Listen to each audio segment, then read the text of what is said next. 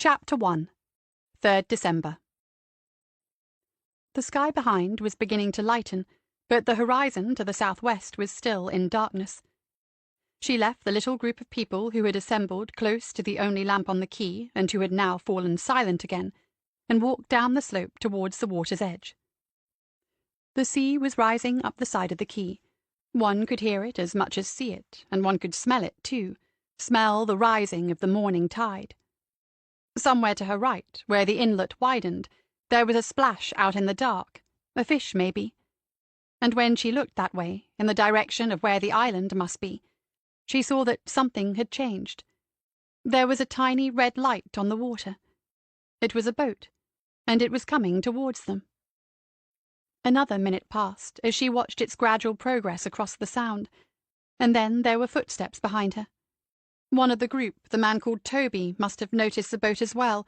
He said, "Is that them?" As if she would know the answer. She said she thought it probably was. He didn't say anything else, but neither did he go back to join the other three. As far as she could tell, none of them had known each other before they met in the cafe last night. They had eaten a meal together, something she would usually have avoided, but there were good reasons why she should take a close look at them and hear what they had to say. They were young and excited, a little afraid, talking too much, revealing a little too much. Two young women, Toby, who was also still in his 20s, and the other man, who told them his name was Rich. He was older, closer to her own age, and good at asking questions, getting them to open up without giving anything away about himself. She thought he was most likely a plant, already a member of the community. By the time the boat was approaching the quayside, the half-light of dawn was growing stronger. On the western horizon a small dark mass had appeared. From the maps she had studied, she knew it could only be Inisgwyrth. None of the other Welsh islands would be visible from here. Then she turned her attention to the boat. It had probably once belonged to a local fisherman, solidly clinker-built, with a canopy over the bows where the occupants could take shelter from the spray in bad weather. There was a woman standing with one hand on the tiller of the outboard. The tide was racing into the tiny harbour now, but the woman had the engine a little in reverse as she guided the boat across the channel and towards the steps that led down to a wooden platform where they could step aboard. She'd done that before, many times. As the craft swung around and the woman made ready with a rope, its name became visible: Aphrodite. It was Rich who caught the rope and pointed to a rusted mooring post as if he wasn't sure what to do. The woman nodded, and he took a few turns around it before tying a half-hitch. All in all, an unconvincing performance. The group had now reassembled at the top of the steps. When the ferrywoman had turned the engine down to a sputtering idle, she looked up at them with a smile and said, "What a beautiful morning!" There was a silence after that, until members of the group began to look around and up at the sky of turquoise, pink, and gold. A couple of them nodded in agreement, and one of the young women, said, "Yes, it is." Another smile. "My name is Emma. 5 to go across to Inisgwyrth?" There were nods and smiles in return. Rich stood aside and let Toby make his way down the steps. The boat was swaying a little, and the climb over the gunwale wasn't easy for anyone unfamiliar with the manoeuvre. The woman took hold of his arm and guided him onto the Aphrodite. She was in her late 30s or early 40s, blonde, stockily built, and capable. The two girls were next, Caitlin and Susie. Both had brought small holdalls rather than backpacks, probably more used to flights and taxis than roughing it, and the bags were handed across before they made their precarious way aboard. Susie slipped, began to topple, and Emma caught her easily and lowered her down. Laughter and smiles all round now. Just the two of them left. When she looked at Rich, he pointed an open hand down the steps, inviting her to go next, and saying at the same time he would sort out the rope. When she reached the boat, she watched and waited until the gunwale had risen to its high point. Then she stepped onto it with one foot and pushed herself over, landing on the deck with both feet as the Aphrodite sank lower in the swirling tide. Emma had half lifted a hand towards her, but she didn't take it, just nodded a thank you. By the time Rich came down the steps and tossed the rope into the bows, Emma was back at the tiller, and he got in easily enough without any help. 3 planks ran athwart the boat, acting as seats. The girls had been directed towards the bows and were already seated on the first one. Toby sat on the second, his backpack now off and beside him, so she took the first space on the third seat. The boat was already turning and swinging out into the channel by the time Rich moved in and sat on the same seat. He eased off his pack and said she might as well do the same. The ride across would take longer than one thought, going against the tide. Either he was an expert in matters nautical, or he had realized she hadn't been fooled last night. The setting off across open water touches something inside, whatever one's reason for going, she thought. Perhaps there's something in this island nation idea. In less than a minute they had left the little harbour of St. Dale's behind them, but the island didn't look any larger at all. She told herself that, if the worst comes to the worst, that's a long, long swim back. A few minutes later, they were halfway over the Sound. The 2 young women had turned around and were talking to Toby, who seemed more than happy to continue the chat of last night. A southwesterly breeze had arrived with the dawn, and occasionally the Aphrodite dipped into a wave and threw up a little spray. Each time there were squeals of delighted protest from the girls. Rich had made no attempt at conversation. She caught his eye occasionally, but there was nothing more than a raised eyebrow or a nod. One could mistake one of those for a nod of some sort of recognition, but you hold your nerve. That was unlikely. So she watched the sea slide by, enjoying the swell and the sound of the girls, of which there were a surprising number. They banked in the air beside the boat, keeping pace with it, and yet barely flapping a wing. She had noticed other boats back in the harbour, and heaps of lobster and crab pots. Presumably the girls were accustomed to following those boats as they worked the deep waters off this coast. Something caught her eye, just the corner of her eye, out to the left. By the time she looked properly, it had disappeared. But it had been there. The ripples across the waves told her that. She looked behind and saw that the woman, Emma, standing at the tiller, had half a smile on her face. In answer to the frown, she said, "Keep watching." Half a minute later, a dorsal fin broke the surface between 2 waves, and then behind it another, and then another. The fins were long, slender, and tapered to a point, black in the soft light of an early sunrise. As she watched, a dolphin launched itself half out of a wave, no more than 3 yards from the boat, before crashing back and sending spray into her face. She laughed involuntarily. What else could one do at such an extraordinary sight?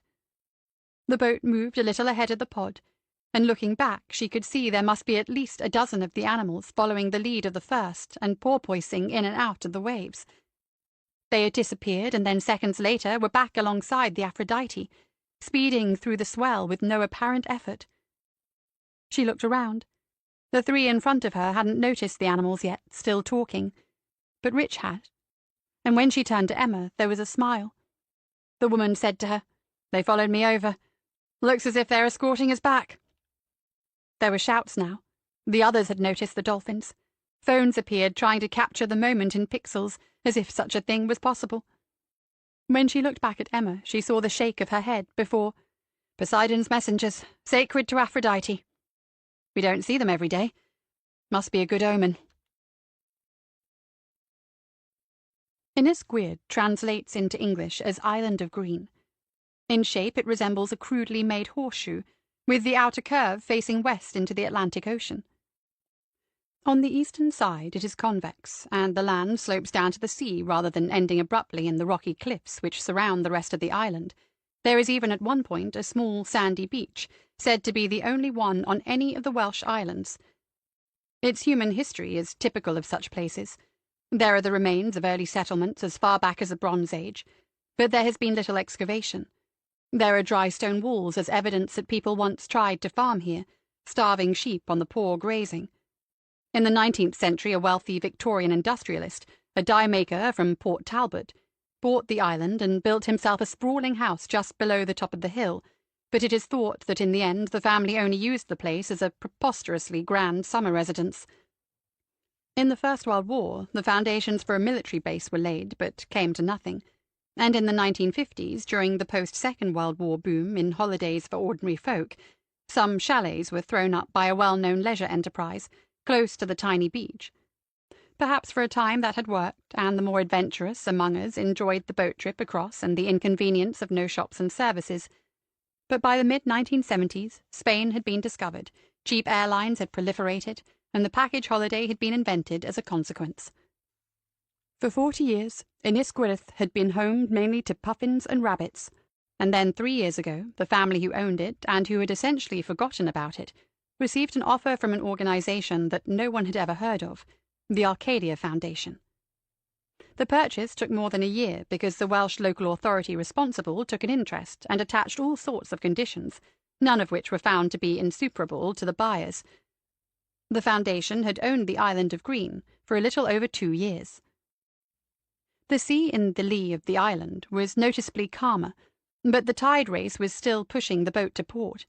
The woman in control of it had angled the Aphrodite across the flow and increased the revolutions in compensation. She was making for a landing stage built at the foot of a low cliff. To the left of that, the beach was visible now, but it was barely 100 yards long, and on the slope behind it were the chalets, perhaps a dozen of them, the white walls and slate roofs standing out sharply in the winter morning sunshine. The landing stage was in shadow, but now, as they neared it and the boat slowed, 2 people were visible, plainly waiting for the visitors to arrive. Conversation had ceased. The moment of arrival had taken on some significance. When she looked back towards the mainland, the little village of St. Dales had disappeared, and the coastline seemed further away than one imagined one had travelled.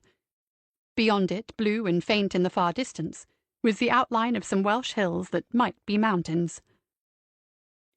One of the 2 women on the landing stage crouched and got hold of the mooring rope in the bows. The boat had been guided in so expertly that there had been no bump at all, and soon a second rope had made the stern secure. They left enough slack to allow for the fall of the tide, which must be 4 or 5 feet by the look of it. Then, one by one, the passengers climbed up the steps onto the island. The women who greeted them were young and dressed for the outdoors, jeans and walking boots, warm jackets and woolly hats, despite the unseasonably mild weather. One, taller and dark-haired, introduced herself as Ginny, and the other was an attractive redhead who told them in a Welsh accent that her name was Alwen, and it was Alwen who then said, "Welcome to Innisquirith." The girl Caitlin gave her a little wave and said, "Hi."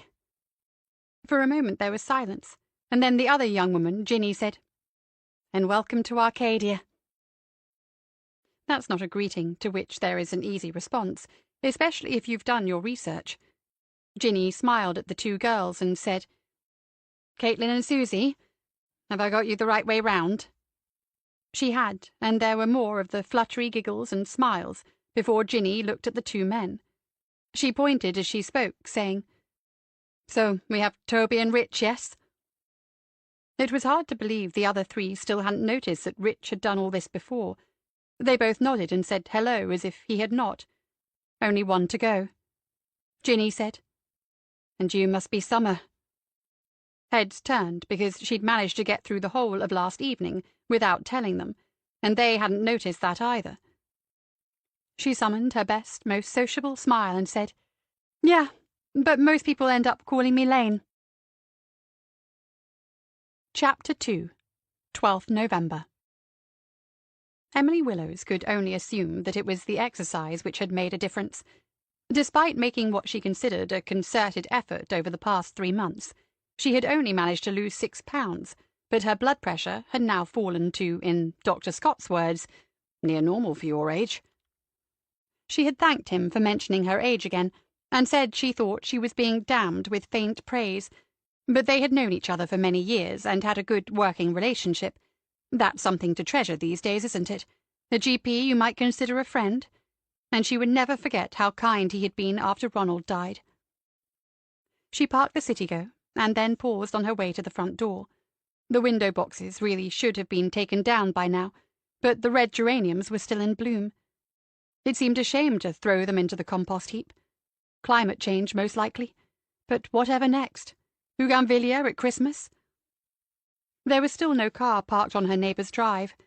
Today was a Friday, and Summer had said she would be back by the end of the week. It was quite possible that she'd meant this afternoon or this evening, or even after dark. But lateness in any form bothered Emily. That's what she told herself as she unlocked the front door. But beyond that tiny moment of self-deception, she knew the real reason for her concern. This was the second occasion in a couple of months that the young woman had spent time away from home. More to the point, as far as Emily knew, on both occasions she had returned to London to see people from her past. The fact had to be faced. Summer might be making plans to leave Polcombe less than a year after moving into it. Emily hung her coat on the stand and perched her hat on top of it. She was here on the very spot where that awful man had fallen when Summer shot him in the leg. She could never pass through this hallway without remembering it, and without being grateful that the young woman from next door, with whom she had barely exchanged a word at that time, had come to her rescue and almost been killed in the process. Now, of course, she knew Summer Lane's life story, and it had become something of a mission for her, Emily that is, to get her settled in Cornwall, beginning a new chapter in what appeared to have been a rather troubled, if not somewhat tempestuous, first 30 years. "A mission?" she said to herself tartly as she filled the kettle, "in which I seem to have failed." That the two of them had become friends was not in doubt. It's impossible to share such experiences and not form a bond. They had keys to each other's houses, for goodness sake. And Emily's idea that they could set up together a discreet, confidential, all-female investigations agency had almost worked. Hadn't they both played their part in finding Nick Pascoe and returning him to the bosom of his family here in Cornwall? It had paid them no money, but it surely showed what could be achieved. And it had been very interesting, too, at least for Emily. Rather tame for Summer, though, after some of her work as a detective inspector in the Metropolitan Police, and perhaps that was part of the problem. The young woman was probably bored. But there had been signs that money was becoming an issue next door. Summer had delayed and delayed booking in her car for a service, saying she would get round to it eventually each time Emily reminded her. Maybe she was going up to London in pursuit of a new job, and then she would disappear as quickly as she had arrived back in March. The house had gone up in value by at least 10% this year, thanks to the absurdities of the property market, so she would not lose in that way. What a depressing thought, Emily told herself. The time had simply flown by since Summer Lane had moved in next door. She took her cup and saucer into the lounge and sat on the sofa. The same sofa she and Summer had shared for an hour or two on that dreadful day. Summer had come up with the plan that involved Emily becoming distressed and crying in order to distract the two men who were holding them captive. She had never done such a thing in her life, of course, but she had managed it and put on quite a performance. In quiet moments since, she had even wondered whether she should join the Polcombe Players, the local amateur dramatic society. She placed the tea on a coaster, Duchy of Cornwall gift shop, on the little mahogany side table, wedding present from a long-dead aunt, and thought the entire business through once again. Persistence was one of her qualities. There was no getting away from it. In his darker moments, Ronald had called it pig-headedness. Behind every front door in the land lie secrets like that one. In the reception room, further along the hallway, was a business-like desk, an office chair and a filing cabinet. Mr. Jargo had put up some shelves and only twice asked why she needed them. She had come up with some story, employing her newly discovered talent for deception. She had gone further with her plans to set up the business than Summer knew. Her neighbour had never been into that particular room. It was not about the money. She had more of that than she knew what to do with, and her bank manager, someone once trained by her husband, oddly enough, had often told her either to spend some of it, invest it, or donate to more good causes. She'd been giving to various local charities for years as it was, but the thought of investing in a business of her own had appealed, mainly because it would give her something to do, and it would be interesting, looking into people's lives, helping them with their problems, assembling evidence of something or other. Nosiness, according to Ronald, but she remembered the look of gratitude on Abigail Pascoe's face after Nick had returned. That alone had made it worthwhile. She had tried every argument she could think of to persuade Summer to give the business a try. On every occasion they had become bogged down at the same point. You would have to advertise your services somewhere. Online, of course, these days. But they had never been able to agree on what such an advertisement would say, what it would look like. Agencies were few and far between here in the West Country, which might suggest there was an opening, but for what? They all seemed to be competing for the same narrow client bases, and number 1 was invariably the infidelity flea market. That's what Summer had christened it. "Do you need evidence that your spouse has been cheating on you?" Sarcastically, Summer had suggested that as so many agencies were offering that service, there might be an opportunity to offer support and advice on how to get away with infidelity. Emily had said that, speaking for herself, that was a subject about which she knew nothing. There had been after that a significant silence. The young woman's romantic life, if she had one, remained a complete mystery. Other services offered by agencies, including the tracing of debtors and process serving. As Summer explained the latter, it's the bit in the film where the guilty party is tricked into accepting a summons to appear in court. She didn't think there was a career in that, and Emily had to admit she could see her point. Summer also said that while some of those debtors probably deserved leaning on, many of them would be poor and unfortunate people who simply could not pay their way in life any longer. Did Emily want to set up a business pursuing, say, a young single mother who had got into debt and run away because benefits no longer covered the cost of renting a room and heating it? What about business fraud, said Emily. Lots of them mentioned that.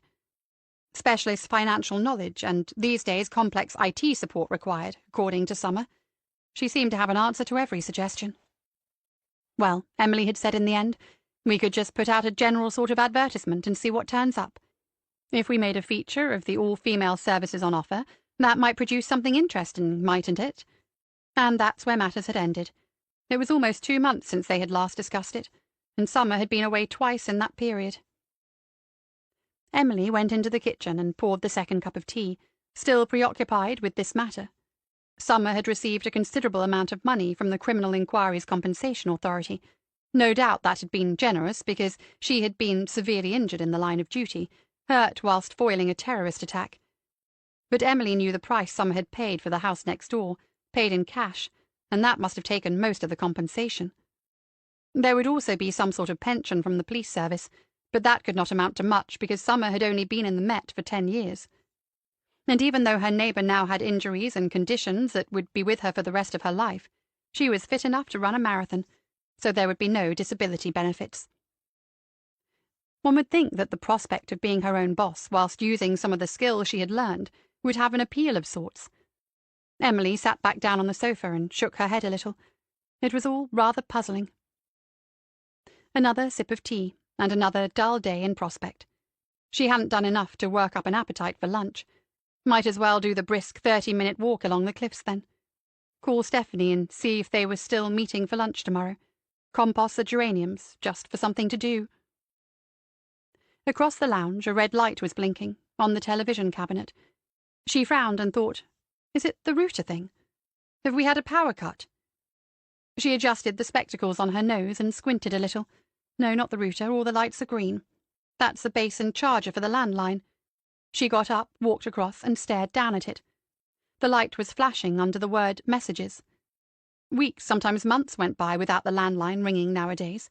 Her son Robert had told her to cancel the service. They would all be redundant in a few years, but she had said no.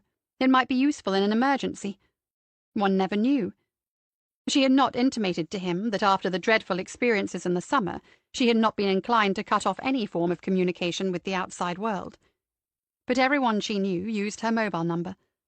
Occasionally there is a cold call, a nuisance hoping to sell her loft insulation or trying to convince her someone had just used her debit card to buy a sports car. But they do not leave messages. At least, not so far. She picked up the handset and wondered how to access the recorded message. There was an arrow thing, so she pressed that, and a man's voice began to speak to her. It said, "Hello. I hope I'm leaving a message for Mrs. Willows.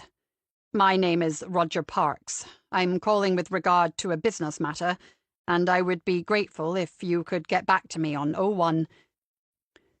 Emily listened to a final bleep before being told that was the end of her messages. She was given the option to listen again, to save or to delete the message, and for a moment thought she had pressed the wrong button. But no, Mr. Parks was still there, and this time she managed to write down the number on the little pad that had lain unused by the phone for as long as she could remember. She knew that there are scams, confidence tricks which somehow manage to charge you inordinate sums just for waiting on a phone line, but the number had a Cornish area code. It looked genuine enough. The name Roger Parks was vaguely familiar, but search as she might, she could not find him in her mental list of acquaintances. Perhaps this was something that went back to Ronald's time, a policy of some sort, an investment. The man sounded well-spoken, unthreatening. But they do, don't they, the people who prey on wealthy, middle-aged widows? She decided that, on balance, returning the call would do no harm, and took the handset to the sofa, along with the notepad. Parks. She'd definitely heard the name before. Sitting up straight, she dialed the number, ready for trouble. The phone at the other end rang 3 times. "Good afternoon, Parks Hammett. Esther speaking. How can I help you?" Parks Hammett. That was also familiar, but she could not place it either. Emily checked her watch and saw that the young lady had been quite correct. It was 4 minutes past midday. Accuracy of that sort is always welcome. She explained the reason for her call without giving her own name. When she had done so, the voice on the line said, "Is that Mrs. Emily Willows?" This was a surprise. She confirmed her identity, but said nothing more. Caution was required in such a situation, she thought. "Good. So hello, Mrs. Willows. Sir Roger has a short board meeting before lunch, but he left your details with me, saying that you might ring. He asked whether you would be able to take a call from him at 2 this afternoon. Is that convenient?" There was a short interlude while Emily Willows examined the phone in her hand. Perhaps she was making sure that she was actually awake, or that she was not becoming the victim of a practical joke. Then she said calmly and in a most businesslike manner that she would be available on this number at 2 o'clock this afternoon. Esther thanked her, and they said good-bye to each other. She wrote it down, the time and then the name in full, Sir Roger Parks. She might leave the little pad on the coffee table in front of her. Who knows, Stephanie might spot it the next time she called round. Still, she could not quite place the man. But what do we have, Emily? How would Summer Lane approach this? Sir Roger has called her in person. Assuming that Esther is not a part of some hugely elaborate scheme, Sir Roger has a company and a board of directors, but he has taken the trouble to inform his receptionist or secretary that Mrs. Emily Willows, he had told the young woman her first name, might be calling. Clearly he did not want to miss Mrs. Willows, so this was important to him. He had even thought ahead enough to arrange a mutually convenient time. Sir Roger Parks. How strange. She came to with a start. What would Summer do? Google, of course. The vigorous cliff-top walk must give way to an inquiry. She went through to the secret office where a new laptop lay on the desk. 2 minutes passed while it booted itself up and got ready for action. She could, of course, have managed this on her phone, but something, one of her intuitions, she realized later, had told her to come into this room. As she watched the screen, checking for updates, she thought, "There's no phone socket in here. Perhaps I should have one put in." Typing Parks Hammett took her straight to the company's website. They claimed to be the West Country's largest independent builder of new homes, and, of course, now she recalled seeing the signs in various places over the years. There were lists of their projects and lots of complimentary photographs. She knew where many of the places were and had driven past not a few of them. There were policy pages about the company's commitment to environmentally friendly and ecologically sound building for the future, all that sort of thing. But the pages about the people were what she was looking for, and there he was, one of the 2 who had founded Parks Hammett 30 years ago. They were old-fashioned, self-made men, beginning as bricklayers and building, in the end, a multi-million-pound business. The sort of people Ronald had admired. Not being able to do more for such entrepreneurs had been the bugbear of his professional life as a banker. Roger Parks had been pictured on a building site, wearing a high-vis jacket and a battered hard hat, talking to a group of workers. Emily studied it carefully, even enlarging the image a little. She could see the silver-grey sideburns below the hat, a large nose and a generous mouth. One hand was half raised, the forefinger making a point, and the men were smiling, perhaps even laughing. It was a good picture. She read through each section of the website, including some of the reviews by happy customers. No doubt there were some disgruntled ones as well in the wider world, but Parks Hammett had been building houses for a long time, which is invariably a sign that they are doing most things properly. There was little more to discover about Sir Roger himself, but the company he had created would be a reflection of the man. She remembered that much from Ronald's tales of the people he had known in the world of business. And the company looked solid, dependable, and as honest as any construction company was likely to be. What its founder could want with her, she had not the faintest idea.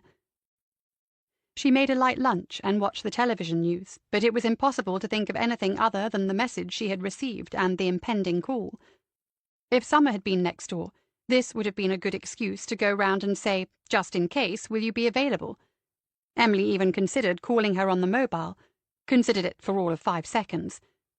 Summer could make you feel silly with a look, never mind one of her terse, ironic answers to an innocent enough question. At 5 minutes to 2 o'clock, she was back on the sofa, the phone by her side and a proper A4 pad and pencil at the ready.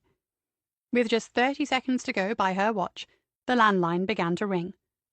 It was Sir Roger Parkes himself, and she could see from her own handset that this time he was calling from a mobile.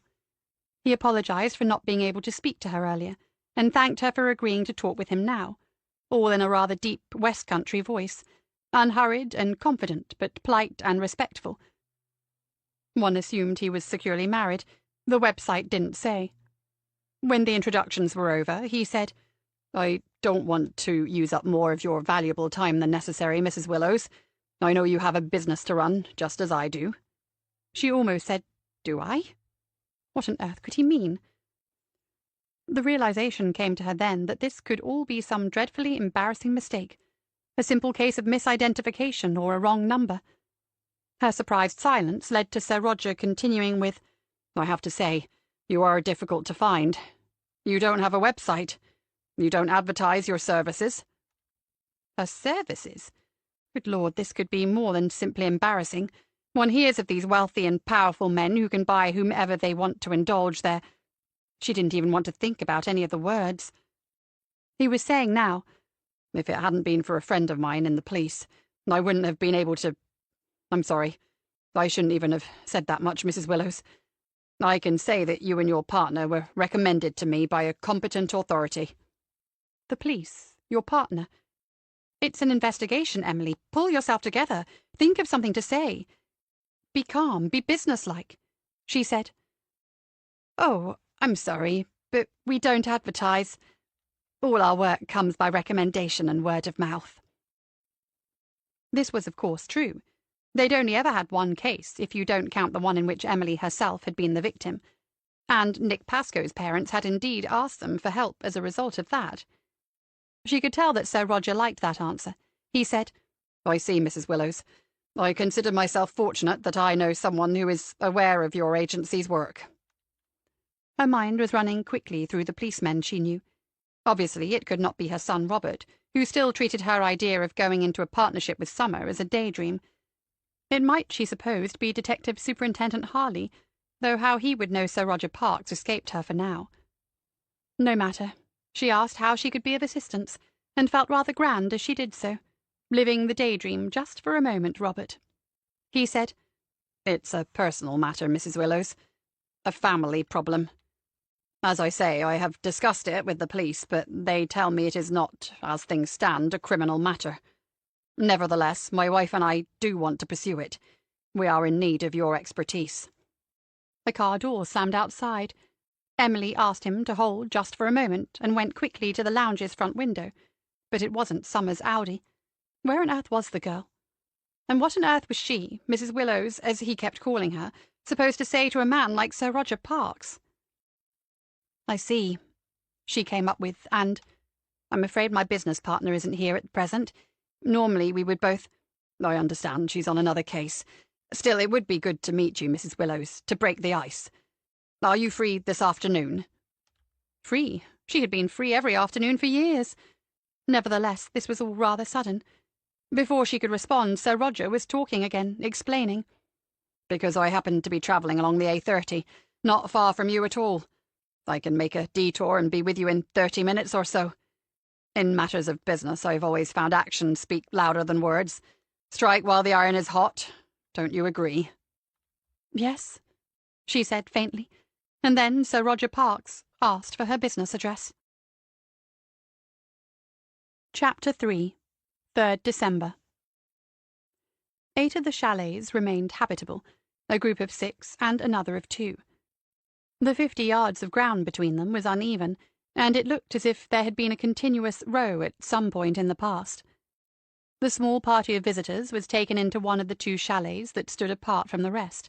It was sparsely furnished, with the feel of a stopping place for serious hikers, or perhaps an old-fashioned youth hostel. Each chalet, Emma told them, had 3 bedrooms. They were free to use both places or stay in the one chalet and share. She took them to the other end, where there was a small kitchen with a fridge-freezer and a gas cooker. She said, "The fridge has been stocked for you, just a few essentials to keep you going. Nobody came across expecting this to be 5-star, did they?" She smiled as she looked around at them one by one, but it was a serious question. She went on, "I'll just repeat what you've already been told. The Foundation welcomes visitors who want to know more about its work, but we are not a holiday camp. We are not an adventure playground. We make some basic facilities available, but there is no one to look after you.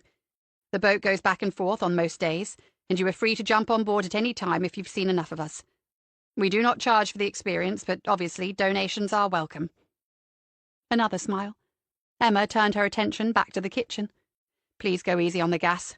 It's all bottled, and we have to manhandle it up from the landing stage, so no Sunday roasts." No one else had said a word since they arrived at the chalets, so there were looks of surprise when Lane said, "What about your electricity? Where does that come from?"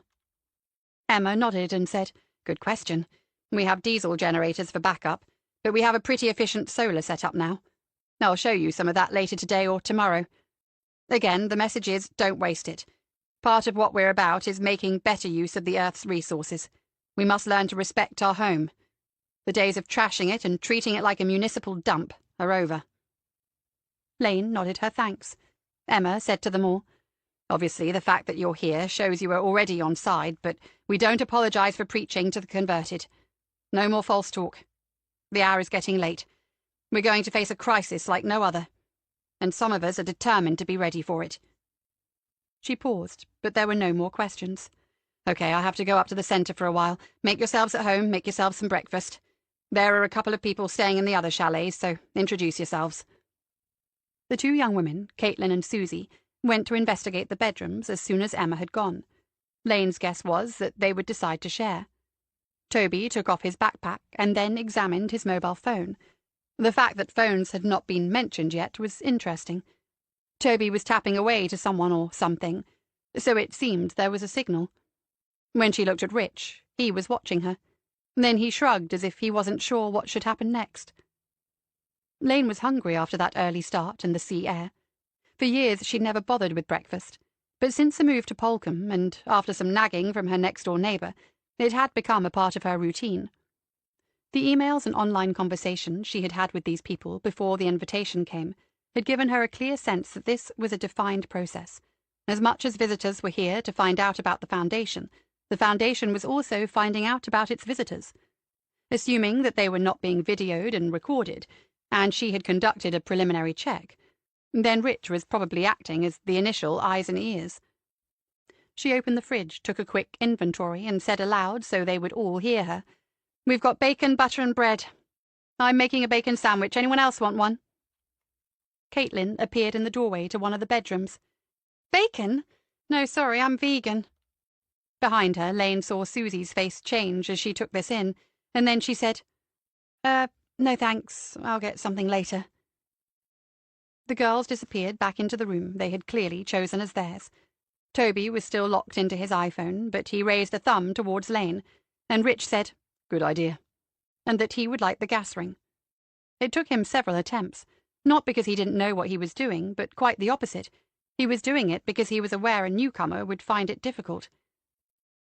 After noting that, Lane took a knife to the loaf of bread. It was dark and heavy and sort of interesting. She wondered whether they made their own. Then she picked up the bottle of oil, sunflower, cold-pressed, from the Golden Gower coast. Local produce, keeping down the carbon miles. The Foundation seemed to pay attention to detail.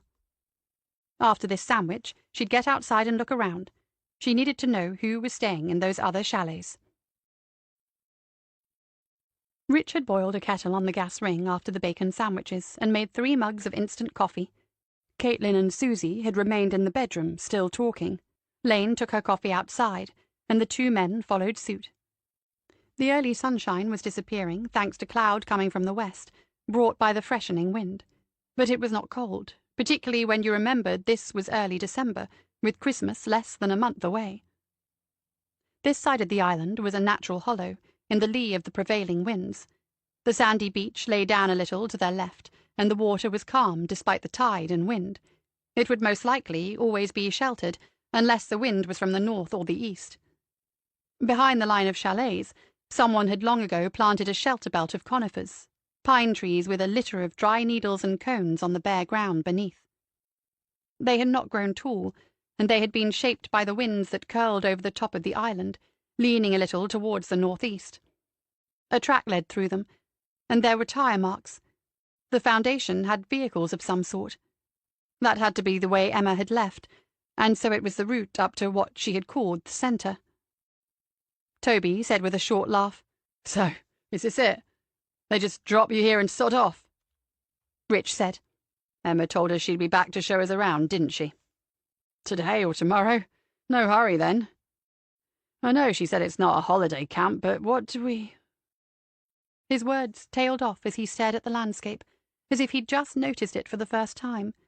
Rich turned to Lane and said, "What about you? What do you make of this?" She drank some of the coffee before she answered him. "It feels like a good place. Interesting. When I've had this," indicating the mug, "which is awful, but thanks anyway, I'm going to have a look around." He hadn't taken offence at her comments on his barista skills. He said, "Your bacon sandwich was pretty good. You'll have to show me how you like your coffee." Toby had taken out his mobile again, as if he might Google the answer as to what to do next on a small Welsh island. Lane upended the mug, held it out towards him, and said, "Can you put this inside for me? I'll wash it up when I get back." He took it without protest, and then found himself holding all 3 mugs because Rich had said to Lane, "Mind if I join you?" They headed south and passed in front of the line of 6 chalets. On the porch of one of these, Lane saw hiking boots, presumably put out to dry, 2 pairs, one large and one small, so most likely a couple, and therefore of little interest. Emma had used the same words, a couple of people, so it was a reasonable assumption that the other chalets were empty. After the low buildings, the ground began to rise steeply. Lane hadn't exercised for a few days and had the impulse to run into the slope of the hill, as she did along the cliffs at home. But with Rich keeping her company, she needed to behave accordingly. He seemed more interested in her than the others, and if she was right about him, she could use that to her advantage. She veered to the right. In less than 100 yards, the end of the tiny beach had risen up into another steep slope. Looking down, she could see the tide was full, but the sea was swirling and foaming over great boulders not far below the surface. You didn't need to be a sailor to realize those were treacherous waters. Lane turned to the right again and continued walking. As the hill became higher, the mainland became more visible.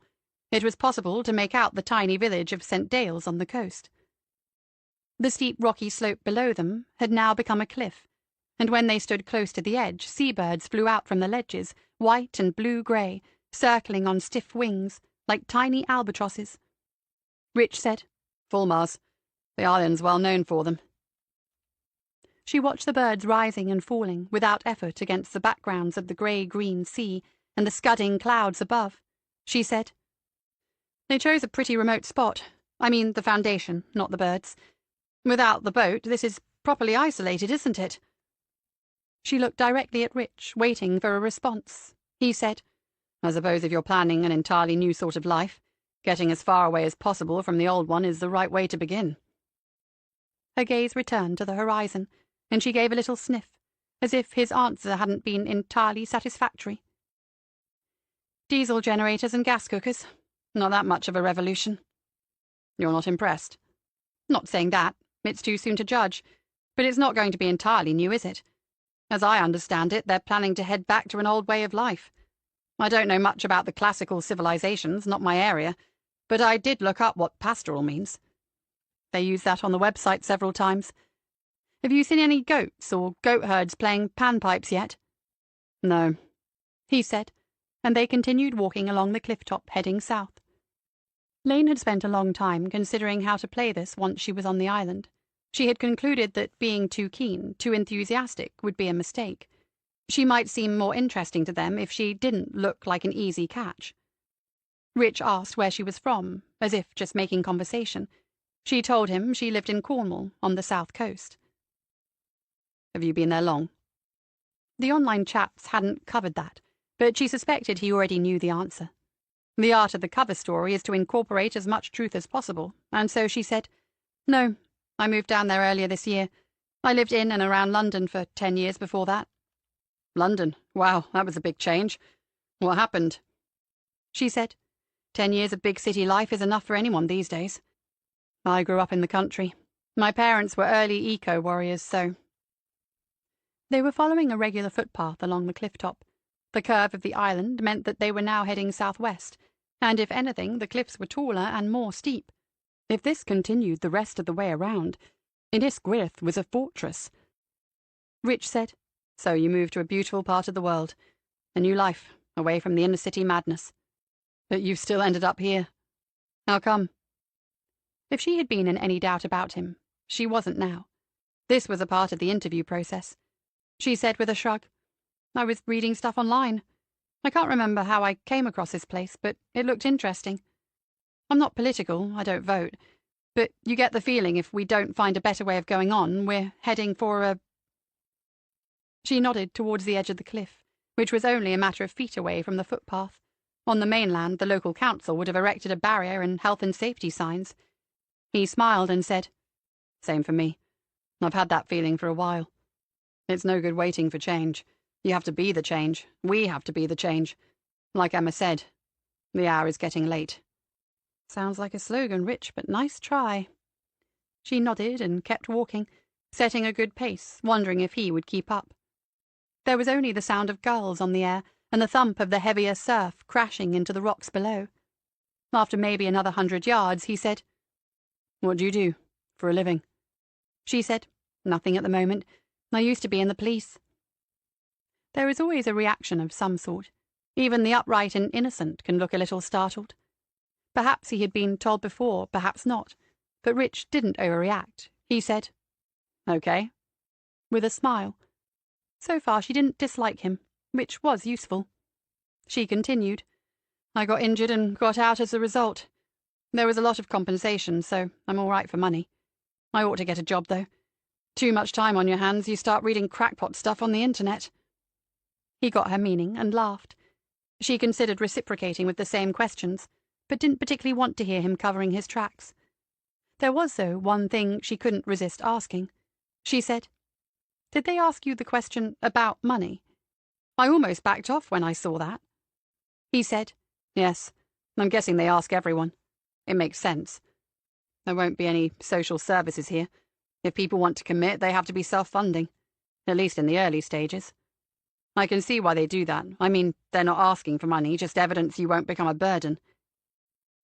Quite a full and persuasive response, as if he had been concerned when she said she had almost backed off. Lane thought the only word that was possibly missing from his answer was "yet." They were approaching a wall, dry stone, substantial, at least 4 feet in height, and in good repair. The others they had passed had been little more than linear, long-forgotten heaps of rocks. It ran to a post at the very edge of the cliff, and it would take some nerve to swing around the end and out over the abyss. In the opposite direction, the wall continued up the slope towards the centre of the island.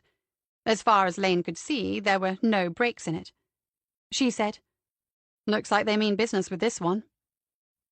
It would be easy enough to clamber over, though, and she wondered what he would do if she suggested it. Rich pointed to a small, printed notice fixed to the wall a few yards further along, and they went over to read it. "Visitors are requested to respect the privacy of the Arcadia Foundation. Please do not pass beyond this point." He said, "That almost makes you wonder what's going on over the other side." It wasn't a question, but he was inviting her to speculate. He wanted to know what was going on in her head. Decision time. She took a couple of steps back from the wall, as if she was contemplating a run-up, and then said, "We could go over and take a look." He didn't react to that, so she said, "Or you could just tell me." "How could I do that?" "Easily. Stop playing games." He didn't respond immediately. The last of the blue spaces between the clouds had been blown away by the strengthening westerly wind, which was curling over the top of the wall and swirling around them. It was a darker sort of day now. Rich said, "What do you mean?" Her glance let him know she found this tiresome. When he didn't say anything more, Lane went on. "This isn't your first visit," he said. "What makes you think that?" He didn't seem too concerned. She said, "Okay, last night in the cafe when we paid for the food, you made sure you were last in line. You didn't hand over any cash, you signed something. I'm pretty sure it wasn't a check, and the woman knew you." Rich thought this over before he said, "You couldn't see any of that from the table we used." Lane said, "But it was dark outside. There were reflections in the windows." "Interesting. Anything else?" She said, "You opened those 3 up like cans of beans. They weren't the first visitors you've introduced to each other." The 2 of them were still several feet apart from when Lane had stepped away from the wall. Rich put his hands into his fleece's pockets and leaned back against it. Studied nonchalant, she thought. He said, "I can see there's more." "You got onto the boat without a second thought, even though it was rolling about. Emma offered to help everyone but you. Your backpack's almost empty. Unless you're someone who takes even less stuff than I do, your gear's already on the island. And you knew lighting the gas stove would be tricky for a newcomer, so you did it yourself." She had taken a gamble, of course. Someone in the hierarchy, hearing about this, might take fright. On the other hand, they must have looked into her background, and still they'd given her the invitation to visit the island. Perhaps it was her background that had interested them in the first place. And the money. That went without saying. Rich had taken this pretty well. In fact, he smiled directly at her and said, "I suppose I should say it's a fair cop." "Oh no, he's flirting. In any investigation there are limits as to how far you're prepared to go, and the prize on offer in this one wasn't big enough for that." She didn't react. Her blank expression said clearly enough, "Your move again." He said, "Let's head back. We should be getting a visitor before lunch. Somebody would like to meet you." Chapter 4, 12th November. It was an anxious 30, or rather 28 minutes. The house was spotless, of course, but Emily Willow spent at least 5 of those minutes making sure. Then she stood at the front lounge window watching the road, but felt too much like a teenage girl waiting for a date to appear. She returned to the sofa, and then remembered the tiny and rather expensive security camera Robert had fitted above her front door. He had insisted after the events of last summer, and paid for it himself. She would watch it live on the television, or on her phone, if she could recall how that worked. She found the app, pressed a couple of choices, and there it was, her garden path seen from above the door and a view of the street outside. With manual control, she could zoom in and out and follow people as they went by. She saw Mr. Collins and his Labrador heading down into the village, and tracked his progress for some seconds before she felt too guilty. Oh, Summer had said when Emily showed her the camera, "You've become part of the surveillance society." Summer wasn't disapproving. She said it was a good idea of Robert's. But when Emily asked, her neighbour said she probably wouldn't be getting something similar. Emily had reflected that if one is capable of shooting and disabling men who get in your way, security devices are probably superfluous. She returned the camera's perspective to the street at the end of her garden path and checked it every couple of minutes. What had Sir Roger Parkes told her? A personal matter, a family problem. What on earth could it be? He'd spoken to the police, with whom he appeared to be on very good terms, and they had told him it was not a criminal matter. Speculation was pointless, obviously, but she had never let this stop her in the past. Her concern was that Sir Roger was expecting a level of expertise in investigatory work which she would not be able to demonstrate. Summer would have expressed that thought in rather more direct terms. Emily had dodged the question about the lack of a website and advertisements. Quite neatly, she thought. But a very successful businessman wasn't going to be fooled for long once they were face to face. Another glance at her phone, but this time the result was a somersaulting stomach. A car was pulling up outside her gate. She fiddled with the zoom controls, lost patience, put the thing on the coffee table, and went quickly to the lounge window. A big, dark green car, and not an ordinary one, not a Ford or a Vauxhall. The driver's door was opening, and then someone got out.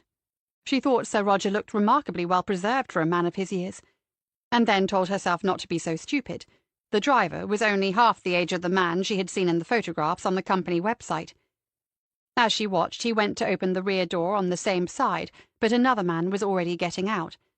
This was him, Sir Roger Parkes. He had come to her house.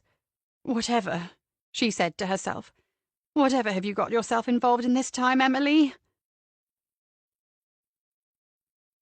"I thought," she said, "we should sit in the lounge rather than the office. It's more comfortable in here." Sir Roger nodded, but remained on his feet. Old-fashioned manners, you see, not sitting down while a lady was standing. She had planned to use the office until she remembered all those empty shelves.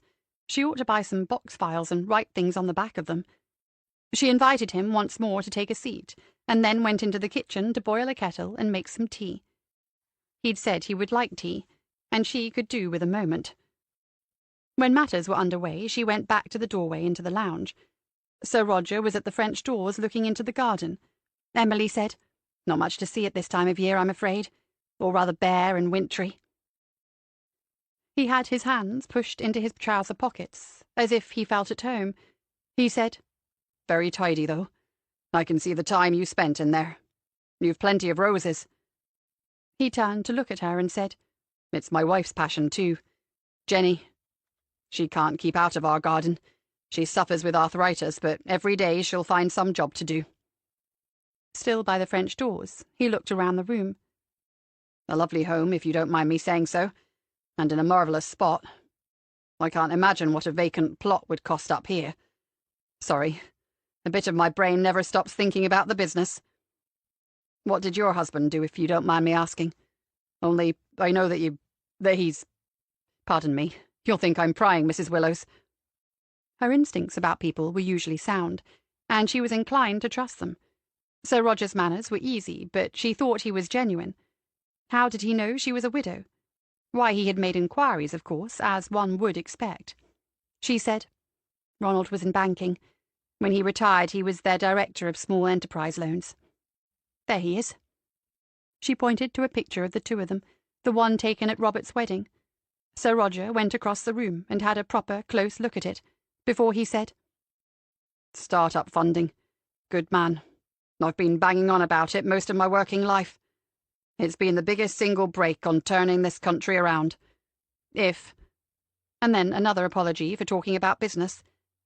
Emily sensed then that despite the easy manners, Sir Roger Parkes was anxious about what he had come here to tell her. She said, "I think the two of you would have got on, Sir Roger."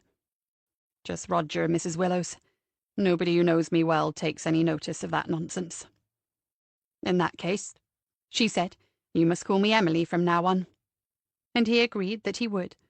This time she insisted that he choose a seat, and then she returned to the kitchen to fetch the tea. In there she said to herself, "Well, here we are, Sir Roger and I, on first-name terms already." She had been relieved to find a fresh lemon in the fridge, but when she asked how he liked his tea, he said, "Milk and 1 sugar, please. Used to have 3, had to cut down. Doctor's orders." Nevertheless, she carried it in on the silver tray, her best tea service, which he noted and admired with such good manners. Once it was poured, once he had taken that first sip and approved of it too, the moment could not be further delayed. Emily took a breath and said to him, "Thank you for coming to see us, Roger. How can we help you?" He took another sip from the delicate bone china cup, but she suspected the man would be happier with a chipped half-pint mug on a building site. Those were still a house-builder's hands. His answer, though, surprised her. "Do you have children, Emily?" "Yes, I do.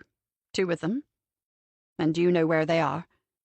She paused and thought, wondering how precise an answer he was expecting. "Well, I believe that one of them is in Bodmin, and the other one, as far as I know, is in Sydney." He said, "Australia. That's about as far apart as they could be, eh? But you know their whereabouts, and that's important to you, isn't it? As far as you know, they're safe and well." A family matter, he had said on the phone. There had been a change in Sir Roger's face now, as if that hot tea had found a nerve exposed in a tooth. She said, "There's nothing more important than that, in my opinion." "Exactly, Emily. Exactly." He did not go straight on from there, and she found that her curiosity had been aroused. To be fair, she would have acknowledged to you that it didn't take much to bring about that state of affairs. she said. I presume then, Roger, you too have children? Yes, he said. 3 girls. Not a bad effort, considering we were once told we weren't likely to have any at all. So we were blessed. She smiled encouragement, and then he began to tell her about his daughters, of whom it was plain that he was inordinately fond and proud. He began with the eldest, Samantha, who was an architect in London with her own practice now, the only one, he said, who almost followed in her father's footsteps. Jessica, at 27, was 3 years younger, and a teacher, just been made head of a large art department in Exeter, 1 grandchild so far, and he thought there might be another before long. Then we had a bit of a gap, Roger said. 7 years before Annie came along. She was, shall I say, unexpected. Always been Annie, though she was christened Anastasia. Jen wanted all their names to match, you know, all ending in A. But when she was 3, Anastasia became Annie, and that was that. Talking about them was taking him back. Emily could see the nostalgia in the half-smile. It always hurt a little, that sort of recollection.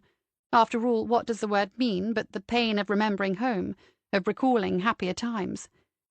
And she could see, because it was so plain on Sir Roger's face, that Annie Parkes was the reason her father was seated in Emily Willow's lounge this afternoon.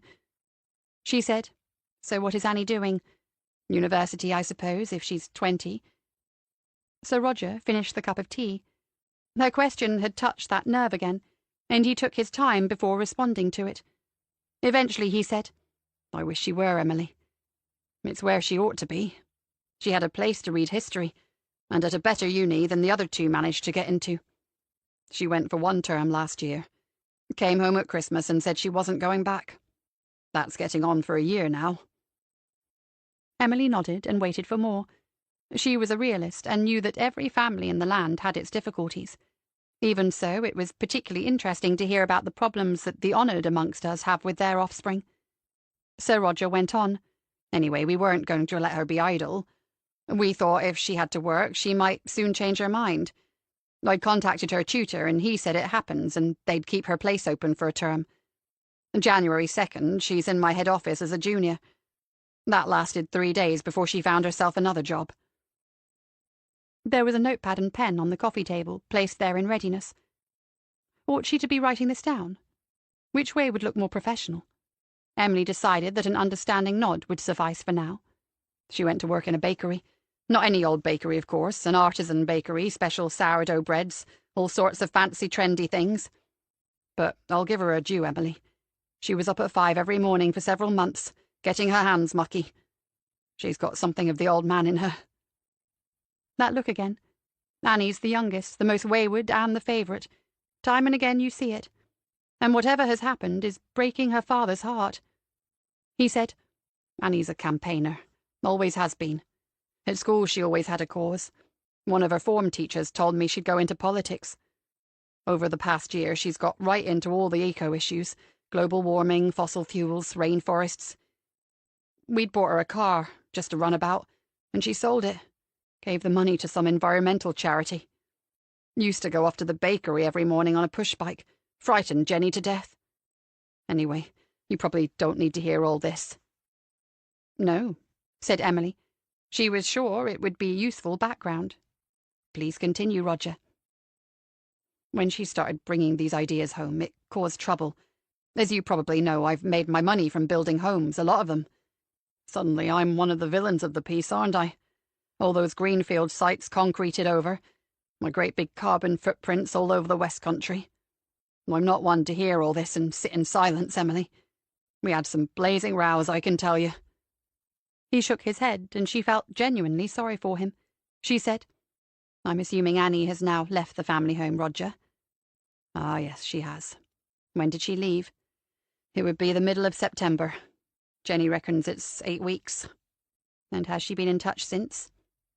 Emily Willows had no idea where these questions were coming from, but they seemed to be the correct ones. Sir Roger said, "I can see you've done this sort of thing before," with an acknowledging smile. "Yes and no is the answer. We didn't fall out so much that we weren't speaking. She went to stay with some people in Bristol, you know, like-minded youngsters who are going to save the planet from the likes of you and me. These were people she'd only met online, so we were worried, as you might expect. She called her mother from there a few times, and it seemed to be okay. I kept out of it, as long as she were talking to one of us, you know." Emily nodded. More than once during all this she had thought of her own headstrong daughter. In their case it had been Ronald who kept the ship on course while mother and daughter fought it out below decks. Now Elizabeth was a mother herself, and a very good one, as far as Emily could tell. In the spring, all being well, she would fly out to Australia for the first time and see for herself. She understood how hard this was for Annie's father. He said, "Roughly 6 weeks ago, Jenny, had the last call. Annie wasn't answering, and she wasn't reading texts. All switched off as far as we could tell. Every parent's worst nightmare, Emily. After a week I got Michael," with a nod towards the street outside, "to drive me up there." Emily's hand went to her mouth involuntarily. She said, "Oh, I meant to take him some tea. Your poor chauffeur, sitting out there. He's more than welcome to come inside." Roger Parks managed a short laugh at that. "I don't have a chauffeur, Emily. I don't know how grand you think I am. Michael is Jess's husband. He's coming into the business. He'll appreciate the time to read all the guff I've given him to wade through." It was a little embarrassing, but she'd had worse. She said, "I see. What happened when you went to Bristol?" It was quite gripping, to be honest. Better than those silly mysteries that used to occupy too much of her time. He said, "She'd gone. Left with another girl from the same place. These kids were a bit reluctant to tell me much at first, but I can be, I don't know, a stubborn so-and-so. I planted myself in their kitchen, and it were plain I wasn't going anywhere. Eventually they told me what they knew. The other girl was on her way to some community. She and Annie had got very friendly, and she must have invited Annie to go with her. Annie's quite capable of doing that. She's bright, but impulsive. Doesn't always think things through, like the university business." Emily said, "And you haven't heard from her since?" "No." She was thinking quickly then, thinking about Summer. This was a missing persons matter, and that was one of the things Summer had grudgingly conceded they might be able to do as an investigation business. She said to Sir Roger, she was only dropping the Sir in actual conversation, "This is the sort of problem we might be able to help with. Perhaps it's time to get a few details written down." He said, "We'd be most grateful, Emily." But there was something hanging in that, and she waited. "Your partner, Miss Lane." "Yes?" "If she's going to be looking into this with you, I'd like to meet her, face to face. That's how I've always done business, and it's served me well." She nodded. He seemed to detect something approaching uncertainty in her for the first time, and asked if there would be a problem in meeting the partner in the business that had no website and never advertised. Sir Roger was an astute man, of course, and a man with a position and a reputation to consider. "Oh, no," she said, "there's not a problem. It was simply a matter of arranging a convenient time." "I've no doubt," she said, "that Miss Lane and I will be speaking later today. I think she will be as happy to assist you as I am." Sir Roger looked relieved, and asked if there was one more cup in the teapot. She said there was not, but that he must wait until she had boiled the kettle once more. In the kitchen, the smile left her face in a hurry. As interviews go, this had been the easy one. A piece of cake, Ronald might have said, compared to the one she would soon be having with her next-door neighbour. Chapter 5, 3rd December. As they approached the chalets on their return, she could see that the 2 pairs of boots were now occupied by their owners. A middle-aged couple stood outside. They wore matching blue cagoules, and each had a pack and a travelling bag. It was clear they were leaving the island on the boat which had brought the new visitors that same morning. When they drew level, Rich stopped, said hello, and asked whether they had enjoyed their stay. The woman would not look at him. She made a point of not doing so. The man, tightening a strap, gave a short, curt answer that they had, and then found the adjustments to his backpack required all of his attention. After a brief silence, Rich set off again towards the remaining 2 chalets. When no explanation or comment came, Lane said, "Maybe your Wi-Fi isn't up to scratch." Rich glanced back at the couple, and then at her. He said, "They've had a few days staying for free in a place few people get to see." She said, "Still, I think they were hoping for more." Letting him know earlier that she had figured out something of what was happening on the island had inevitably altered the dynamic between the 2 of them. Rich was still working on exactly how. He slowed as they neared the 2 chalets and said, Not everyone gets to see the whole place. Why not?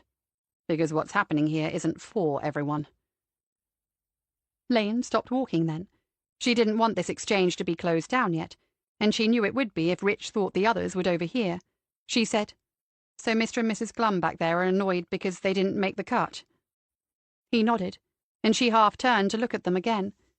They were walking now, heading towards the beach, close together but in silence.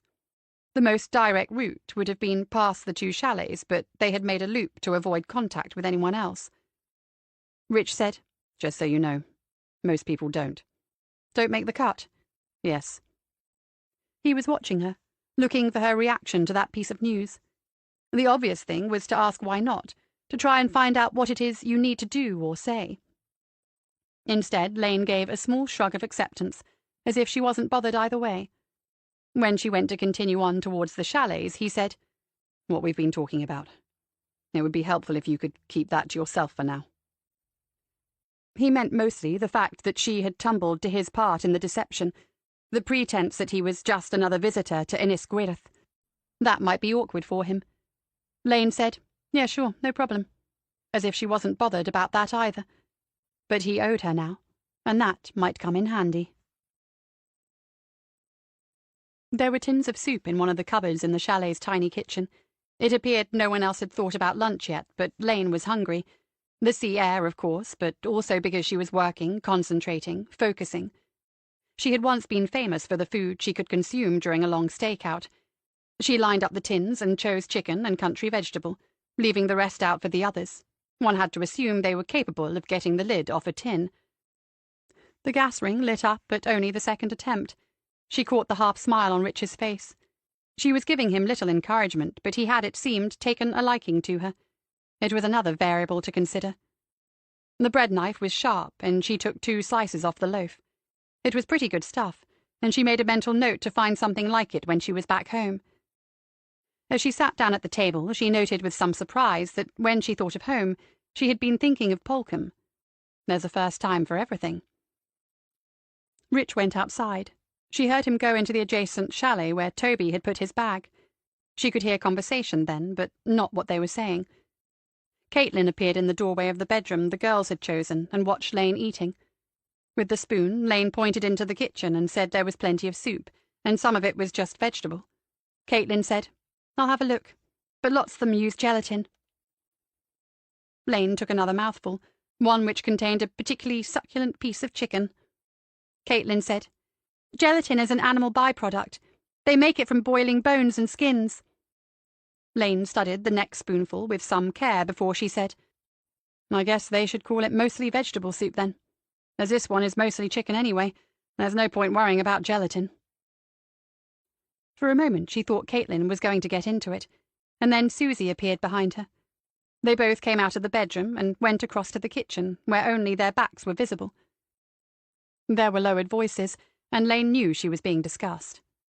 This was an appropriate moment to review what she knew about the other 3 people who had come across to the island.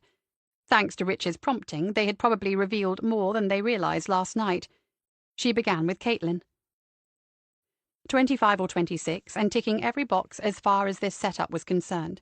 In talking about herself, she had managed to include her trans friends at uni, her mother who had recently discovered she was bi, the fact that she had never driven a vehicle because she believed fossil fuels were immoral, her part in a campaign to decolonize her degree course in the history of art. She had asked them last night whether they had ever considered why so many artists in the past had been white, and her refusal since graduation to take any job which involved the exploitation of another human being. In all innocence, Lane had asked what she had been doing then, but the answer was curiously lacking in detail. Still, if Caitlin had been through the same online conversations as Lane, she would have some money in the bank. Susie had been less forthcoming. She was in her early 20s, shy, quietly spoken, and prettily blonde.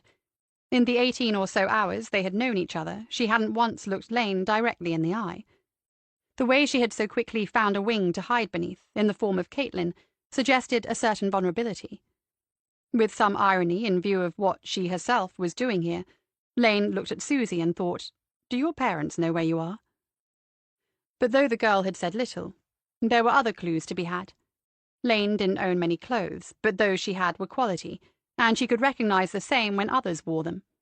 Susie's jeans were a pale blue and fitted perfectly, as they ought to, waddler and not much change, if any, out of a couple of £100. Lane didn't see a brand on the tan leather boots, but she would bet handsomely that they were handmade and most likely Italian. Most interesting, though, was the watch. Susie had been sitting opposite Lane, and it had taken a while to make out the signature. Jura. Not your Rolex, not your Patek, but still a 4-figure dial on her wrist. If she had a rich boyfriend, what was she doing here on the island? No, that's family money. Finally, Toby. The mobile that is his constant companion is an iPhone 13. She couldn't tell whether it's a Pro or a Pro Max, but it's the latest model and top of the range. He's maybe 30 and perhaps made his own money, but again, whether he has his own business or a lucrative freelancing number, how is he here? Why is he here? Despite the offer of a free stay in a remote and exclusive place, no one comes to Innisgwyth for a holiday. Rich we know about. He's observing and engaging, and must be reporting back to someone at some point. He said as they returned that someone would like to meet her, but that could have been a general comment applying to all of them. There had been no sign of anyone new since Emma disappeared. Rich and Toby were still talking, but they must have left the chalet because she could hear them more clearly. The talk seemed to be about Green Party policies and timescales, how long it would take to bring about meaningful change. Toby finished speaking. Rich asked a question, and then Toby was speaking again. He seemed to know what he was talking about, and Lane thought it would be useful to have some surnames for this lot. When asked, Lane had said just enough about herself not to appear surly. She told them she had worked in security in London, and no one had followed that up and asked for details. If later she was questioned as to why she had not said she was in the police, she had a perfectly good answer at the ready. It puts some people off. They tend to keep their distance. Then she would seem like someone who didn't want that, who wanted to be part of something new. The two girls had managed to find tins of soup that were non-toxic, and they were giggling as they worked the manual can opener. Susie said maybe it was a left-handed one. Lane got up, took her bowl and spoon into the kitchen, and washed them under cold water from the tap. Briefly, the three of them were close to each other, and the two younger women fell silent. Lane told them to only have the gas on low when they were ready to light it, and Susie said thank you. The two of them didn't speak again until she was outside the chalet. She could see Rich and Toby near the other group of chalets, still in conversation. How much did the other three understand? Did they realize they were being interviewed and evaluated? She took the same path away from the buildings until she was just out of sight, and then she went to the place where the cliffs began. Looking down at the sea, she thought this must still be high tide, but out on the open water the westerly was strong enough to create little white horses on the crests of the waves. There must be occasions when that small boat, the Aphrodite, would not handle the sea conditions, and then Innisgwyth would be cut off from the mainland. Lane took off her jacket. She hadn't stretched for a few days and felt it was time she should. Slowly, she performed a few standing stretches from her yoga practice. She'd never done anything like this before the injuries. One of the therapists had introduced her to it, and it had stuck. At first as an interesting way of controlling the pain in her left leg, but then she'd looked into it some, and learned that it could control the other sort of pain as well, the sort inside your head. A couple of months ago she had completed a 5-day retreat on Dartmoor, and been told she was a promising student who should continue to develop the practice. She even had now her own yogini, who had a daft-sounding Oriental name, but who was really Leslie from Tiverton. Lane had checked on the register. She didn't look round to see if anyone was watching. If they saw her doing something like this, it wouldn't hurt their assessment of her. Afterwards, she sat on a boulder and made another inventory of the situation. Showing any impatience to get through the gate or over the wall would be a mistake. Indifference would be better. She had avoided taking out her phone in front of anyone, but she did so now. Days ago, during the planning, she had found the nearest phone mast on the mainland. It was in the hills up behind St. Dales. Too far away to make it out, obviously, though she tried. But there were 2 bars of signal on her iPhone. The presence of the signal was significant in a number of ways.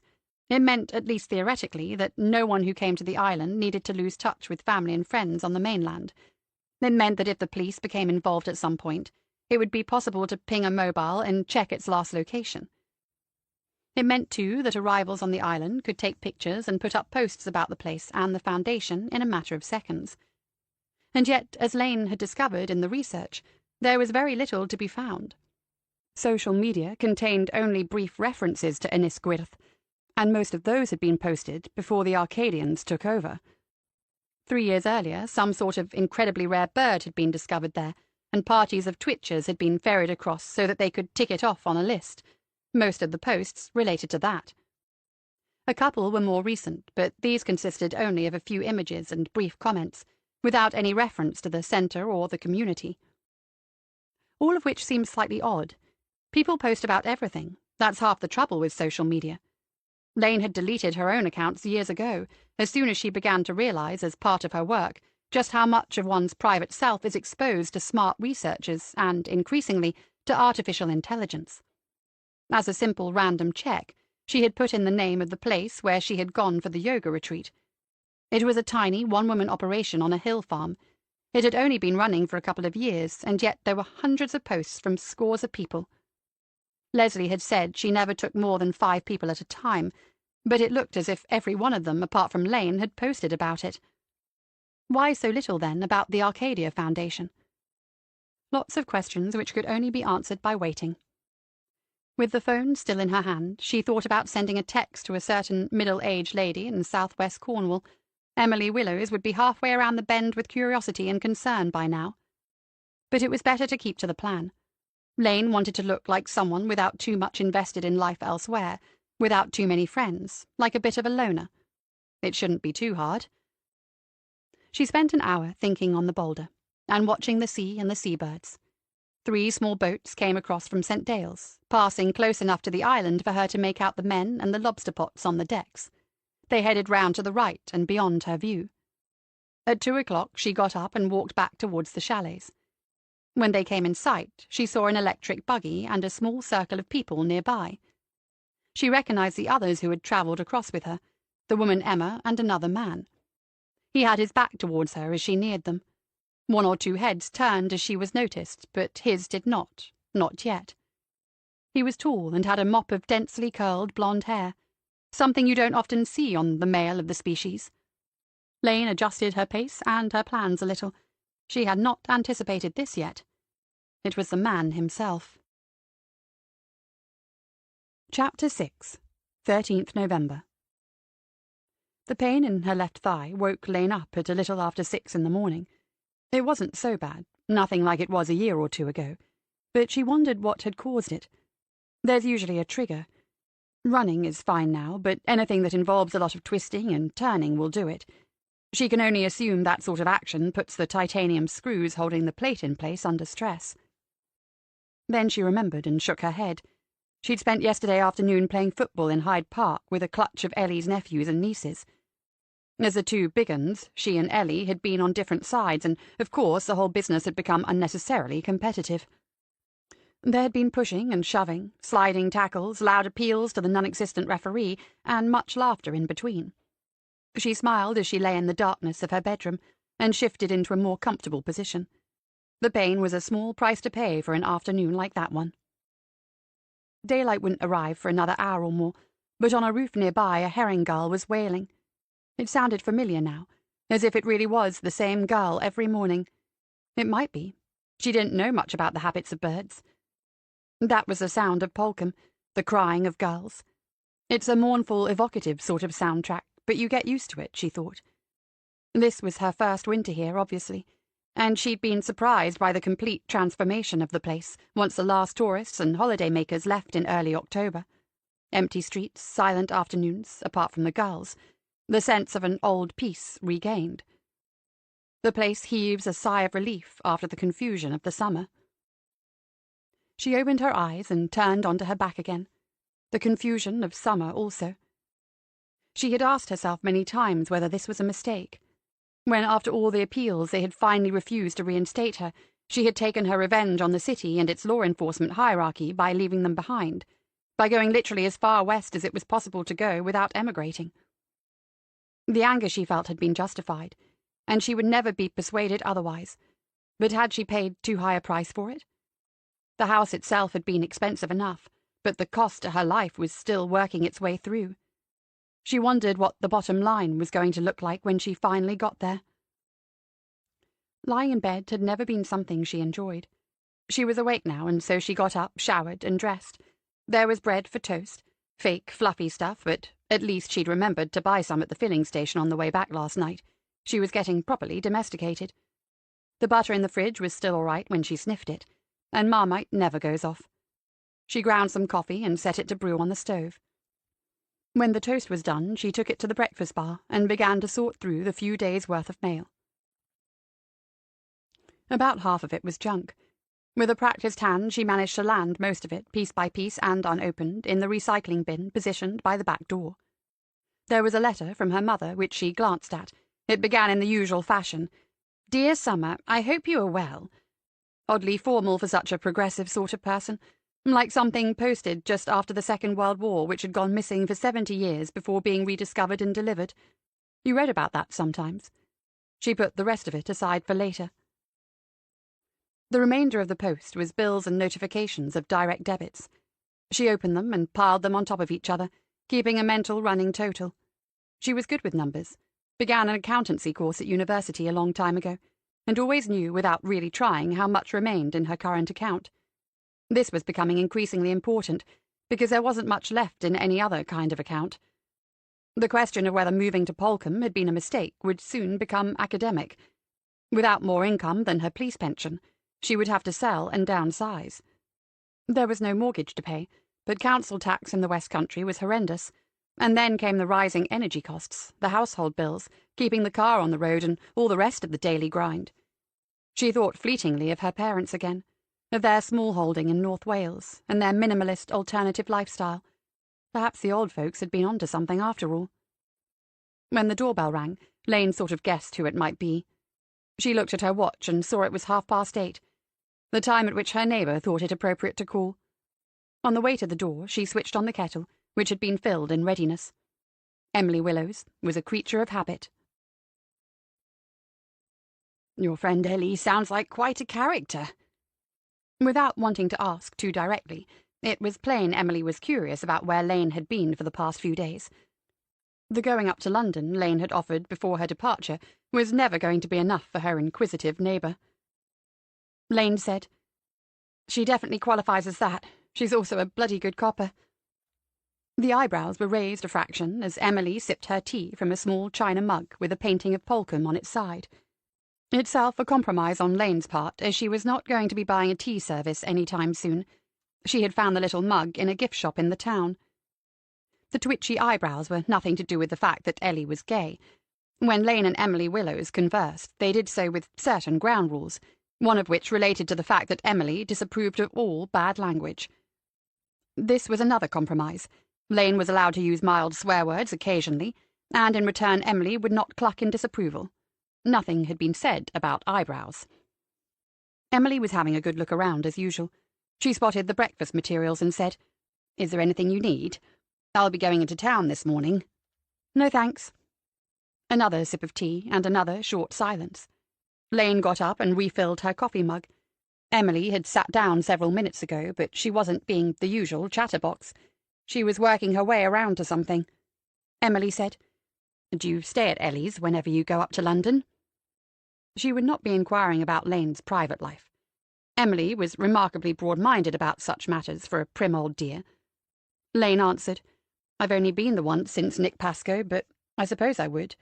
Ordinary people can't afford accommodation in the capital these days." Emily was looking directly at her now. "Oh, when you were away in September, I assumed you had gone back then." The yoga retreat near Dartmeet. It was still bothering Emily that Lane had never told her where she was going or what she was doing that long weekend. Lane said, "No, not in London then. That was something else." She knew the answer would aggravate Emily, and Emily would know that she knew. They'd got to know each other quite well since the incident, as Emily liked to call it. But there have to be boundaries, or there did as far as Lane was concerned. Ellie had asked if she had got to know anyone since the move, and the only people she could mention were Emily Willows and Nick Pascoe, which was a little embarrassing. Ellie had put on a mock frown and said, "Sounds pretty wild down there." Emily appeared to be spending some time looking at the kitchen floor, and Lane took an involuntary glance herself. She had hoovered it last weekend, so it ought to pass muster. Perhaps Emily had some difficult family news to share.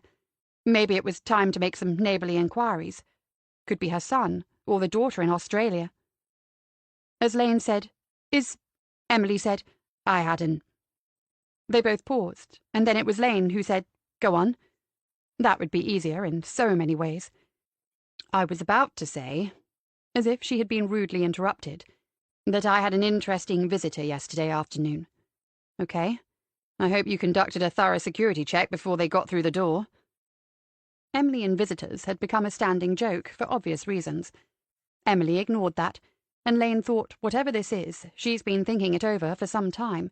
In fact, this looks and sounds rehearsed. Yes, I had a visit from Sir Roger Parkes. Really? Emily had to check, but of course Summer had no idea who this was. She said, Yes, really. He controls Parkes and Hammett. They're the largest house building in the West Country. Lane seemed to be impressed and said, Okay, did he just turn up, out of the blue?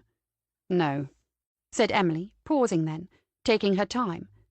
Conversations with Summer sometimes required a sort of patient persistence or persistent patience. Fortunately she, that is Emily, was well endowed with those qualities. The visit was the result of an earlier phone call. He called me first and then came to see me. Lane drank some coffee before she said, I'd no idea you were so well connected, Mrs. Willows. The tricky part of this was approaching. Emily chose her words carefully. Oh, no, we'd never met before. This time, as Lane took a little more coffee, her eyes were watching her neighbour over the rim of the mug. Right. Does he want to buy your place and build a block of luxury flats next door to me? It wasn't always possible to tell when Summer was being serious, but she could not possibly think such a thing, could she? It was apparent, though, that Emily now had her next-door neighbour's full attention. There was no escape now. She had to go on with it. No, of course not. It was a personal matter, not a business one. Personal for whom? For Sir Roger. And it was something he wanted to discuss with me. This time there was a longer pause. Summer placed her mug back on the table. Outside, it sounded as if the seagull, it had to be the same one every time, was perched on the chimney a little way above their heads. Lane said, Tell me it wasn't something he needed your help with, Emily. No, it was not, she said, but a little too defensively. Lane was watching her intently, both her hands flat on the table in front of her. She's a very suspicious sort of person sometimes, Emily told herself. But she had arrived at the moment and added, It was more something that he might need our help with. It had been an awkward 5 minutes. Summer made her swear that she had not secretly placed an advertisement for an imaginary private investigations agency. Not at all, Emily protested. In fact, she had completely forgotten about the idea until, out of the blue, as Summer had put it herself, she received that phone call from Sir Roger Parkes. She mentioned the Sir a couple of times, as if this might soften the blow, but Lane seemed singularly unimpressed by the fact that the gentleman had been honoured by Her Majesty. She was more interested in how he had, in the absence of an advertisement, with another suspicious glance, managed to get in touch with a middle-aged widow who had never conducted an investigation in her life. All I know, Emily said for the 3rd time, is that it was something to do with the police. With a policeman, he said, a friend of mine in the police. Those were his very words. Lane said, Your son. Has Robert ever mentioned him? No. I think it most unlikely that Robert has met Sir Roger. Summer had fallen silent again. Emily stole a glance and thought it might be time to proceed, with caution, obviously. The thing is, when he explained the situation, I did think it might be something you and I, could... Could what? She was sometimes rather abrupt, rather confrontational. On the other hand, Emily had witnessed what people would call the upside of those characteristics. Indeed, the upside had probably saved her life. One can forgive a lot when one remembers that. Well, help him, Summer. Help Sir Roger and his poor wife Jenny, who must be suffering all sorts of worry. She's not well. She suffers terribly from arthritis. He told me that. Pause for effect, with a sad shake of the head before... And as Sir Roger said, he does not see this as a criminal matter, and neither do the police. They are simply anxious parents who want to know that their youngest daughter is safe and well. Summer was sitting back now, with her arms folded. Looked at optimistically. Perhaps she was simply waiting to be convinced. And it isn't even a missing persons matter because they are sure they know where she is. So we wouldn't even have to find her. We would only... We? Summer must have interviewed suspects as a police officer. Interrogated them.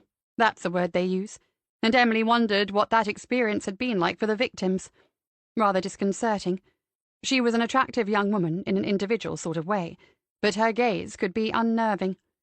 Emily said, I realise that the active part of of contacting Annie Parks would be down to you, but someone should keep records just in case, and act as the desk. That's what Robert calls it, coordinating things. Lane said, Oh, does he? Emily waited then. An important skill in management is knowing when to do and say nothing. How much did he offer you? Plainly, Summer was refusing to use Sir Roger's title. Emily said, as if a little offended, We did not discuss money at all. It was not a consideration for Sir Roger, and neither was it for me. He was asking for help. It seemed quite straightforward to me. Summer still had her arms folded, but for some reason she had closed her eyes.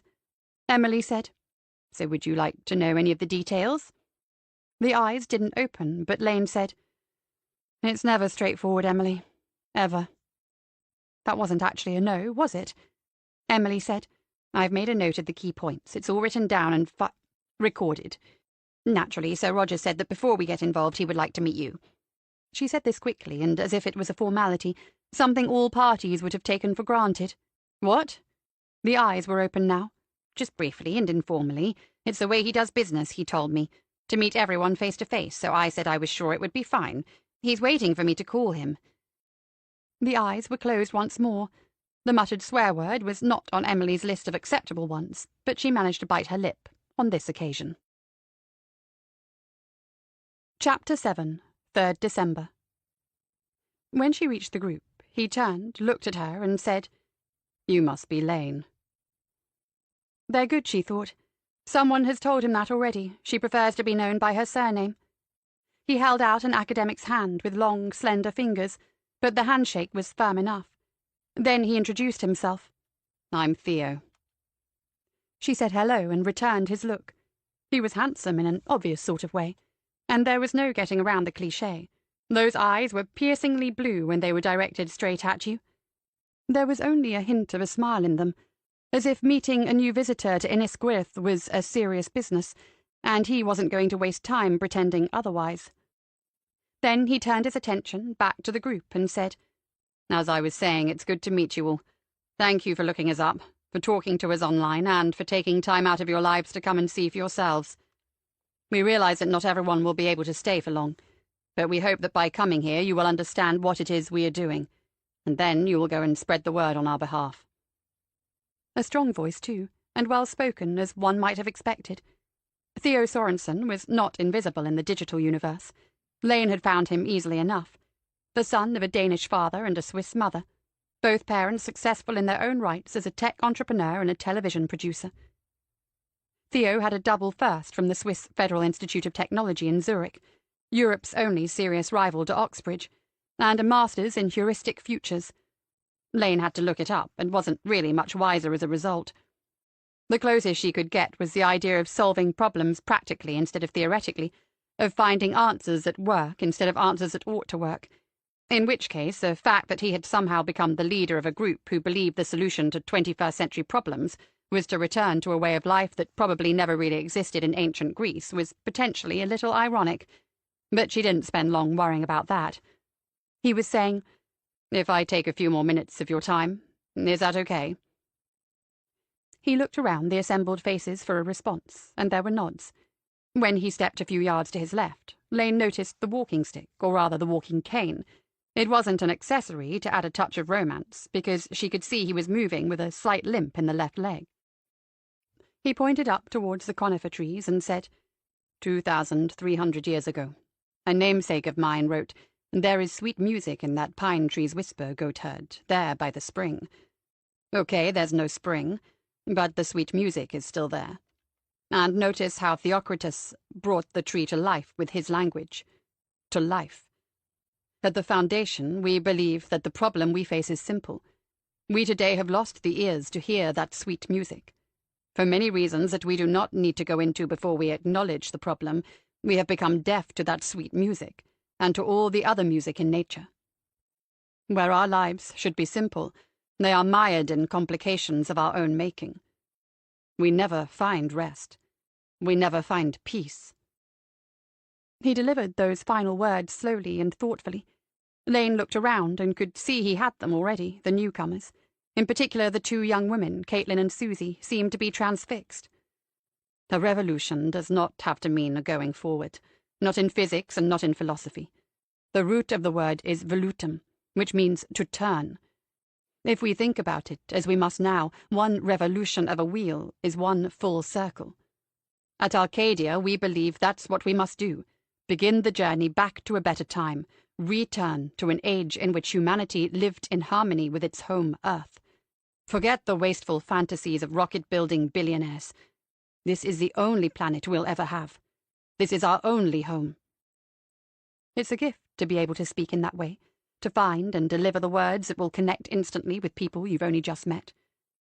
Of course, she thought, he's most likely said it all before, dozens of times, but the belief and the conviction are still there. He speaks quietly but convincingly. She has done the research into groups like this, and the word comes to her without effort. Theo Sorensen has charisma. So, please enjoy your stay with us. We've had visitors tell us there is nothing to do here on Innisquirith. What they are really telling us is they miss their distractions. That is the point. We say, try turning off your mobiles. We don't mean put them onto silent. Turn the power off. Listen to the sea. Feel the wind on your face. Smell the salt in the air. There are other powers here, and deeper meanings. There is sweet music. He smiled then, sharing it with them all one by one like a gift. This was the end of the introduction, and Emma stood to one side, one hand inviting him to head back towards the buggy, which, after an extended moment, he did. Lane saw Rich watching her again, and there was a question on his face. She didn't answer it. Back in the chalet, the five of them gathered in the small kitchen dining space. Rich put the kettle on to boil, and asked a general question about what they thought of that. It was clear to Lane he was probing for individual reactions. Toby said he thought it was really interesting, and Lane resisted the temptation to ask whether he'd turned off his mobile yet. Caitlin said it was powerful, and Susie nodded her agreement. The eyes were all on Lane then, so she said she wondered what he'd done to his leg. Caitlin laughed, looked at the others for confirmation, and then back at Lane. She said, "Seriously? After what he was saying, that's it?" Lane said, as if she wasn't reading the room at all, "Looks like an old injury. I'd say he's been limping for a long time." After a stare and a little headshake, Caitlin said, "Oh my God." Rich had something of a frown as he glanced towards Lane, trying to figure out her game, no doubt. And then there was a new voice in the room. Emma was in the doorway. She looked directly at Lane and said, "Theo would like a word. Can you come outside?" As she left the room, Lane heard Caitlin say behind her, "She's busted. She's back on the boat." He was waiting for her alone, standing on the path that led up from the landing stage, and for a moment Lane wondered whether the girl had called it right after all. Perhaps Theo Sorensen was about to personally escort her out of Arcadia. When she reached him, he thanked her for meeting him and said, "In view of what Rich has told us, I thought it best we should have a one-to-one conversation." Her best guess was that this was about Rich's cover being blown, but Lane made no reference to that. She said only, "Okay." Sorensen used those eyes again, looking down into her own, looking dead center into her pupils. We don't often do that. We look a millimeter to the side or above or below, and we don't even do that for very long. Then he turned and began to walk across the slope in front of the chalets, and she walked beside him. She noticed he didn't put much weight through the cane, but he used it every step to steady himself, unconsciously, and she thought she was right. He'd been using one for a long time, even though he could only be the same age as herself, more or less. She said, "How did you break your leg?" Still walking, he said, "That isn't the first question people usually ask me. In fact, no one has ever asked me that since we came to Innisquirith."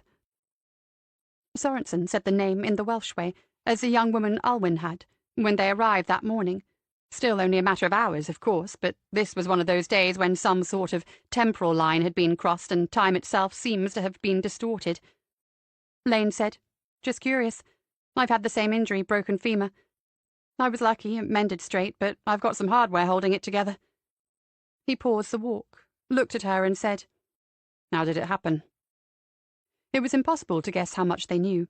The safest course was to assume they would have been at least as diligent as she had. She said, "I was run down by a speeding car. It wasn't an accident. I got it in the line of duty." She delivered the last words with a note of irony that might have made her sound a little bitter. She hoped so, anyway. Sorensen said, "As a police officer?" "Yes." The walk began again. After a few steps, he said, "We don't get many police officers visiting the island." She said, "Ex-police officer. The injury put me out of the job." He nodded at that, acknowledged it, but continued, "Even so, you are not our typical visitor. You're not even close." Their having concerns about her was predictable, but she was impressed that the head man himself was dealing with them. If she played this carefully enough, she might still get beyond that wall. She said, "If the rest of them in the chalet are anything to go by, I can see that for myself." They had crossed the slope and were back where the cliffs began. Lane wondered how many pairs of eyes were watching from the chalet windows. Sorensen looked out across the sea, a deep, dark grey-green in the dim light of a December afternoon, and said, "A skiing accident when I was 18. It was the usual thing. They told me I might never walk again." Lane said, "Right. Congratulations, then." He smiled, still looking out over the water.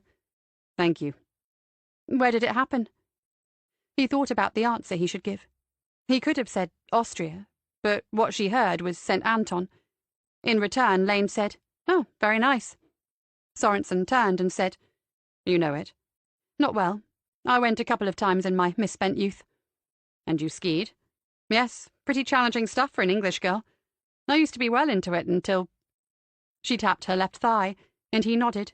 She said, "I suppose I could go on a baby slope, but it gets in your head, the mess it would make if you broke it again." Sorensen said, "The fates throw us curveballs. Everyone gets one sooner or later. What matters is how we deal with them." Lane didn't respond. After a time, he said, "My injury. You were correct, by the way. An excellent guess, unless your research is remarkably good. Meant I began university a year later than planned. If that hadn't happened, my life would be on a different course now." She said, "You believe in fate?" "The fates," he corrected, and she thought, it's a thin line between charisma and authority. "The three goddesses who weave our destinies. In one respect, the Greeks viewed them as all-powerful. Even Zeus could not unweave what they had spun for the mortals." Your research, he had said. That Sorensen was intelligent went without saying, but he also appeared to be what Lane thought of as sharp. The two qualities are not the same thing at all. She said, "Your community is obviously into the classics. Not something I know much about." "Where did you study?" he said. They were into it now properly, the interview thing. "University? I didn't really. I did a term at a good one. Accountancy. Then I quit." "Why?" He was looking at her, as if searching for something beyond the spoken responses. Lane said, "That's complicated. It was partly to annoy my parents, which I know sounds sad in retrospect. But I didn't really fit into the whole uni thing. 3 years felt like an eternity back then." Sorensen said, "You have trouble fitting in?" She looked back at him, and he gave a short laugh as he said, "You can see why I'm asking." And she smiled. She said, "Sometimes." He took another dozen steps until he was on the edge of where the cliffs began, and she followed him. Pointing down, he said, "There's a grey seal." Lane could see it, a big animal in the water beyond the rocks. There was still a heavy swell, but the seal was perfectly adapted to this wild environment, lifting and sinking with the motions of the water. Its head was out, and it was watching them with huge dark eyes. Sorensen said, "So, what has brought you to the island?" "Here we are, then. We've arrived." She said, "I'm not going to tell you this is the end of my lifelong search for meaning. I guess it's almost random. I was surfing as we do, reading stuff. I can't even remember how I found some reference to this place. I stumbled across it and got curious." Sorensen said, We do not advertise ourselves, but neither do we hide from the world. Rather like Emily Willows and her imaginary detective agency, thought Lane. He went on. We don't have a social media presence, and that's quite deliberate. But we can be found, if someone is really searching. He was still watching her, and so she nodded as if to say, well, I must have been then. He turned to face her properly, resting both hands on top of the cane, and said, The world. How does it seem to Summer Lane? There was a confidence about him which could easily become an arrogance. She took note of the fact that he was the second man she'd met today to whom she had not taken an immediate dislike. She said, That's a big question. Sorensen said, All the more reason to ask it. Okay, putting aside my personal gripes with it, I'd say it's in a mess. He nodded slowly with a sort of regret and said, And how does that make you feel? Sorensen was good at this, whatever this was, and she allowed herself to drift with it a little. She thought about it and gave him an honest answer. Like everything is broken. He turned away to the sea again, and was silent for so long she began to think she had made some sort of mistake. Finally he said, Rich thinks you might have something to contribute to what we are doing here. She said simply, I'm not sure what that would be. But inwardly she had her fist clenched. Sorensen said, Whereas Emma is not so sure. Well, like I say, she might be right, and I came over because I was curious, that was all. I wasn't planning on anything else, on staying. His next question was not one she had anticipated. He said, Is there no one at home waiting for you? No. Sorry, Emily, but in this situation you don't get a mention. Sorensen began to walk back in the direction of the chalets, and Lane could not for the life of her decide how this had ended, but he said as they walked, I've enjoyed meeting you. To which she replied, Likewise. Darkness had come to the island by 4:30. Lane had been out for another hour, following a course that took her along the southern end of the dry stone wall, but there was little to see. The slope of the hill obscured what lay beyond it. Google Earth had shown her what was there, and she could have drawn a usable map of it from memory, but there are things the software does not show, such as security measures and surveillance cameras. There might be no such thing at the center of the Foundation. Maybe people were free to come and go, in which case the entire business was a fool's errand. Her return after the meeting with Theo Sorensen had caused some surprise. Toby had questioned her about it, and she answered him without sharing anything significant. Rich had watched and listened, and after a minute or two Caitlin had retreated once more to the bedroom she had chosen. After some indecision, Susie followed. Lane found some cheese in the fridge and made a sandwich. She boiled a kettle and made mugs of tea for Rich and Toby. They sat in the shared living area and made a little conversation. It was a cosy enough place, and when Rich saw her reach down and touch the floor, he said, Underfloor heating. It runs off the solar panels on the roof. When it was quiet again, she took her copy of Lonely Planet Wales out of her backpack and began to read. It was an obvious thing to carry around as cover, but she'd also found some interest in it. In the 12th century, there had been a monastery at St. Dales, and from there a small Christian community had been established on Ynys Gwyrth. Odd how the same places draw the same sorts of people over the centuries. She thought about Theo and his turning wheel. Maybe, maybe not, but progress certainly isn't a straight line. It's more like a plane doing a series of loop-de-loops. Sometimes you just have to wonder if there's anyone at the controls. At 5 minutes after 6, the chalet door opened and Emma came in. She asked if everything was all right, and Caitlin and Susie reappeared and said it was wonderful and thank you. Then Emma looked at Lane and said, You've been invited up to halfway. If you're interested, grab your bag and I'll take you. Chapter 8, 13th November. Summer arrived 15 minutes before the appointed time and didn't say very much. In fact, she expressed her continuing displeasure and disapproval by going through to Emily's lounge and taking a seat without being invited to do so. Emily put on the kettle. It hadn't seen so much use in just a couple of days for as long as she could remember, and remained in the kitchen, busying herself and keeping out of the way for a few minutes, letting things settle down. She was not at all displeased with her neighbour, because Summer had put on a fresh pair of jeans and a Pharaoh-style jumper. The young woman would say, if Emily was foolish enough to mention it, well, it's the middle of November. But it made her look not unlike Sarah Lund in that wonderful television series, and under the circumstances, that could only be a good thing. There had been a little disappointment when Sir Roger Parkes said he would drive up from Truro for this meeting. Emily had been more than willing to visit him at his home, but he'd said they lived out in the wilds. She could picture the magnificence tucked away in the Cornish countryside, perhaps overlooking a little estuary. And newcomers always had trouble finding it. He would drive up to Polcombe, he said, and bring Jenny with him. She would enjoy the trip out and was looking forward to meeting Emily, which meant, obviously, that Sir Roger had told his wife about their encounter yesterday. He seemed to be a considerate man, thinking of his poor, partially disabled wife, making sure she got out and about. By occupying a particular position in her kitchen, Emily could use the dressing mirror in the hallway to see a slice of her lounge in reverse. Summer was facing away from her in one of the armchairs, leaning back into it, her hands resting on the arms and one leg's ankle resting on the opposite leg just above the knee. It was a way in which men sit rather than young women. Inelegant. She's very odd, Emily thought, and doesn't make the best of herself at all, not in that way. If she could find a man, that would give her a good reason to stay in Polcombe.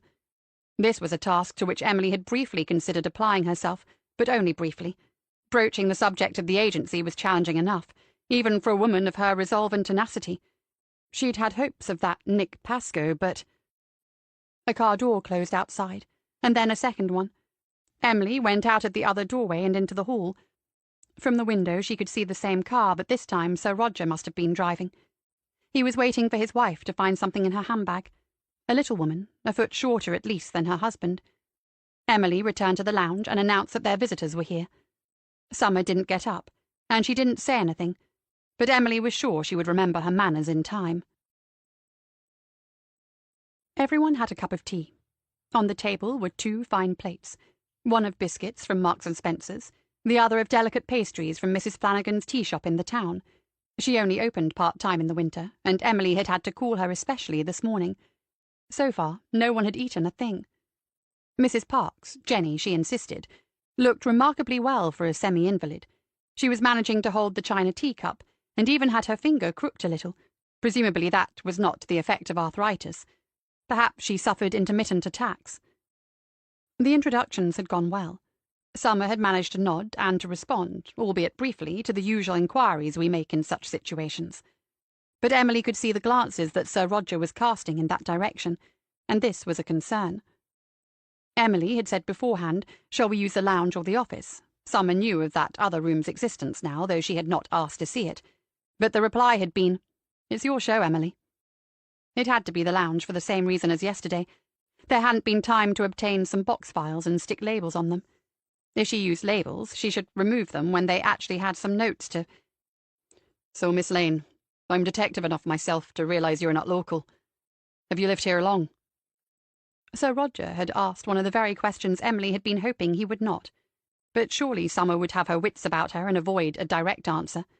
"Since March. Sometimes it feels like an eternity, though." No glance came in Emily's direction, but she felt the sharp point of that particular comment. Sir Roger was thinking, as well he might. "March of this year." Summer nodded, and he said, "I see. And before that, the same area?" "No, I moved down here from Camden." Sir Roger said, "That's in London." "Yes, at least it always was when I lived there." This time Sir Roger's eyes glanced in Emily's direction before... "So, how did you two get to know each other? I mean, before you..." Summer said, "We'd never met before I moved next door. And it was a while after that until we actually got to know each other. Wasn't it, Emily?" One could only nod a little weakly, smile a little weakly, and hope for the best. Sir Roger said carefully, "So, have I got this right? You only set up the agency a few months ago?" Emily had to step in. She said, "Yes, it's a new venture, very exciting for all concerned." Summer was plainly avoiding any looks in her direction. "If you don't mind me asking, ladies, how many cases have you worked on since you set up the business?" Emily could dissemble. She'd had to learn because Ronald had been too honest for his own good at times. But she could not lie. After an embarrassing silence, she heard Summer say, "One." "One?" Now Sir Roger was looking at his wife. Summer said, "Yes, just the one. But to be honest, we were only helping out a friend of Emily's. We've never actually been paid any money." He drew in a breath and fixed Emily with a long look before he said, "I see. Shall we say there's been a bit of a misunderstanding?" I could put that differently, but I won't because there's at least one lady present. Sir Roger Parkes got impressively to his feet and put out his left hand towards his wife. Jenny Parkes was a small, mousy woman who had barely spoken a word since she entered Emily's home. Now she looked up at her husband, ignored his outstretched hand, and said, "Sit down, Roger." And that's what he did, though his face was still clouded over with anger. Jenny Parkes looked at Summer and said, "Miss Lane, I'd like to ask you a few questions. Would you mind?" After receiving a shake of the head, the woman said, "We have been told you worked in the Metropolitan Police. May I ask for some details? What exactly did you do?" Summer could not have been expecting this turn of events after her attempt to sabotage the agency, and Emily certainly had not. She had no idea what Summer would say in answer to the question. "Okay, when I left I was a member of Security Command." "And what is that?" There was perhaps the slightest hesitation, as if she did not want to go there, to go back there. The only details Emily knew of this had been given to her by her son, Robert, who had them from more senior officers at the station in Bodmin. But it was only momentary, and then Summer said, "Security Command is a unit tasked with protecting key infrastructure, places like airports, other transport hubs, sensitive data installations, that sort of thing." Jenny Parkes said, "Protecting them from whom?" "A lot of the work focuses on anti-terrorist investigations. There's also an element of major crime. The two are linked more than people realise." "Thank you. Do you mind telling us what rank you held?" Another pause, and this time Summer was taking a good look at her interlocutor. She said, "I was a DI when I finished, a detective inspector." Emily noticed that Sir Roger was paying attention once more. His wife asked what Summer had done before she joined Security Command. The answer was that she had been involved in other specialist units, including 3 years with a major investigation team for homicide in the capital, and 2 years in a unit attached to the National Crime Agency working on drug trafficking. Considering the awful afternoon she was having, Emily still managed to take a little satisfaction in the look on Sir Roger Parkes' face as he heard all this. Perhaps he had imagined Summer Lane had been working in community liaison or conducting traffic stops for insurance offences. In all innocence, Jenny Parkes said, "You must miss that." Not the sort of comment Summer was likely to answer, and indeed she shrugged it off. "And according to the newspaper reports about the commendations you were given, you were very good at what you did, Miss Lane." By this point, Emily had entirely revised her assessment of Mrs. Parkes. Was she not the power behind the throne? But the questions were not over yet. The woman said to Summer, "Did much of your work involve finding people who did not want to be found?" Summer said, "Most of it, obviously, and then keeping them under observation, surveillance, that sort of thing." Emily was also gaining the distinct impression that her neighbour and potential business partner was rather intrigued by the unlikely-looking lady who had taken control of these proceedings. Jenny said, "Did you ever work undercover?" "Yes." "Thank you." Then the woman looked at Summer for a long time before she said, "I have just one more question. Will you help us find our daughter?" If this was about a problem in the family, the usual tangled mess that relationships become under normal circumstances, then speaking to the both of them at the same time was only going to conceal things that might be relevant. When Lane said she'd like to speak to them separately about Annie, there had been surprised looks. She had considered explaining the benefits of triangulation, in the surveyor's rather than the psychologist's sense, that by looking along 2 distinct lines and noting where they cross, one has the best chance of locating one's subject. But in the end said that in her interviewing experience, doing so would offer the best chance of success. Once there was agreement, she said to Emily that she would use the office, ignoring the look of concern because she really didn't want to know what the problems with that might be. She spoke to Roger Parkes first, quite deliberately. The mother was clearly intelligent, and Lane might be able to use things said by the father of the girl to illuminate what had gone wrong from Jenny Parkes' point of view. Something had obviously gone wrong. He told her about his visit to the flat in Bristol. She let him talk and could see his irritation with the ideas of these people. He called them young lefties, said they were naive and their ideas put the security of this country at risk. If he had his way. And then he had seen and heard himself and stopped. He had realised what Lane had done, how she had revealed one reason why Annie Parkes might have left home. He said, "Yes, we argued about it all. We had some rows." "How bad were they?" Lane said. Not so bad that she would not have kept in touch with her mother. They're close. The two of them were sitting either side of Emily's new desk. Behind Roger Parks was some new-looking shelves, but they were empty. Lane guessed that's what Emily had been worried about, but there was no need for that anymore. Not after what Lane had told them a few minutes ago. She could still see the look on the man's face when he said, "One." Lane said, "You seem convinced that the people you spoke to in the flat told you the truth." "I am. It adds up. There is such a place. It's an island off the coast of Wales, and there is such a group on it. So I've done some of the work, you see." Lane nodded. He was still annoyed, still had the feeling that Emily Willows had misled him in their first meeting, which, of course, she had. Parks continued, "And more. I think it's some sort of a cult. I think that's what Annie's got herself mixed up in. My God, you hear these stories, but you never think it will happen to you." He was silent, looking at her, and for some reason Lane thought, he's a self-made man, a millionaire. He said, "I'm wondering if you're anywhere near as good as my wife seems to think you are." "No point in responding to things like that." She said, "Cult is a strong word, Mr. Parks. Do you have any evidence for it?" He said that he didn't, not direct evidence. He could find no complaints about the group online, nothing in the media. His contact in the police had had an unofficial look and come back with the same conclusion. Lane asked him if this was someone in the local force, someone at Bodmin. Parks's answer wasn't evasive, but it was careful. Yes, someone in the Cornish police. She said, "So what makes you believe it is a cult?"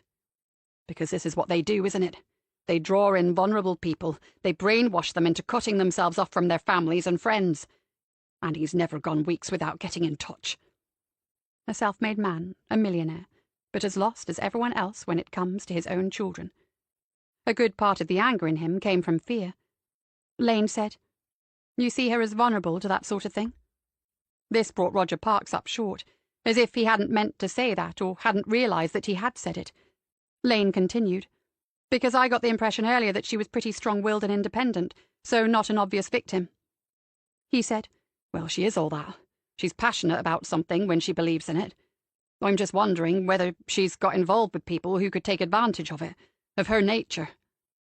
Lane said, "The police statistics on this are clear, Mr. Parks. The vast majority of people who go off the radar for a while return of their own free will. Only a tiny, tiny percentage come to any harm. With odds like those, perhaps you should just give this more time." He made a movement that suggested he might bang one of those builders' fists on the table, but did not follow it through. He said, "If you're not interested, just say so. I'll find someone who is."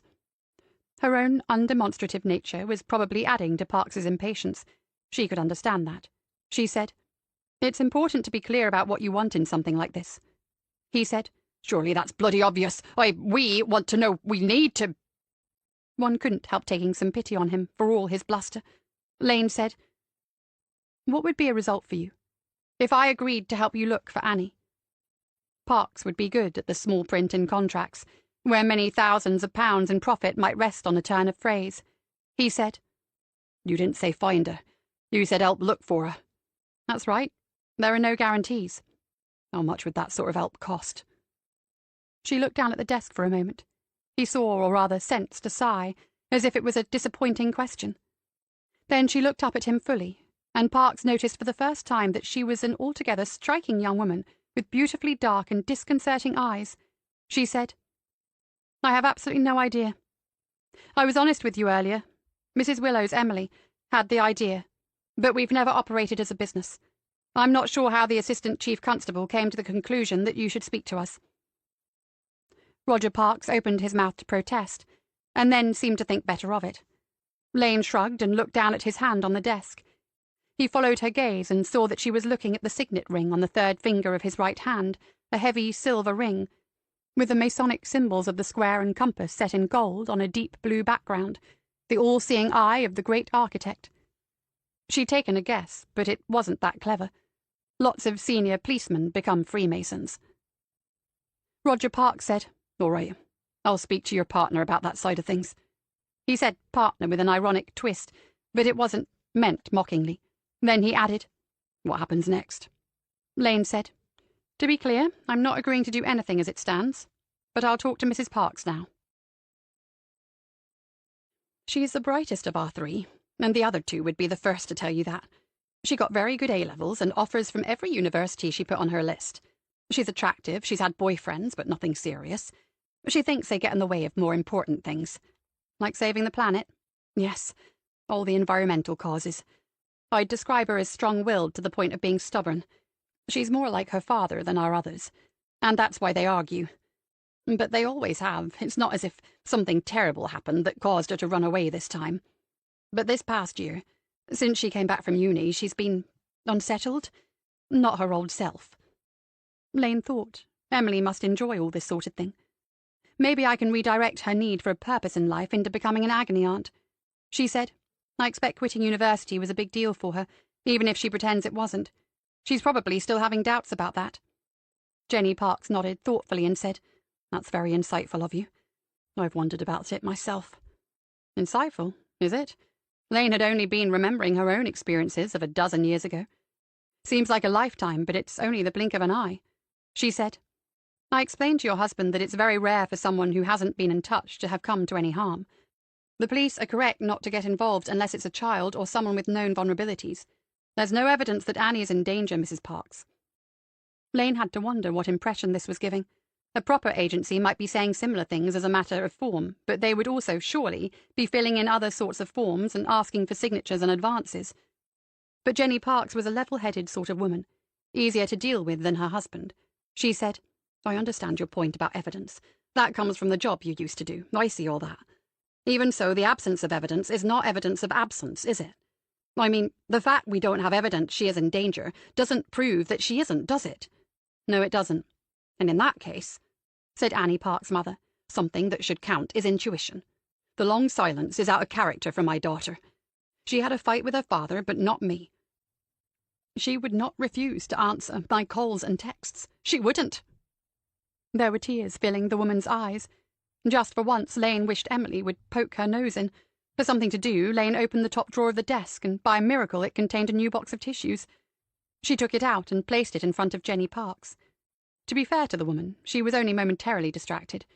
She dabbed her eyes, blew her nose, put the tissue into her handbag for some reason, and said, Miss Lane, life has taught me not to ignore instincts and intuitions. Mine are telling me now to ask you again whether you are willing to help us find our daughter. Chapter 9. 4th December. She had lain in the darkness and thought they seemed to go to bed early in Arcadia. There were 3 bunk beds, but Lane was the only person staying in the room that night. A proper view of the building they called halfway had been impossible in the dark, but she suspected that there must be someone else here in another room. She put her pack onto one of the upper beds and slept on the one beneath. The thin mattress was way too hard for most people these days, and the 2 blankets were flimsy woolen things, loosely woven as if they were homemade. She slept in her jeans and T-shirt. Emma hadn't said anything of significance on the drive up from the chalets. There had been rain in the wind, the buggy had a roof but no sides, and at times she could feel the left leg of her jeans getting damp. There was a metal gate across the track where it met the dry stone wall. Emma slowed the buggy, and Lane offered to get out and open the gate. Emma said, No need. And then the gate began to slide to the right of its own accord. In the beams from the vehicle, Lane could see the gate setup had its own small solar panel mounted on top of the dry stone wall. She thought, that's 21st century tech. And then she recalled what Theo Sorensen had said to them about returning to an age of pastoral harmony and his dismissal of rocket-building billionaires. Electric buggies and solar-powered gates. It seemed a little contradictory, but more to the point it had made her wonder what other tech was operating on Innisquith. The same thought had occupied her as she lay on the bunk at 8:30 that evening. There was a weak bedside lamp, but she had turned it off. The temptation was obvious, an appropriate moment to send a message to Control, to the desk, as Emily had called it, saying that she, Lane, had made progress tonight. But if someone on the island was running a remote kiosk app, they would get alerts and data every time a mobile was used, more data than the typical mobile owner could possibly imagine. A much better look would be of someone who didn't use their mobile much, who perhaps had few people with whom she wanted to be in touch. She went over the things Emma had said. Lane had asked, as any normal person would, So what is this place? The answer had been, We call it Halfway House. We're about 500 meters from the center, the main building of the Foundation. Everyone new stops off here first. We'll go through a few things in the morning." On her bunk, Lane thought, it's passport control, immigration control. As soon as she could see the sky lightening around the edges of the window blind, she got up. There was no shower, just a small sink in the communal bathroom. The water was only lukewarm, and it trickled slowly out of the tap, which made her wonder how they managed for that on the island. A well? Her geological knowledge wasn't great, but she thought a well was unlikely. She washed anyway, and dried using the small towel from her own bag instead of the one hanging on the rail. When everything had been returned to her pack, she went out into the building. It was a single-story wooden bungalow, and there was still the scent of pine about it, a place that the Foundation had almost certainly put up themselves. She walked quietly along a short corridor. To her left was a window looking out across the slope of the island, steeper here and covered in heather and bilberry. There were doors off to the right, 3 of them. They were closed, and she did not try to open them to get a look inside. Interested would be a good look, but nosy would not. The corridor led her to an open area with several chairs. Beyond that, through another door, a half-open one, was what appeared to be a kitchen. There was a light on, and she could hear someone moving crockery about. She went forward again, softly, on just the balls of her feet, wanting to see this person before they could see her. Through the chink at the back of the door, a figure moved into and then out of view. 2 more steps meant that she could see him from his left side as he laid out strips of bacon on a chopping board. A middle-aged man, a little below average height, and noticeably above the weight he ought to be for that height. This was not the first thing Lane usually noticed about an individual, but the man wore only a pair of jeans and a tight, sleeveless vest which did absolutely nothing to conceal the paunch in front of him. To complete an ensemble she had not expected, he had a pair of leather sandals on otherwise bare feet. The face was heavy and square, with a day or two's stubble outlining the jowls beneath his jaw. When he turned his back to the doorway, reaching for something she could not see, his shoulders were broad and round and smothered in dark, curly hair.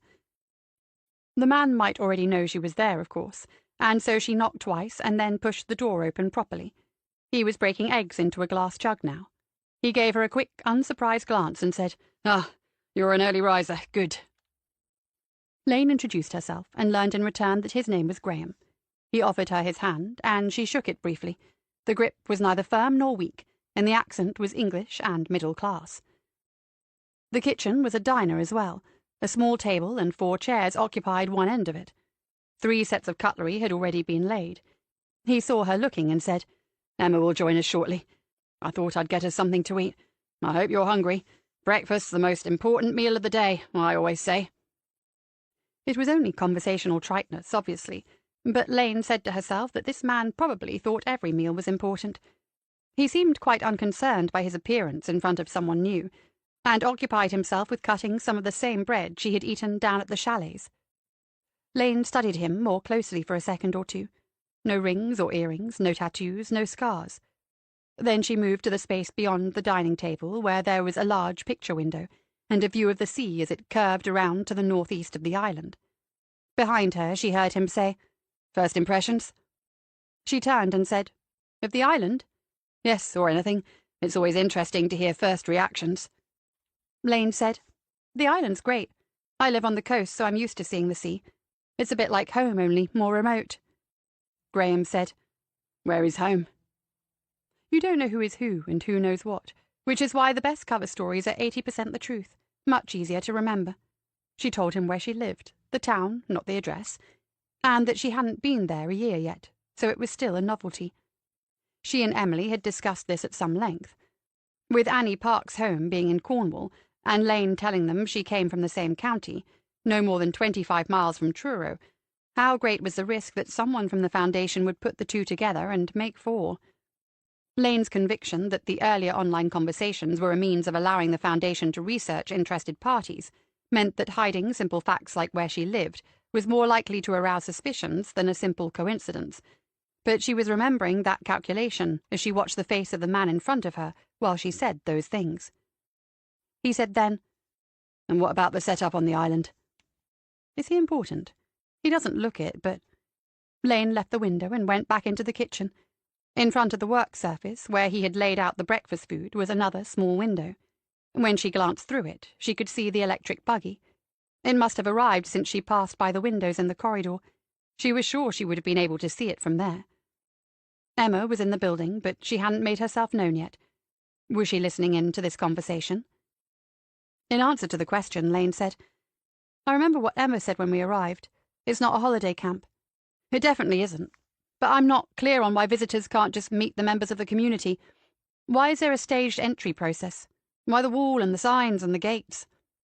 "In a previous life," Graham said, pouring some oil into a pan on the stove, "I was a microbiologist. I worked on some dangerous viruses. There was tight security in and out of the labs. We all know now what happens when that breaks down." He looked at her as if he needed to be sure she was paying attention, and continued. "Here at the Foundation we plan to grow something new and revolutionary. It's a sort of philosophical virus, a beneficial one which might just save our species. We're in the early stages, and we need to protect it from some sorts of contamination until it's established. That's why we have the wall and the signs and the gates." This had answered more than one question. She'd wondered earlier whether he was important. It was clear now that this man was not a caretaker or security guard, and yet he was cooking her breakfast. She said, "Okay, more and more intriguing. Is there anything I can do to help with that?" This was a good question. He looked at her in surprise and said, "Oh, well, yes. Can you boil the kettle and swill out the teapot? I expect you're another coffee person, but it's tea for me at breakfast." Lane was busy with that when she heard a new voice behind, Emma's voice saying, "A scene of perfect domesticity." Lane turned to say hello, and Graham said, "Yes, making herself useful already." Their eyes met and held, the two women. Lane recalled what Theo had said. "Whereas Emma is not so sure." She remembered, too, the way the boat had been handled on the swirling water, and how the woman had spoken with authority and no nonsense to the new arrivals. Emma had not come from the world of microbiological sciences. You get a sense for it. The forces, maybe, something physical and out of doors, perhaps even the police. They sat at the small table near the window with a sea view and ate breakfast together. Some people say they never enjoy the food they have cooked, but this didn't seem to be a problem for Graham. He ate quickly and purposefully, finished first, and was on his second mug of tea before Lane put her knife and fork together and thanked him. It was actually a decent fry-up. She needed a different approach now.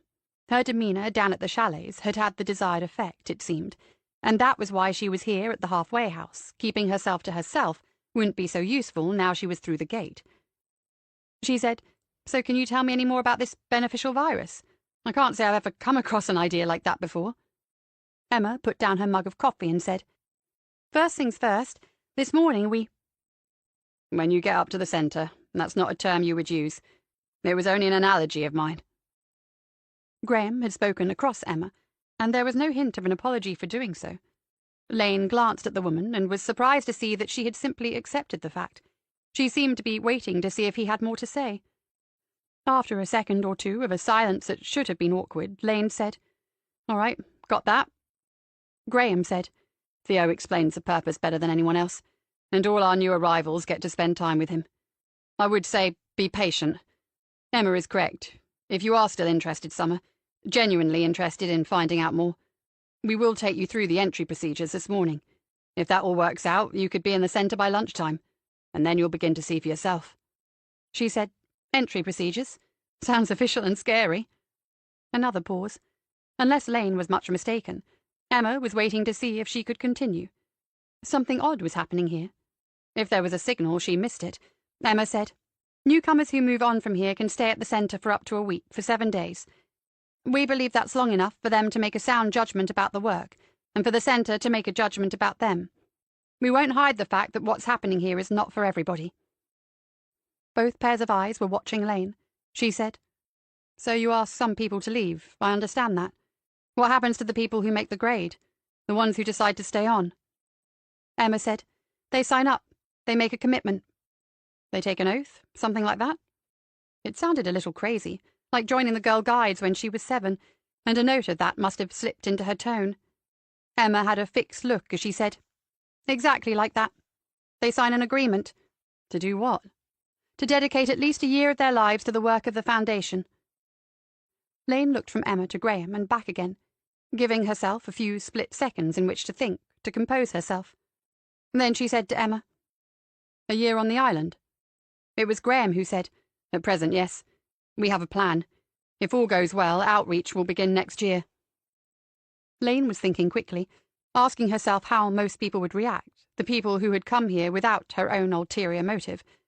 Her silence would look like surprise or maybe doubt.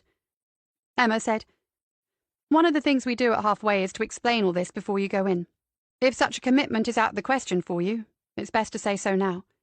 You can tell us at any point during the 7 days, of course, but turning back now saves you and us some trouble and inconvenience." Whereas Emma is not so sure, Lane thought. She's hoping I'm going to back out now, but I don't know why. Then she said, "I'd like to go on up to the centre and take a look for myself." Graham said, "Good," as if he meant it. "In that case, let's sort out the rest of the business this morning. There is some paperwork, just some details about you, contact information and so on. But first, could you go and fetch your backpack?" She had not needed to check the contents before she took the backpack to the kitchen. Plenty of thought had gone into what anyone might find if they searched through her pack in her absence. When she returned, Emma was washing up at the sink, and Graham sat at the table. He stood up when Lane reappeared, and indicated that she should place the pack on the table. He said, "Thank you. We'd like you to empty your bag. Just put what's inside on the table." A quizzical smile seemed to be the best response, before she loosened the drawstring and began to empty the backpack. She laid out the contents, such as they were, in a neat row. Her choices had been deliberately minimalist and predictable. A change of clothes, a couple of sets of extra underwear and socks, a bag of toiletries which she unzipped without being asked, the neatly folded towel, the Ordnance Survey map of the Pembrokeshire coast, her car and house keys, a phone charger, a favourite Swiss Army knife, a tiny pouch in which she carried her medication, a small notebook in which she had written a few random details dated months ago, the Lonely Planet guide, and a novel. That was pretty much it. Emma had finished drying the washing up. She joined Graham by the table, pointed at the pouch, and asked what it contained. Lane unzipped it and put the contents onto the table. Graham picked up one of the foil packets and examined it. He said, "Why'd you take Tramadol?" "I was hit by a car. My femur got broken and I get some pain from that sometimes." He turned to Emma and said, "It's an opiate. A morphine derivative."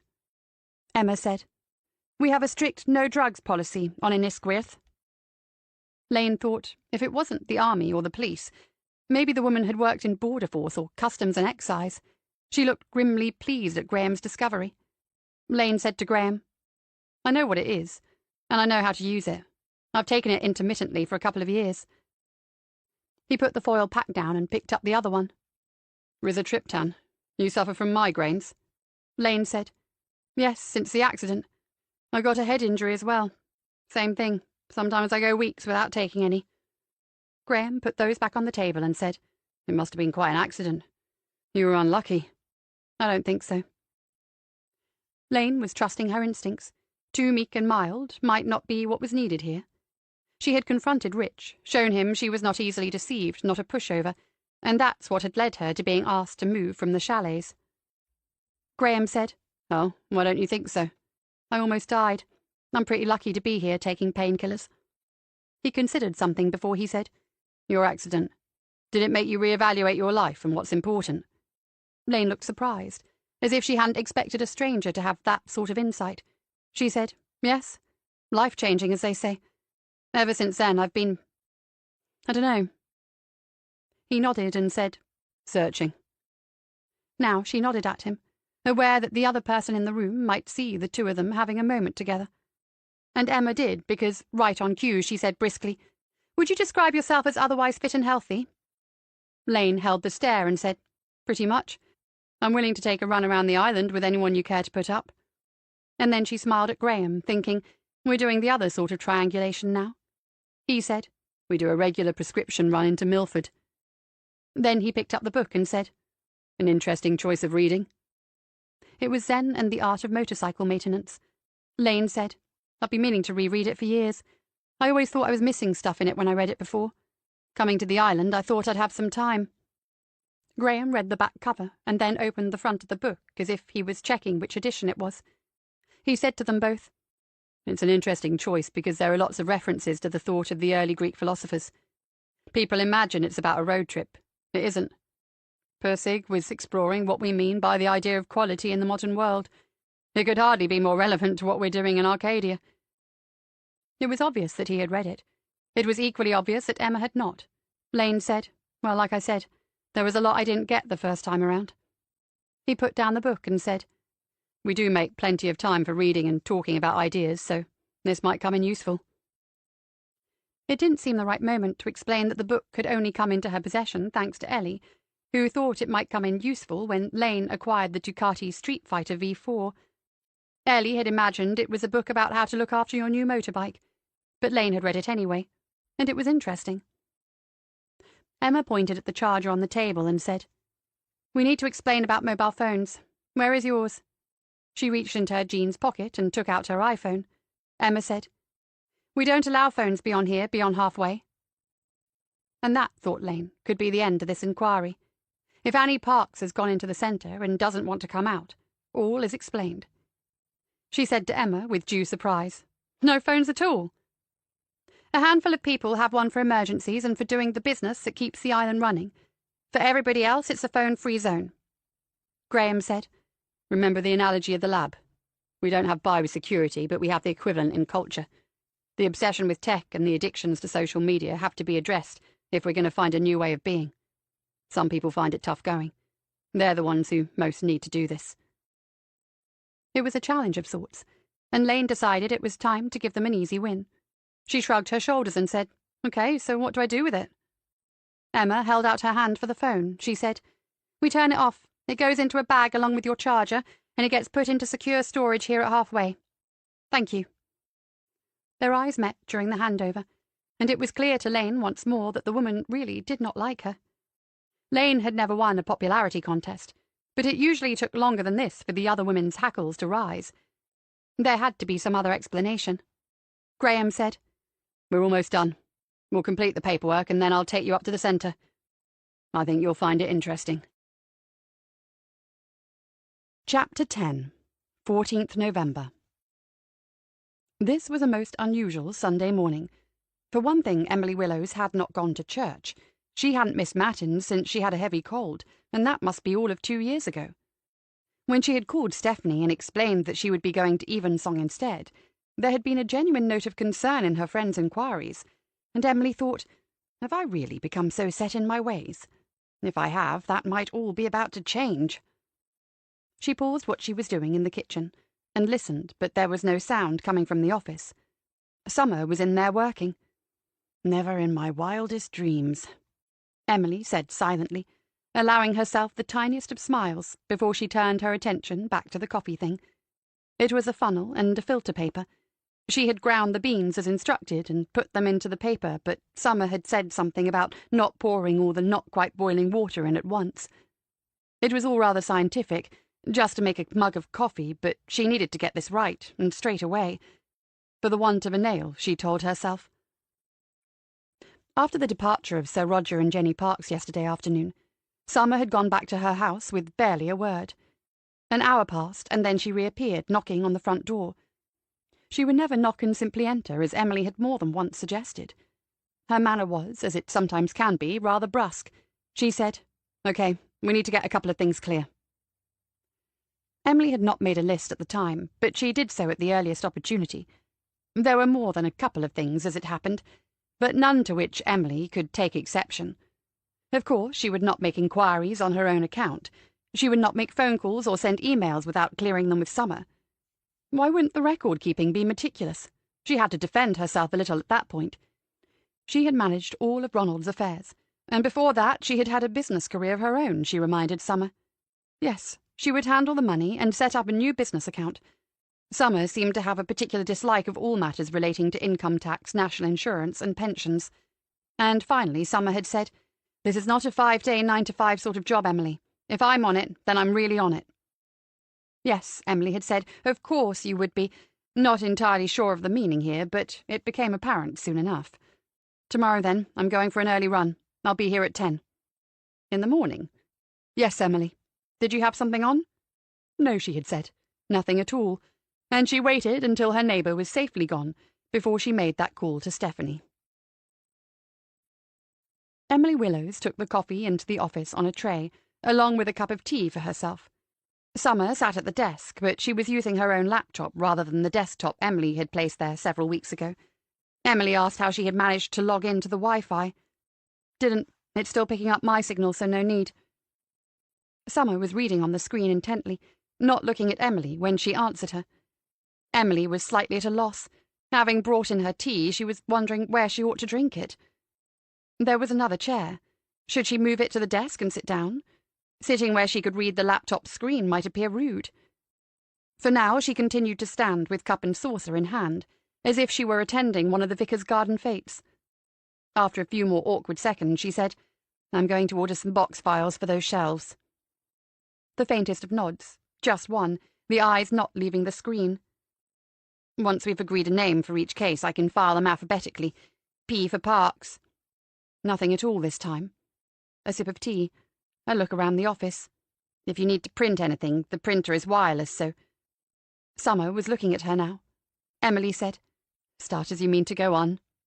Summer said, "That's great. Was there something you needed to know right now?" Emily Willows had been a decent club-level tennis player in her time. Hard to believe looking at her now, but she and Ronald had been a difficult-to-beat doubles pair in their day. Summer Lane's conversational manner, she had learned, was often serve and volley, win every point at the net, get the game over quickly. One way to deal with that is to follow in on your return. Emily said, "Now that you've asked, what are you reading?" "Take a look."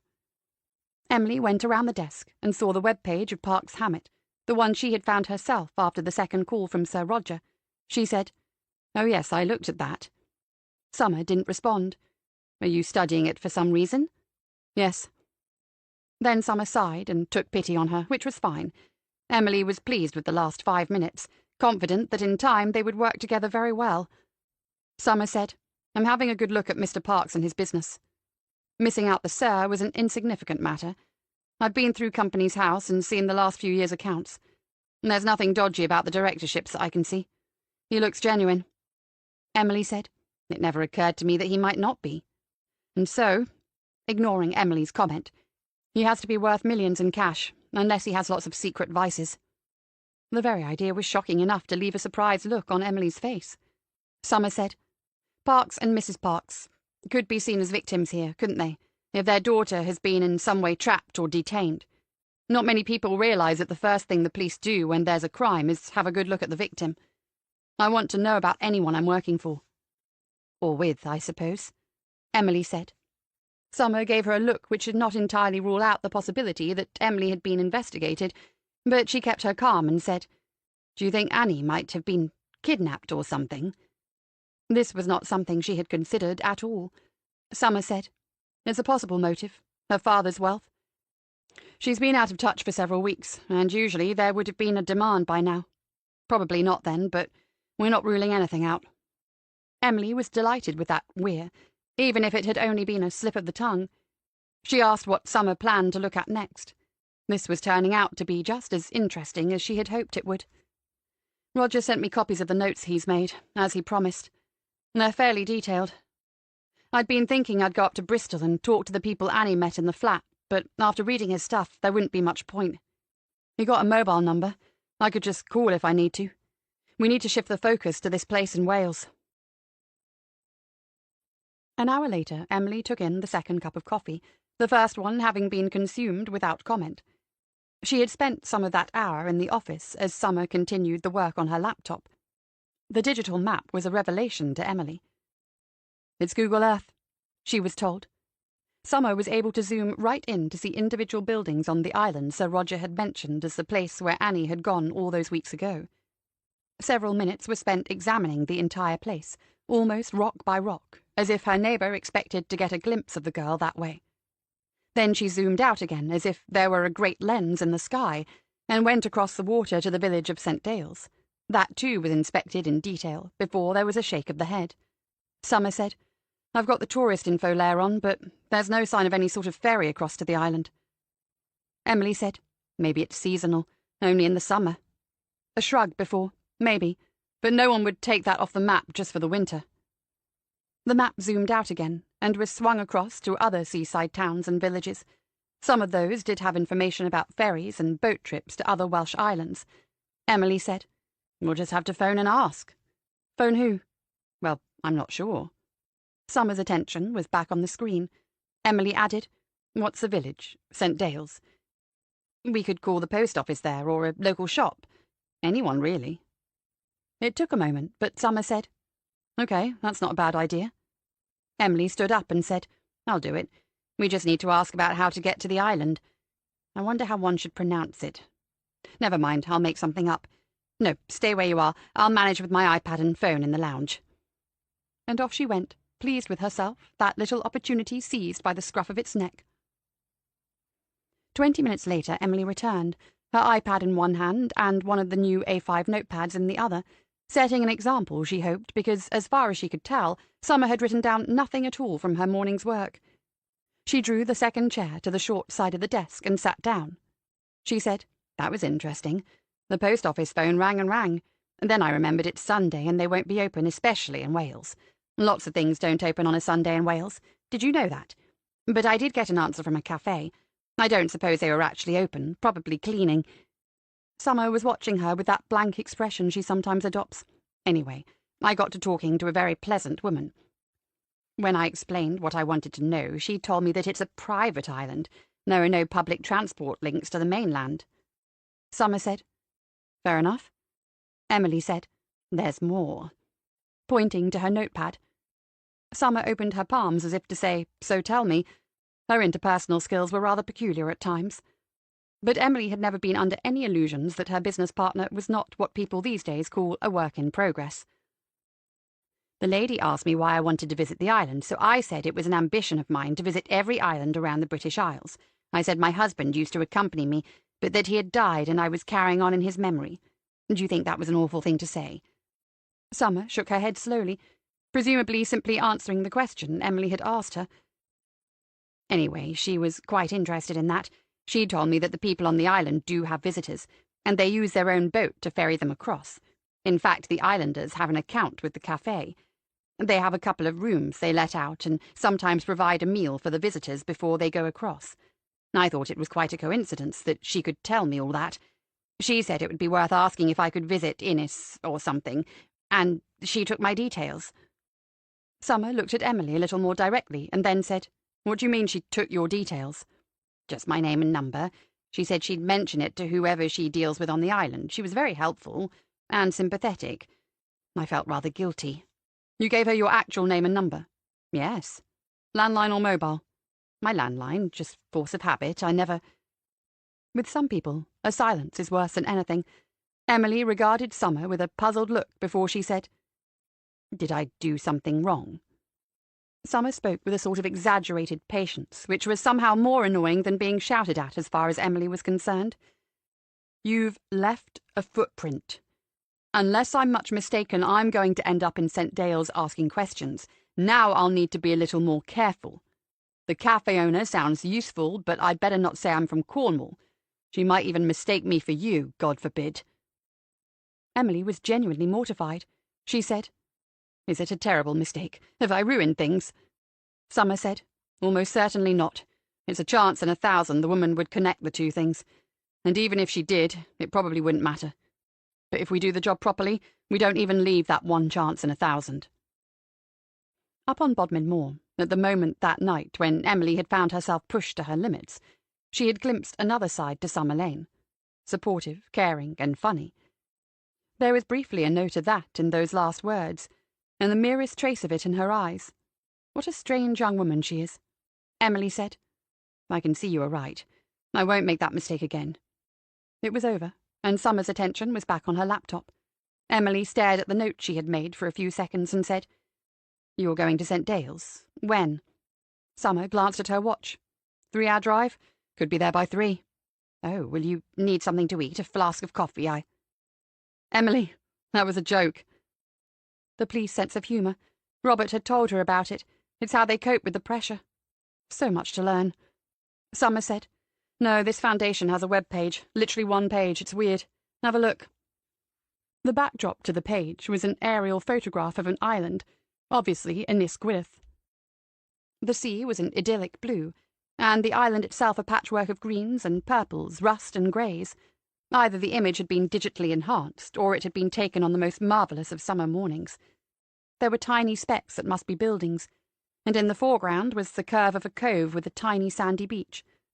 On the blurring of sea and sky above and beyond the island were the words, "Sometimes the only way forward is back." A quotation of some sort, presumably, but unattributed. Or even a kind of crossword puzzle clue. Emily was fond of a crossword puzzle on a Sunday afternoon. On the sea beneath the island was written, "The Arcadia Foundation," and below that another line or two in a smaller script. Emily peered over her glasses and read, "We believe that the key to humanity's future lies in our past, in understanding the ways in which we once lived in harmony with the planet and with each other. We believe it is almost, but not quite, too late. We believe there is hope in our history." Finally, in smaller text again, underneath and in the centre of the page was a short line, "If you would like to know more, click here." The word "here" was coloured blue. Emily saw the tip of Summer's middle finger move the cursor until it was hovering above that word. Then Summer pressed 3 keys simultaneously, and there was a clicking sound. Emily asked what she had just done. The answer was, "Took a screenshot. I've set this up so everything goes into a file, just snapshots along the way." And so she was making notes after all. The only problem Emily could see was that these would not be available to anyone else, by which she meant, of course, to herself. But Summer was very quick sometimes. She said now, "If you give me your desktop's address, I can add you in, automatically send you a copy of everything going into the file." Emily had that feeling. You know you're going to say something silly, but there isn't an alternative. "The address? Is it the same as the house? The postal address? The postcode or something?" Summer was deep in thought about something else. She didn't bother about the silliness of Emily's question. Instead, her eyes fixed on that single blue word, she said in a matter-of-fact manner, "No, IP address. I'll get it off your desktop and set it up." Emily said, "Are you going to click on that find out more thing?" "Well, that's what we're here for, isn't it? I'm just trying to figure out what might be on the other side of it. Once I've clicked, it'll be me leaving the footprints. That's why I'm using my computer and Wi-Fi, not yours. We don't know how good their IT is, but I'm betting they can get my IP." Emily didn't worry about not getting all the detail of this, but one thought had occurred to her. She said, "Do you think this is a sophisticated organization?" "Too soon to say." Emily said, "I realize that. I know you're often reluctant to say things definitely, if at all. But what is your hunch?" "My hunch?" It was there in the eyes again, the amusement at Emily's efforts to use the lingo. Nevertheless, Summer admired tenacity. This was a lesson Emily would never forget. She said simply, "Yes." Another look at the screen of the laptop, another very slight working of the mouth as she considered how to respond. Then, "My hunch is," pointing at the laptop, "that someone has thought about this. They could have put all their stuff on the first page, or they could have had pages and pages of it, like most people do. Instead, it's the opposite. So you have to make a commitment to find out. You have to click on the link. It's already a screening process, I'd say." Emily said, "Just clicking on a link isn't a great commitment, is it?" A half sigh, though not one of the impatient variety, and a half smile from Summer. "Actually, it is, Emily. Don't click on too many links like that one when you're surfing. What security are you running, by the way?" She had no idea. Robert sorted all that out. She said, "But you're going to click on that one, I can tell." Summer said, "Yep, when I'm ready." "I see. Obviously I have to leave all that in your capable hands. Would you like some more coffee?" "Please." When Emily had left the office, Lane enlarged the "click here" text and took another screenshot. Then she reduced it to size. The cursor was still in place, so she tapped the trackpad and the picture of the island disappeared. She studied what was next, a look of mild surprise on her face, and said quietly to herself, "Okay." Chapter 11. 4th December. The centre was a sprawl of buildings on the eastern side of the hill. The wealthy Victorian dye-maker from Port Talbot had chosen the site because here the ground had begun to level off, but there was still shelter from the worst of the prevailing weather, from the Atlantic storms which would come circling in from the west every autumn and winter. Lane had walked the few hundred yards up from halfway with Graham. Emma had remained behind. The original house was imposing in an austere sort of way. The materials and the situation meant this was never going to have the softer charms of a mansion and an estate in the home counties.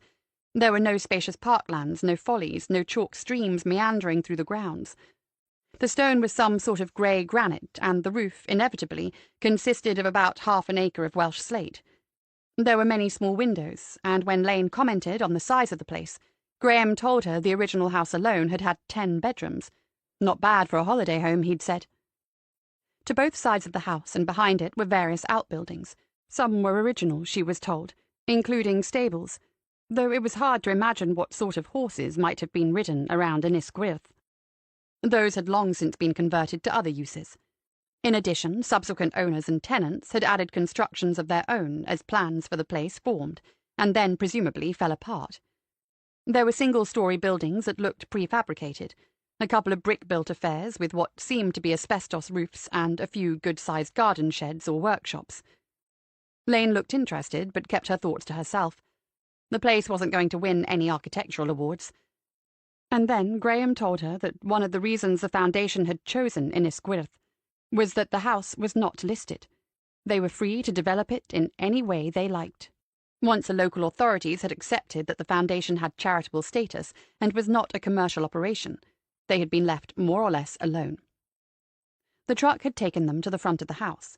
There was a heavy wooden door painted a pale green, and on the wall at head height was a piece of slate on which someone had engraved and painted the one word, Arcadia. Lane's research had not been deep, but it had been deep enough for her to think to herself at that moment that the name of the place was erring towards the optimistic. It was windy up here, and the threat of rain was in the air once again. Graham asked her whether she would like the tour first or afterwards. He didn't say after what, and she didn't ask. She had one objective, and to accomplish it she needed to see the people who were here. So far she hadn't seen a soul at the centre, other than the man who had just brought her here. She said she'd like to see the rest of the place, and instead of going through the door, they set off to the left. When they reached the first of the prefab buildings, Graham pointed out the solar panels on its roof, and told her that their aim was to become self-sufficient in energy within 5 years. Now they had left the lee of the main house, a small gale was blowing. Lane asked about wind turbines, and he seemed pleased with the question. They had outline permission for 2 low-level wind-powered generators.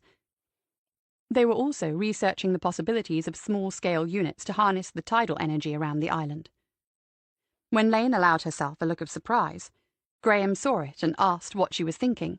She said, "I can see you people are serious, but where's the money coming from?" He gave a short, high-pitched laugh, not concealing his own surprise at the directness of the question. "Rich warned us you don't take prisoners. It's all right. We get accused of being dreamers, and some of us are, but there's also a need for hard-headed people here. You're correct, though, we are serious.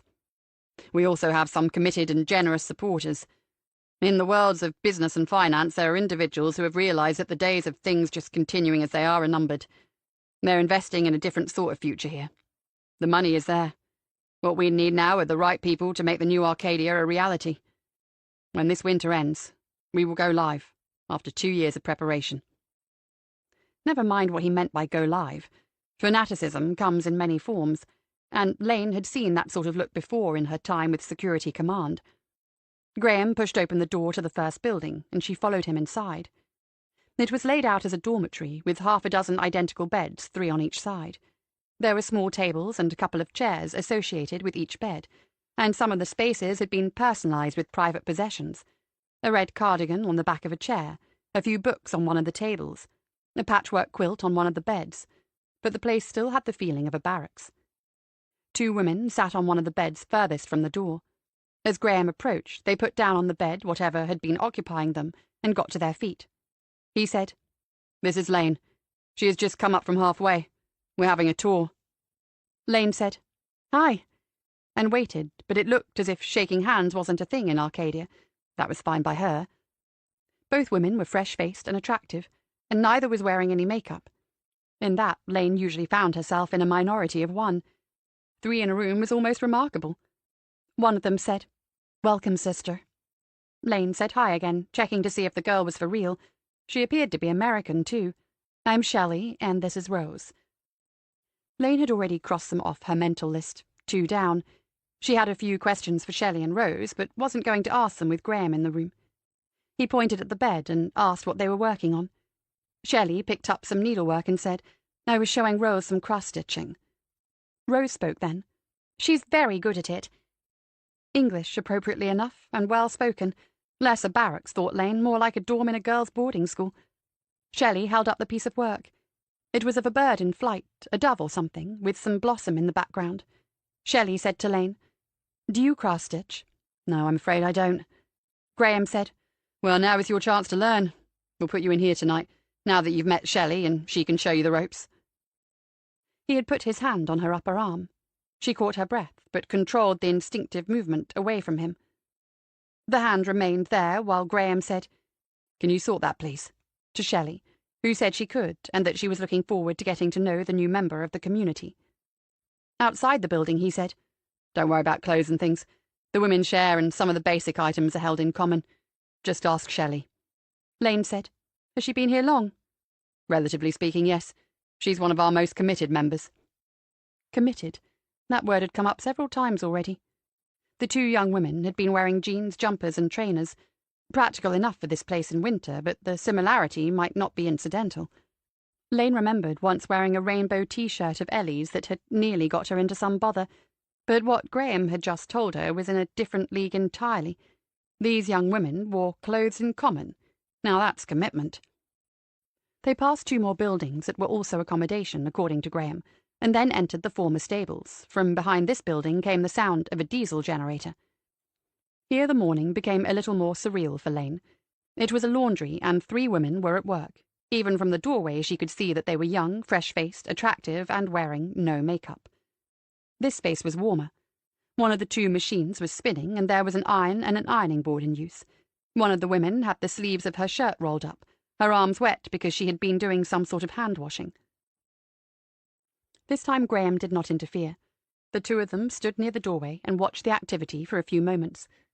The young women were aware of the visitors, but were clearly used to people wandering in and out while they worked. Graham said, "We share and rotate this sort of thing. Everyone is expected to play a full part in the drudgery of daily life." Lane took another look at the young women and thought to herself, 5 down. And then, having already established a reputation for taking no prisoners when it came to asking questions, she thought she might as well make more use of it. She said, "Everyone?" "Yes." "So where are the men?" She could see him performing some sort of calculation before he answered. Then he said, "We believe that nature and evolution have dictated a natural division of labour between the sexes. Men and women have evolved to be better at some things than others, simply because they are men and women. Put the 2 together, allowing for that, and they complement each other rather well." He was watching her reactions closely. A little surprise seemed most appropriate, and it seemed to encourage him. "This is one of the aspects of the community that newcomers sometimes find challenging. But think about it. We've had more than a century of women's liberation and the obsession with equality. Has it made people happier? Is the world a better place as a result? Every metric used by the social sciences tells us no. In fact, the opposite is true. Relationship breakdown worsens year by year. Mental health services are in perpetual crisis. More than half of children in the Western world no longer live with both of their birth parents. Domestic abuse is at its worst since records began. I could go on." Yes, thought Lane, I can see that. A part of her was now recalibrating this mission, putting the disappearance of Annie Parks into a new context. If she was here on Inisquith, that young woman had got herself mixed up in something rather strange. Lane said, "Okay, so where are the men?" Graham hadn't quite finished what he wanted to say to her. "The people who join us are intelligent and educated, but they are also open-minded. They understand that humanity's present course, in so many ways, will end in disaster. It already is. They are willing to try something new." She looked at him and said, "Or something very old." The man seemed determined to like her answers. He said, "Yes. Theo explains that side of things much better than anyone else. Your talks with him over the coming week will make that very clear. We'll head back to the house. I'm sure I can find you some men at work on the way." He did. At the back of the house was an area of rough grassland. It was just conceivable that someone had once tried to create a lawn there. On the far side of it, 3 men were putting in fence posts. One was digging with a tool made for that specific purpose. Another held a wooden post, and the third stood by with a sledgehammer at the ready. They were young, fresh-faced, and... "Okay," Lane said to herself. "I get the picture. Almost certainly wearing no makeup." Nearby, she noticed some rolls of metal mesh. She said to Graham, What are the fences for? For the spring, he said. As I said earlier, that's when we're going live. Literally. We'll have our first livestock arriving then. She thought chickens. For the eggs? Maybe alpacas, the wool's worth a fortune. Graham said, goats. They're the most versatile and economically sound investment. You can use every part of the animal. She stared at the land and tried to picture it, but failed. Okay, imagination wasn't her strongest suit, but what she had seen and heard in the past quarter of an hour would have defeated most people by now. She needed information that would help her get out of this place, never mind Annie Parks. She said, So how many people do you have here? He said, On the island in total, it varies depending on how many visitors we have at the chalets. We tend to have more there in the summer, obviously. In the centre at present, I think it's 34. Of whom she had seen 12. Rich Emma, Theo Sorensen, Graham, 5 young women, and 3 young men. She wondered whether he had included her in the 34, but didn't ask. He began to walk on again, ahead of her now, and she was clearly expected to follow. They entered the house by a rear door. There was a passageway leading past a couple of utility rooms, dimly lit by single low-wattage bulbs. Then they were in the main reception area behind the front door, and this was spacious with an old-fashioned high ceiling. Graham climbed a broad staircase, and Lane followed him once more, looking out and beginning to construct a mental map of the place. At the top of the stairs, a landing ran off to the right. On one side it overlooked the reception space, on the other they were approaching a pair of full-height French doors. These were the entrance to a large room which contained a number of people. At the far end she could see Theo, standing and talking to the rest, but they had their backs to her. They were seated, some on rugs, some on cushions. Not always easy to tell, of course, but she guessed the women outnumbered the men by 4 to 1. They seemed to be mostly young and were probably attractive, and there were, Lane counted, 12 of them. She had already seen 12 faces. 12 plus 12 is 24, and she had been told there were 34 people in total at the centre. The odds were good that if she were here at all, Annie Parks was in that room. Lane had stopped walking. If she stood here, Theo might see her, and if he did, some of those faces might turn to find out what he was looking at. Then she heard Graham's voice behind her and felt his hand on her again, this time touching the small of her back. He said, A couple more formalities and you'll be able to join them. Come on. Further along the same corridor, they passed a half-open door. Through it, Lane glimpsed a room furnished as an office. There was a desk, a computer tower on the floor, a monitor, and a keyboard. At the end of the corridor, another room and another office. Behind the desk sat a thin man, bearded, bespectacled, a long nose and a receding hairline. When they entered, he smiled, said hello, and waved Lane towards a chair opposite his own. Graham said, This is Josh. We don't have titles here, but he's pretty much our general manager. Josh, this is Summer. Most people end up calling her Lane. He had echoed exactly the words she'd spoken on her arrival yesterday. There was a lot of communication going on behind the scenes. Pleasantries were exchanged with Josh. He hoped she was enjoying her visit. If she had any questions, just ask. Graham was still standing behind and to her left. There was another seat, but for some reason he hadn't taken it. There were papers on the desk, and Josh saw her notice them. He said, We keep a note of whoever reaches out to us online. Are you happy for me to check a couple of things? Did she own or rent the property in Cornwall? Were there mortgage payments being made? She answered, but looked suitably puzzled, and Josh explained, It's important for us to fully understand people's circumstances before we allow them to make the commitment. I'm sure Graham has told you about the year. We've had people get into difficulties, and so now we try to avoid that happening. Lane nodded as if they made sense now, and he proceeded. Was she in a marriage or a long-term relationship?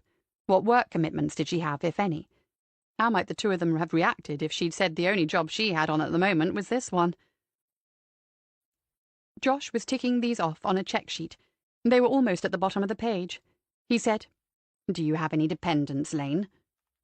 Did Emily count? She decided not. Parents?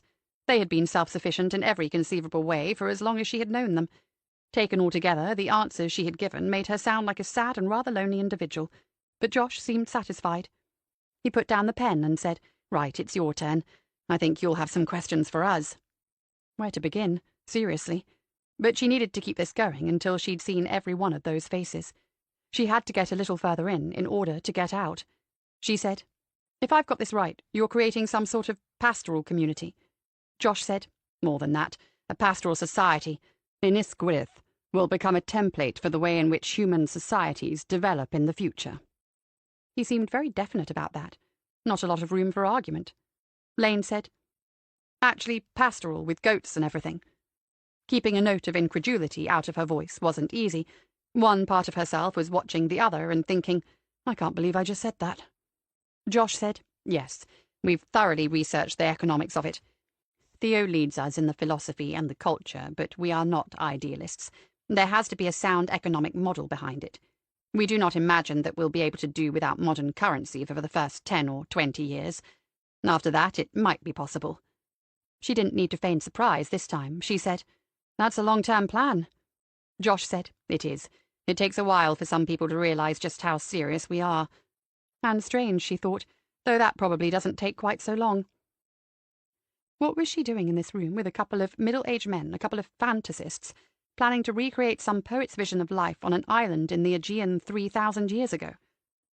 Lane said with complete honesty, "I don't see where I'd fit in. I don't know much about philosophy and culture today, never mind in ancient Greece. I certainly don't know anything about goats." Josh and Graham smiled at each other, and then indulgently at her. Josh said, "We've learned to recognize the people we're going to need. Everyone brings something unique to this. You said to Theo that you feel like everything is broken. It is. We know how to fix it. You can help us." Despite the craziness, you could feel the power of their conviction.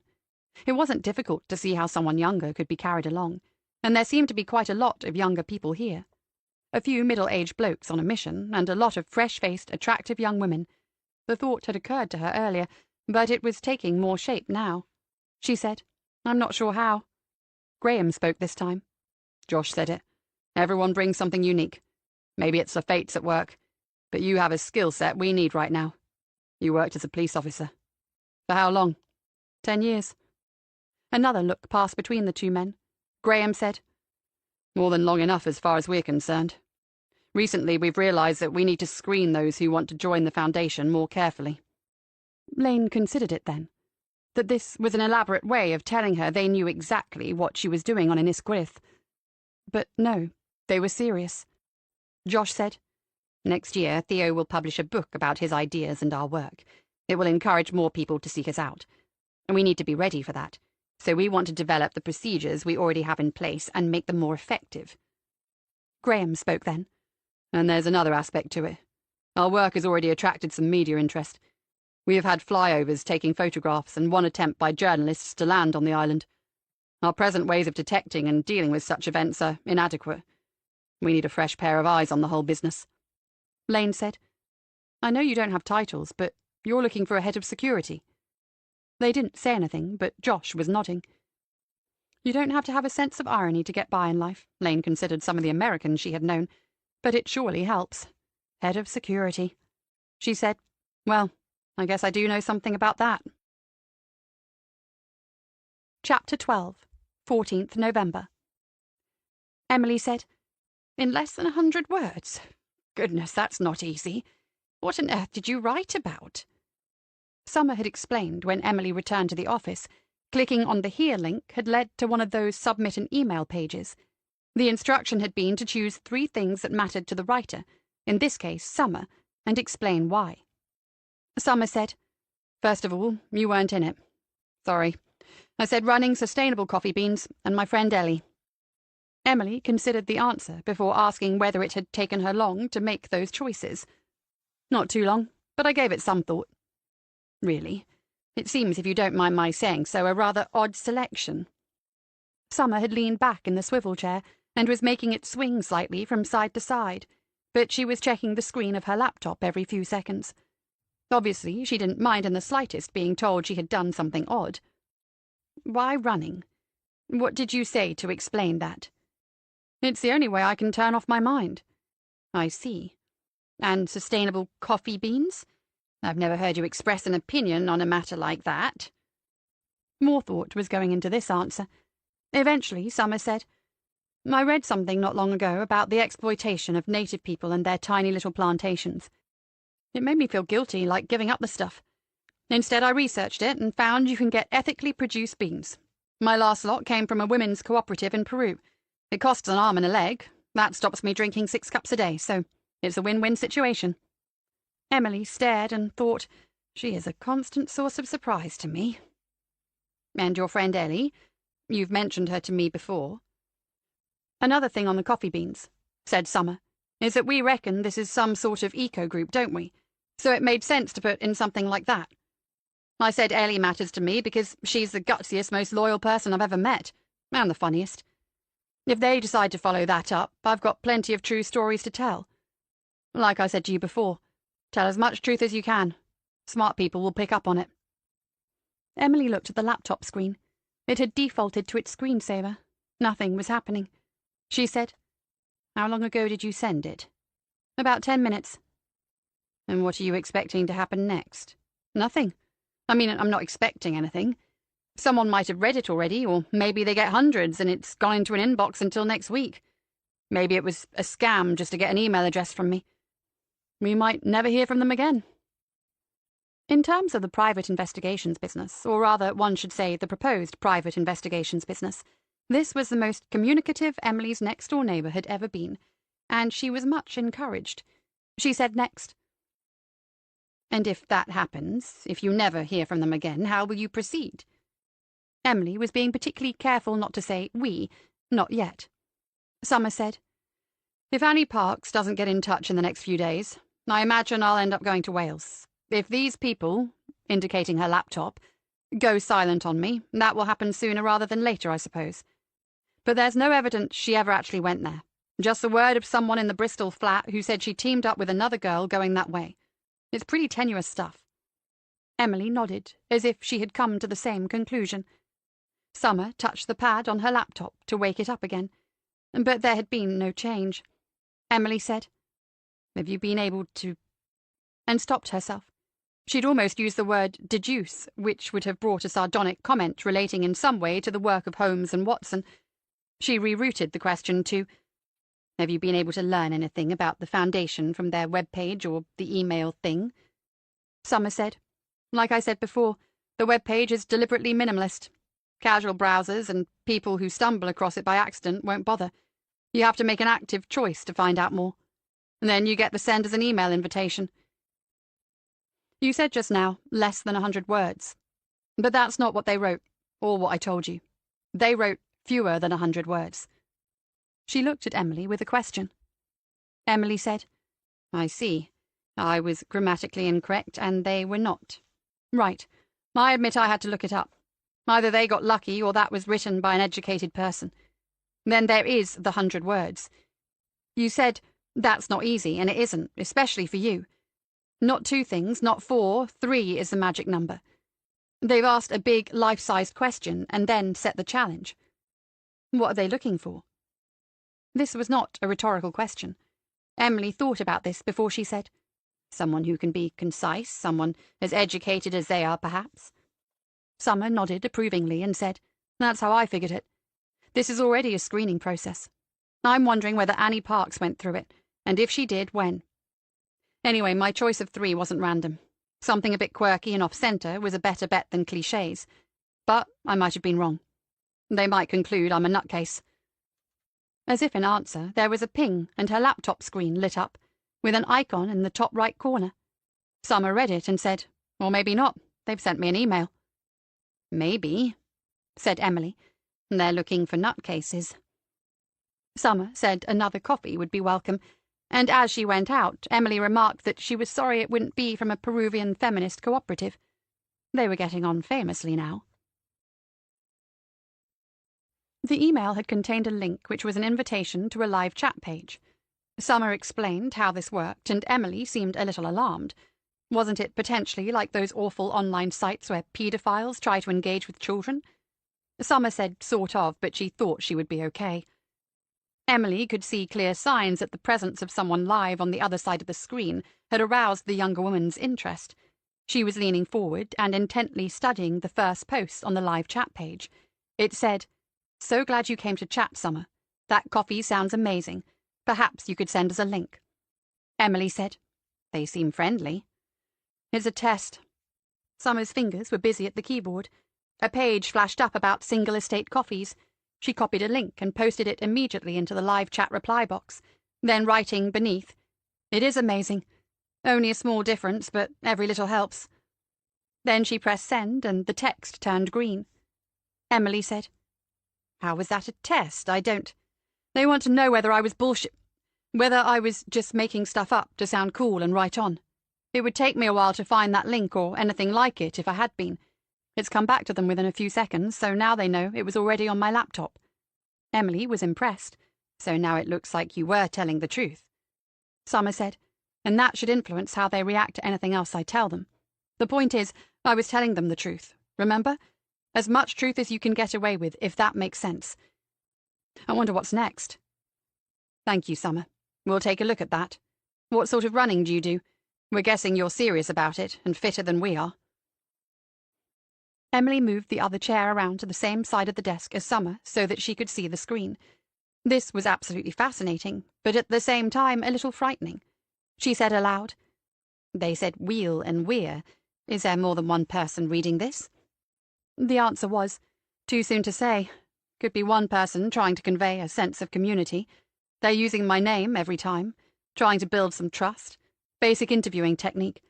There's also a bit of flattery already. Serious about it, fitter than we are." Summer typed her responses quickly and accurately, making very few errors that needed correction. This was something new that Emily had learned about her, never mind whoever was at the other end of the conversation. And fancy having her grammar corrected. She would have to watch her P's and Q's in future. More text appeared. It read, "You said running helps you to turn off your mind. That's a big problem in the West today, isn't it? Have you ever tried meditation?" Summer stared at the screen as if it were a chessboard and an opponent had made a slightly unexpected move, but she didn't wait long before typing, "Not meditation. I have started doing yoga. I went on a retreat a little while ago for the first time. I really enjoyed it." Emily raised her eyebrows, but received nothing back. The attention on the screen from Summer was absolute.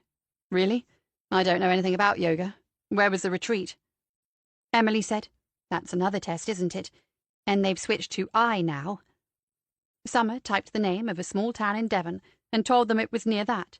Then she turned to Emily and said, "They'll find it from that if they look." This time there was a longer pause in the online conversation. Emily wondered whether someone was searching out the yoga retreat already. Summer moved the page down until she had the entire conversation in view, and then pressed the 3 keys again to record it. Then she said, "They're weighing me up now." 2 or 3 minutes passed, and then, "Life today is difficult and stressful for all sorts of reasons. But you are taking care of mind and body. Good for you, Summer. We love that name, by the way. What do you do for a living?" Summer said one of her worst words. Emily tutted, but only inwardly.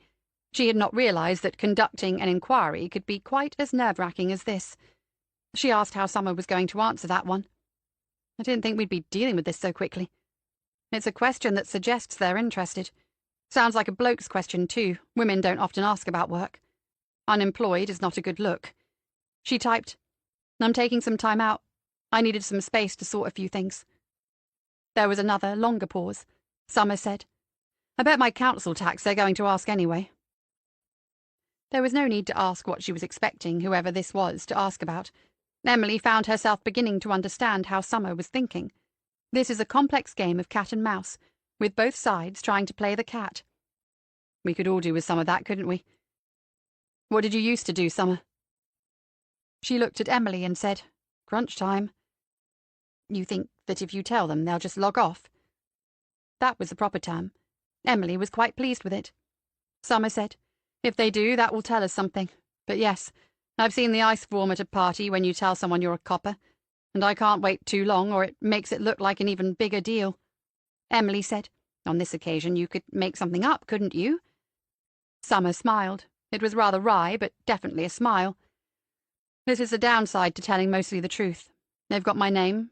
They know more or less where I live. They've got my IP address. They won't find me on social media, but if they've got someone any good, they'll get something on me. My name's unusual, and it's been in newspapers in the past." Emily said, "Oh dear, this is complicated, isn't it?" "I used to be a police officer." That was all she wrote before sending the message. When Emily commented on the brevity of it, Summer told her she thought it would look worse if she made any excuses or tried to explain it away. She said, I want them to see that I know it could be a problem for them. A little empathy can go a long way."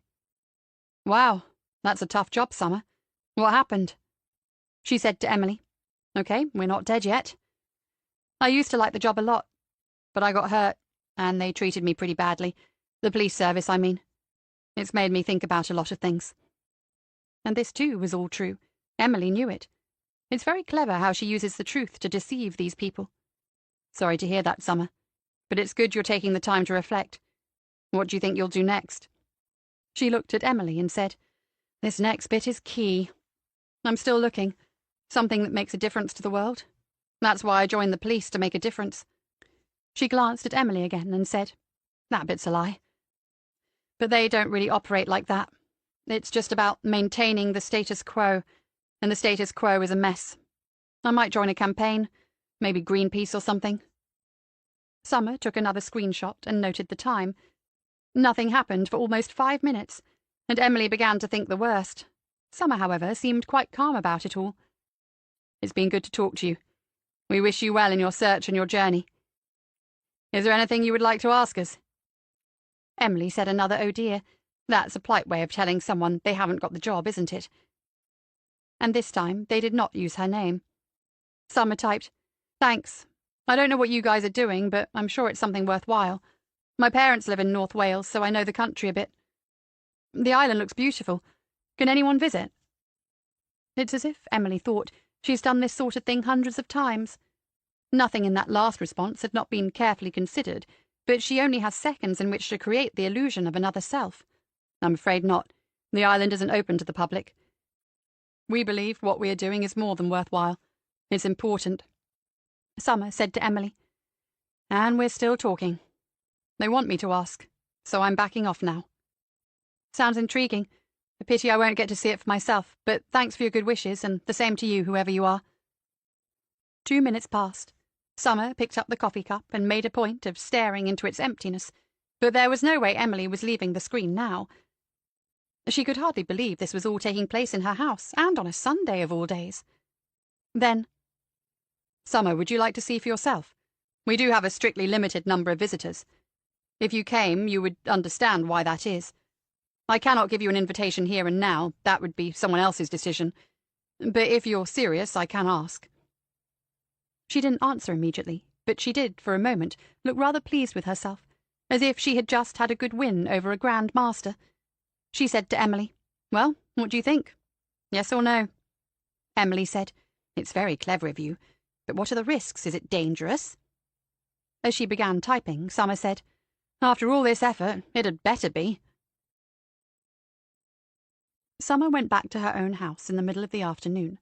After all the excitement, Emily found she could not settle to anything else for long. She did go to evensong, as she had promised Stephanie, but she did an awful thing. She kept her phone where she could check it easily, and did so a couple of times during the service, but there was nothing from Summer. The arrangement had been that she would let Emily know if there was a further development. At 9:30 that night, having finished her Christmas card list and spent a little time wondering whether she ought to invite Summer to one of her special seasonal dinners or lunches, Emily started getting ready for bed. She was in the bathroom when her mobile began to ring. It was Summer. "Emily, not in bed, are you? Not that it makes any difference. We're on." She felt awkward having any sort of conversation in a state of partial undress, even on the phone. She reached for her dressing gown. "Are we? What does that mean exactly? Can you hold on while I—" Summer said, "It means they've emailed me just now. They'll get in touch with a definite date for me to visit the island. I asked if they could give me some idea, and they emailed back straight away. It's going to be in a couple of weeks." Emily had remembered the loudspeaker button, and managed to get the dressing gown on while her phone lay on the bathroom windowsill. She said that was quite a long time to wait, so Roger would— "Yeah, you need to ring him in the morning and update him, Emily, and tell him if the trip goes ahead, there will be some costs. It's just as likely Annie will turn up before then. He's got to call us if he hears anything, okay?" "Yes," said Emily, and then Summer was gone, just like that, as if they'd been arranging a trip to the market in Bodmin. And now she had to phone Sir Roger Parkes tomorrow morning and update him on the progress of the inquiry. She would have to explain to his secretary that it was a confidential and personal matter. Or was this now business? Should she introduce herself as Emily Willows of the— The what? It was happening now. The thing she had first imagined all those months ago. But she had never considered a name for an agency. It had to have a name. How on earth was she supposed to get any sleep while all this was whirling around in her head? She would have to go back downstairs, go into the office, find her notepad and get things written down. I might as well, she thought as she pulled tight the cord of her dressing gown. Make a cup of hot chocolate while I'm at it. Goodness me. Chapter 13. 5th December. Lane did not have breakfast with the rest of the women in the dorm, which was why she'd arrived in the meeting room before them. It was empty, and so she went across to the windows and looked at the central hill of Innisgwyth rising up behind the building. Yesterday's wind and rain had disappeared. There were ragged blue spaces in the clouds, and she had the sense that colder and perhaps wintry weather was on its way. One more thing to keep in mind, depending on how this scenario was going to play out. Not going to breakfast had been something of an issue. She'd said to Shelley that she didn't always eat first thing in the morning. The American woman had smiled and said that was fine, but meals were seen as an important part of the social life of the Foundation. She could come along and just drink some coffee or orange juice. That wasn't delivered as an invitation, but Lane declined nonetheless. A couple of the other young women were listening in by now, watching as Shelley dealt with what she was plainly seeing as an insurrection. It had become clear to Lane last night that Shelley was the dormitory prefect. She said, "If you're planning to become a part of this community—" Inadvertently, of course, she had hit upon the very conditional that made her implied threat pointless. Lane had considered going along with it, considered it for all of a fraction of a second. But she calculated that by the end of the day she would have seen the rest of the women at the centre. Then she would know whether Annie Parks was here. And besides, she really didn't like the person who was trying to make her behave. Lane had said, "I'm not planning anything at the moment. I was invited up here to have a proper look around, and that's what I'm doing." Their eyes locked together, and she saw the smile freeze on the face in front of her. Shelley had turned away in the end and said to the others they were going to be late. Theo would be speaking at 9 o'clock. The girls began to make for the door, avoiding catching Lane's eye. As the last of them passed her, Shelley had looked back at Lane and said quietly, "You're making a mistake, honey." Perhaps she didn't want Lane in the place on her own. When they'd gone, she did wander around and look, but she did not touch. Her instincts had told her yesterday that there was a lot wrong here, and it was not inconceivable that the rooms were under electronic surveillance. The women had a small space around their beds, but no real privacy. Lane had done a little reading in the fortnight between the invitation and her arrival at Arcadia, and knew now that this was a feature common to certain sorts of alternative communities. Roger Parks had said again to her in a telephone call before she left that he thought his daughter had become involved with some sort of cult, and Lane had pointed out that the term was probably overused in these situations. Now, well, let's just say it's a good thing Roger isn't here to see for himself what's going on. For instance, last night, at just before 1 in the morning, Lane had got out of the metal-framed single bed and stood still in the darkness, waiting to see whether the creaking and squeaking had woken anyone. Once she was as sure as she could be that they had not, she padded silently to the door of the dormitory and found it locked. There was no key. She knew where the key would be, somewhere by Shelley's bed or even somewhere on her person, because that's what Lane had heard, the prefect locking them in for the night. Perhaps it had happened only because there was a newcomer, an unknown quantity, but it was just as likely that it occurred every night on the island. Back in the bed, she had stared into the darkness for a long time. The silence had been almost complete. Just twice one of the other women had whimpered in their sleep. Lane reviewed the situation step by step. She was locked inside this place. Her mobile was also locked away down at halfway. There was no way to leave Innisgwyth without the agreement and cooperation of the people who were running the place. One doesn't need to be a prisoner to feel like one. She heard a noise in the meeting room and turned away from the window. It was Theo himself, coming towards her, his hand extended. He said, as he smiled down at her, "I'm glad you decided to come up and visit us properly." He was still walking with the limp, but no cane this time. The handshake was warm and strong, and the eyes searched her own thoroughly enough. Lane returned the greeting with some sort of a smile, and he said, "Are you finding it interesting?" "Very." "Good. Any intelligent person should. Ask questions of anyone. Find out as much as you need to know. Of anyone. Does that include you? Theo looked at her quizzically and said, Of course. Lane could hear voices that must be down in the reception area. The room would soon be filling up. She said, Okay, last night a couple of the girls said something about seeing a doctor. How do you manage that sort of thing on the island? He nodded as if this was something he expected to be asked. We have an arrangement with a GP service on the mainland. They will come across and see people about any concerns we cannot deal with ourselves. We have a couple of medically trained people here. Have you met Shelley? She was a nurse. Yes, said Lane. She'd met Shelley. Was the GP practice they used NHS or a private one? This time there was an expression that suggested he hadn't been asked that before.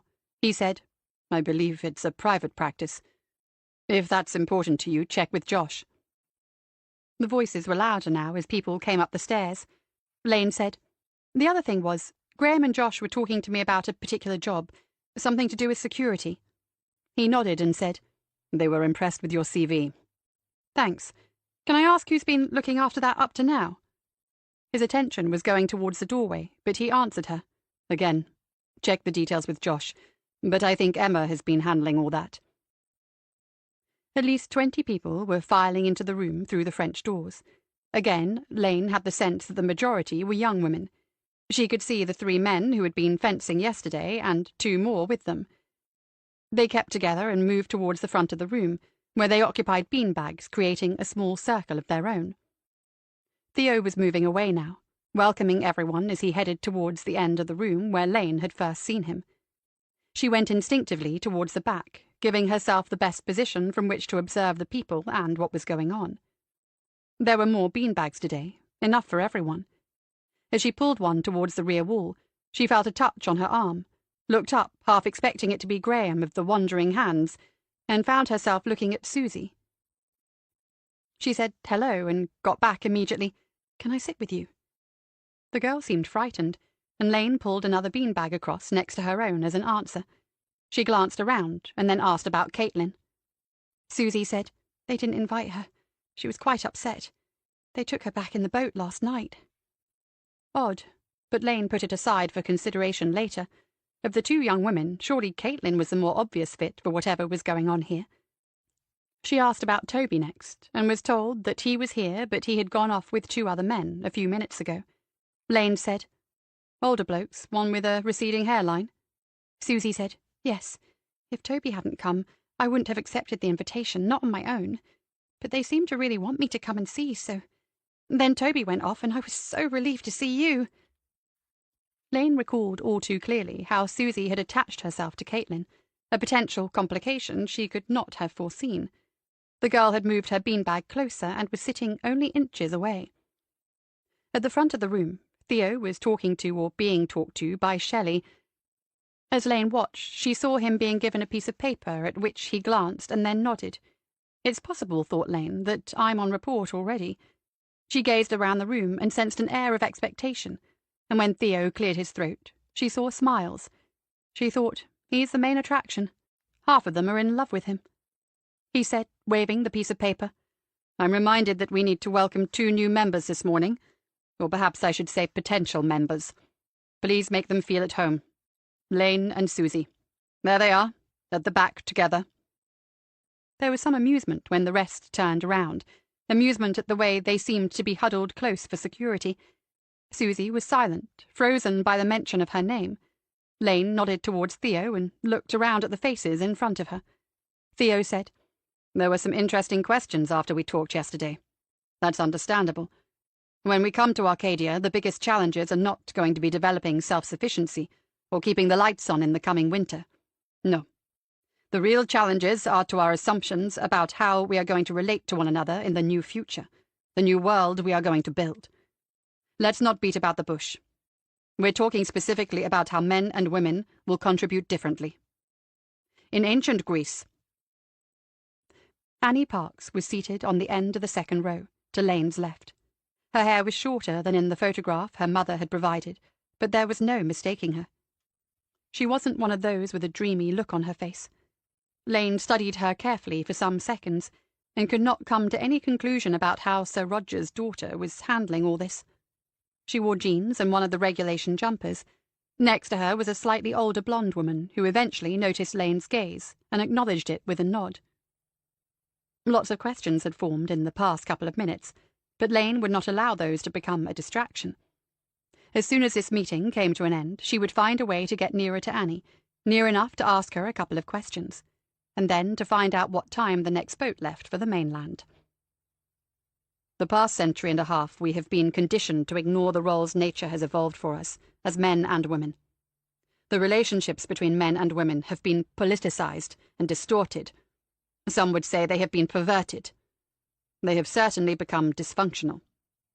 The evidence is all around us if we have the eyes to see it. In the West now we no longer acknowledge the central importance of the socialization and the education of children. We supply them with screens. We hand over their young and vulnerable minds to technology moguls and social media companies, often from 2 or 3 years of age. Theo had a beautiful voice, and the effect was hypnotic. You began to believe in the truth of what he was saying simply because the sound of it was warm and rhythmical and comforting. How could such a voice say anything that was not the truth? He had, too, that gift of seeming to speak individually to everyone in the room. Lane looked and saw that Susie was already staring at the tall, thin man with his halo of blonde curls. Come back, always, to nature. That's the source of the pastoral peace we find in the art and literature of the Greeks. Nature is not wrong. I go further. I say nature is always right. We ignore her at our peril. We have ignored her for far too long, haven't we? Look at the world around us now, and you will feel the answer rise up within you. But of course you have already looked. You have seen it and felt it for yourselves. It's why you are here. Lane took another glance around and saw Shelley look away from her. How long had she been watching? Just as she, Lane, had been watching Annie Parks, her own reactions had been monitored. She could attempt a swoony sort of expression, but it was one she had never mastered. If Annie was into all this, good luck to her. Lane would need to be a little careful how she conveyed the fact back to Mum and Dad. That was all. In our heart of hearts, who can deny that young children and their mothers have the closest and most natural of bonds? And if that is the case, how can we deny that the primary role of women, the natural role of women, is to nurture and care for those children, and that the role of men is to provide and to protect? Theo paused, the questions hanging in the air. Lane was staring at him now, and Shelley might be convinced that the magic had worked upon her too. But she, Lane, was thinking that's probably why Caitlin didn't make the cut. The girl had to be too much of a feminist to swallow that. And maybe the goats as well, being a vegan. Jesus, this is some weird stuff. Why aren't the young men and women chatting to each other? Why are there single-sex dorms? Why? Explains the fact that typically a man married when he was 30, and his wife would be in her teens. The Greeks believed this created a better balance, a more harmonious marriage. He paused and waved a hand over the group, to someone looking in, a gesture that might have resembled a blessing. Laughed a little and said, "Now clearly we do not go that far here today. But we should bear in mind what the Greeks believed. After all, their civilization lasted considerably longer than ours is going to, if we continue as we are." Auctoritas, authority. The Greeks believed in that too, and Theo Sorensen had it in spades.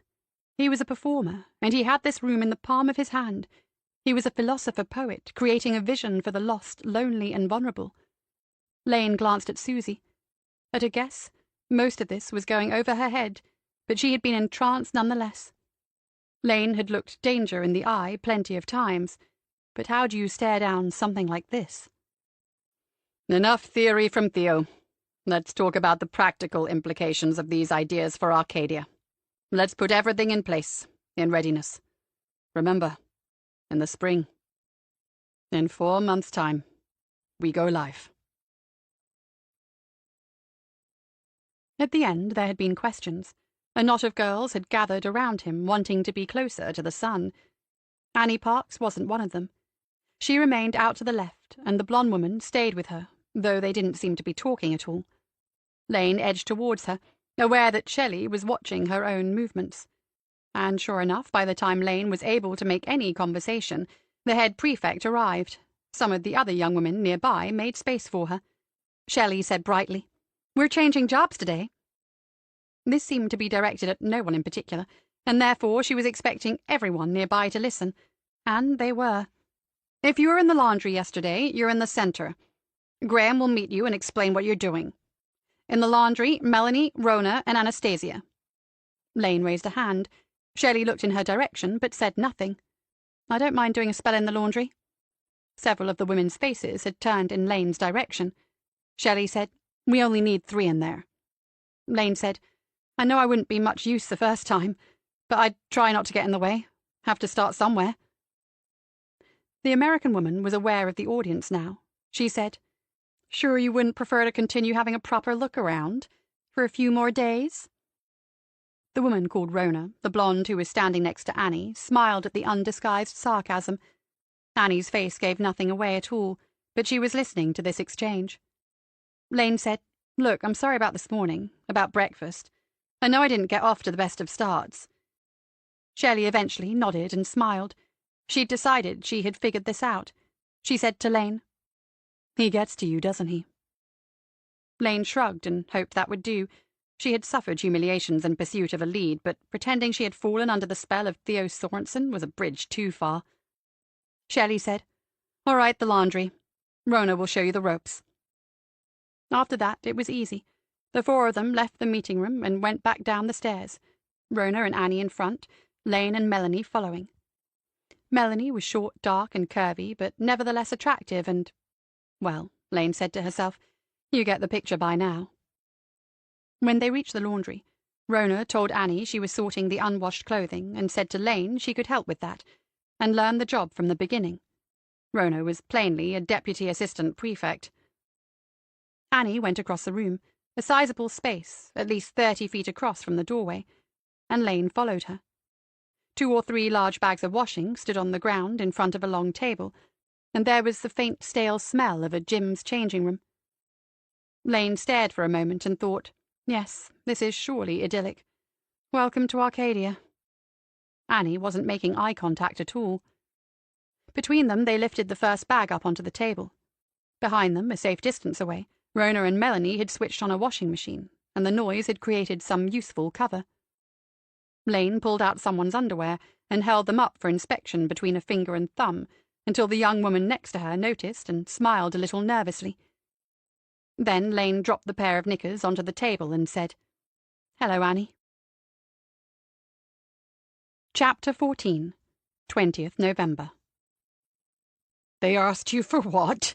The cheeky bastards!" The 4 of them, Emily, Summer, Sir Roger, and Jennifer Parks, were seated in the lounge of the Parks' beautiful home. It was just as Emily had pictured it, with a view out of the patio doors, down across the sloping garden, and into the valley of the Kenwyn River. All she could see was the lawn, the properly pruned dogwoods in their brilliant winter colours, and the tops of bare oak trees. Summer had just explained to Sir Roger about the email she had received this week, confirming the details of her visit to Innisgwyth, and asking whether she would, if required, be able to supply evidence that she was solvent. They might ask to see proof of her financial situation. Summer said, "They're quite open about it. They don't want hippies or hangers-on, not their words, mine, because they have some serious ideas about saving Western civilization." Sir Roger nodded as if that made some sort of sense, and then something else must have occurred to him. He looked very directly at Summer, and Emily did not miss the look that her neighbour gave him in return. Quite what this was about, Emily could not tell. When Summer had shown her the email from the Foundation, she, Summer, had said without embarrassment that this might cause a problem, depending on how much money the people from Arcadia were expecting to see. Emily had not asked, of course she hadn't, but it was clear that the young woman was short of money. Hadn't Emily wondered about that herself recently, more than once? After all, no job, but the bills keep coming. Emily had immediately said that it was not a problem. She could transfer money into Summer's account in a matter of minutes. They should do it immediately, just in case. There had been the predictable protests, but in this case Emily had won. No money had been transferred as yet, but she had Summer's account details safely filed away. This meeting on a Saturday morning had been Sir Roger's idea. He said it would be a chance for them to brief him and his wife about all that had been learned since their last conversation, and to agree some terms now that Summer had a date planned. She was due to visit Innisgwyth on Friday the 3rd of December. But Emily guessed that he also needed to meet them in person again, especially Summer. Nothing had been heard from or of their daughter since he first came to Emily's home in Polcombe, and their anxiety must have increased. In their minds, she realized, the trip Summer was going to make had taken on greater significance as a result. This could have been done in a telephone call, as had one or two other matters. But because Summer might see their daughter soon, they wanted to see her. It was the most tenuous of connections, but, in the circumstances, understandable. Sir Roger said, "So they've not sent you the final details yet?" Summer said, "No, I don't think I'll get anything else until the day, or maybe the day before." He was seated in an armchair as a concession to his wife, but could not settle. It was plain he'd rather be pacing around the room. He said, "Well, I'm buggered if I'd sign a contract like that. Empty spaces where there needs to be some hard facts." Jenny Parks said, "I know you wouldn't, but this isn't your sort of business, Roger." Which implies, Emily thought, that it is our sort of business. The novelty of the situation was still catching her unawares. He said to Summer, "So you've to be waiting for this boat early doors on the Friday morning?" She answered, "Correct. They've told me there's accommodation in St. Dale's if I want it. I'll probably do that." He was considering something, and for a moment he looked away from the three women. When he came back, he said, "What would happen if I turned up there as well?" Emily caught Jenny's eye, and the expression seemed to say, yes, he's capable of that where his daughters are concerned. Summer said, "My best guess? Neither of us would be going to the island." "How are they going to stop me?" Summer shrugged and appeared to think about his question, but she seemed quite unafraid of giving him answers he might not want to hear. But then Emily remembered, she didn't seem to be afraid of men in general. With her own eyes, Emily had seen the young woman shoot one of them in the leg because he wouldn't get out of their way. Summer said, "I don't know. It's their boat, I'm guessing.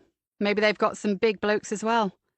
Either way, if there's any sort of a scene in St. Dale's, neither of us will reach the island." He gave way. He was capable of that, too. He said next, "So when you're across, what will you do? Have a good look around? Try to figure out what's going on there and how many people are in the place? Once I know that, I can work out the odds of seeing Annie while I'm there." Roger Parks could sit no longer.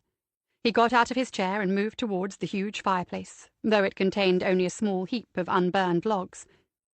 He pushed his hands into his trouser pockets, glanced at his wife, and said to Summer, "Well, you seem to have some idea what you're doing." Jenny Parks stood up then and said to Emily, "Would you like to see the rest of the house? And you must stay for some lunch. I'm sure Roger will think of lots more questions given time. You might as well be around to answer them. It will save you some phone calls." Emily was quick enough to understand what had just taken place. She said she'd love to see the house, and the garden, of course. Jenny said, "We'll start with that, then, while the sun is shining. We can go out through these doors. They're not just for decoration." The two women walked across to the French doors. Jenny told her husband they would be back in a quarter of an hour, and then it would be time for an early lunch. When the doors were closed and the two that remained could see Emily and Jenny walking by the dogwoods, Roger said, "Is this about the money?" Lane said, "I don't know." "Have you considered it?" "Yes." The man seemed to reel a little, like a boxer caught by a punch he had not seen coming from an opponent he'd underestimated. He said, "You have? Do you... Annie won't have much in her account. She always resented taking any, more than the others. So if they asked her what they asked you..." Lane didn't respond. He hadn't asked her any questions that required an answer. She left him to work it through himself. Eventually he said, "But you think they'll know the family has money?" Lane said, "If that's what they're interested in, it wouldn't be difficult to find out." "If..." The single word came loudly and with a note of incredulity. She said, "We don't know what they are." "We don't know much at all, do we?" She agreed and added that's why she was going there, to see for herself. Roger Parks seemed to find something frustrating in all this. He'd met and dealt with some funny sorts in a long business career, but he hadn't come across a character like this one. The young woman was giving him short and non-committal answers to questions that were near to breaking his heart. He said, You know my wife has taken your partner outside so you and I can have this conversation. Lane nodded, and he continued. So for God's sake, let's have it. If you've not found out much yet, fair enough, but at least tell me something. Tell me what you're thinking. As a police officer, you tell the public only what they need to know, and often that is nothing. As a detective inspector in Security Command, Summer Lane had applied the same maxim to most of her co-workers because she didn't trust them, and more importantly because if you told people things, they would interfere with what you wanted to do and the way you wanted to do it. Looking at Sir Roger Parkes now, as he waited for her to speak, Lane realised that if Emily's plans were ever to come to anything, she, Lane, would need to change, if only ever so slightly. She said, "First, Annie. It's just a series of steps, logical steps. 1, she might not be there at all. 2, she might have been there once but isn't any more. 3, Annie is on the island." Parkes was listening, and following carefully. He nodded. Lane said, "If it's 3, she's most likely still there because she wants to be. She's a grown-up, and you tell me she's intelligent. She's there by choice in that case. If I meet her, and I intend to try, if she's on the island, I'll ask her why she hasn't been in touch. I'll tell her she needs to phone home, and that will be the end of it." Parkes said, "All right, I can do logical. If it's 1 or 2, if she's not there or has been and gone, what will you do?" She said in a level tone, "I'll get in touch with you and ask what you want me to do." He gave a sniff that might be concealing half a smile and said, "Fair enough." Parkes said nothing more for a few seconds. Perhaps he was making his best effort to do logical. And then he said, "If you do get to speak to Annie, tell her—" Lane waited and then said, "I'll make it as clear as I can." And he nodded. Emily and Jenny Parkes were no longer in sight. In the winter sunshine, the stems of the dogwoods were glowing red, amber, and an almost fluorescent green. "You said first, Annie. What second?" Lane looked back at him as she answered. "The community." "What have you got? Anything?" "Not much, which in itself is interesting. I don't think many people have been there, and I don't think there's much coming and going. There's virtually nothing on social media. I've spent plenty of time searching for it." Parkes looked dubious. He said, "I've got a young man in marketing. He's always trying to get me to invest in it. Get us a footprint, he says. Facebook. I can't see it would help sell a single bloody house. I'd say it would just be somewhere for complaints to be made." Lane said, "I don't know anything about marketing on social media. I know it's where people do leave all sorts of footprints. It's an invaluable source for any investigation." He accepted that in an unconvinced sort of way, and Lane continued. "The point being, if hundreds of people had been to this island and come back, there would be much more to be found than there is. Even if they've sworn people to secrecy, it would still leak. Everything does. So I don't think lots of people have been there. Another thing is this, there are no posts from people on the island. That makes me think this isn't a big community. If you had hundreds living there, how would you silence all of them? Maybe they've banned the internet. Maybe they've banned phones." She paused, and Parkes could see that Lane had come across something she hadn't considered before. He said, "If they have, that would explain why we've not heard from her." Lane had been sitting forward in the armchair. Now she allowed herself to lean back into it, frowning, mouth working a little. She crossed her legs, resting one ankle above the knee of the other leg. She was wearing a pair of substantial walking boots. Parkes watched and thought, not for the first time, what an odd young woman she was.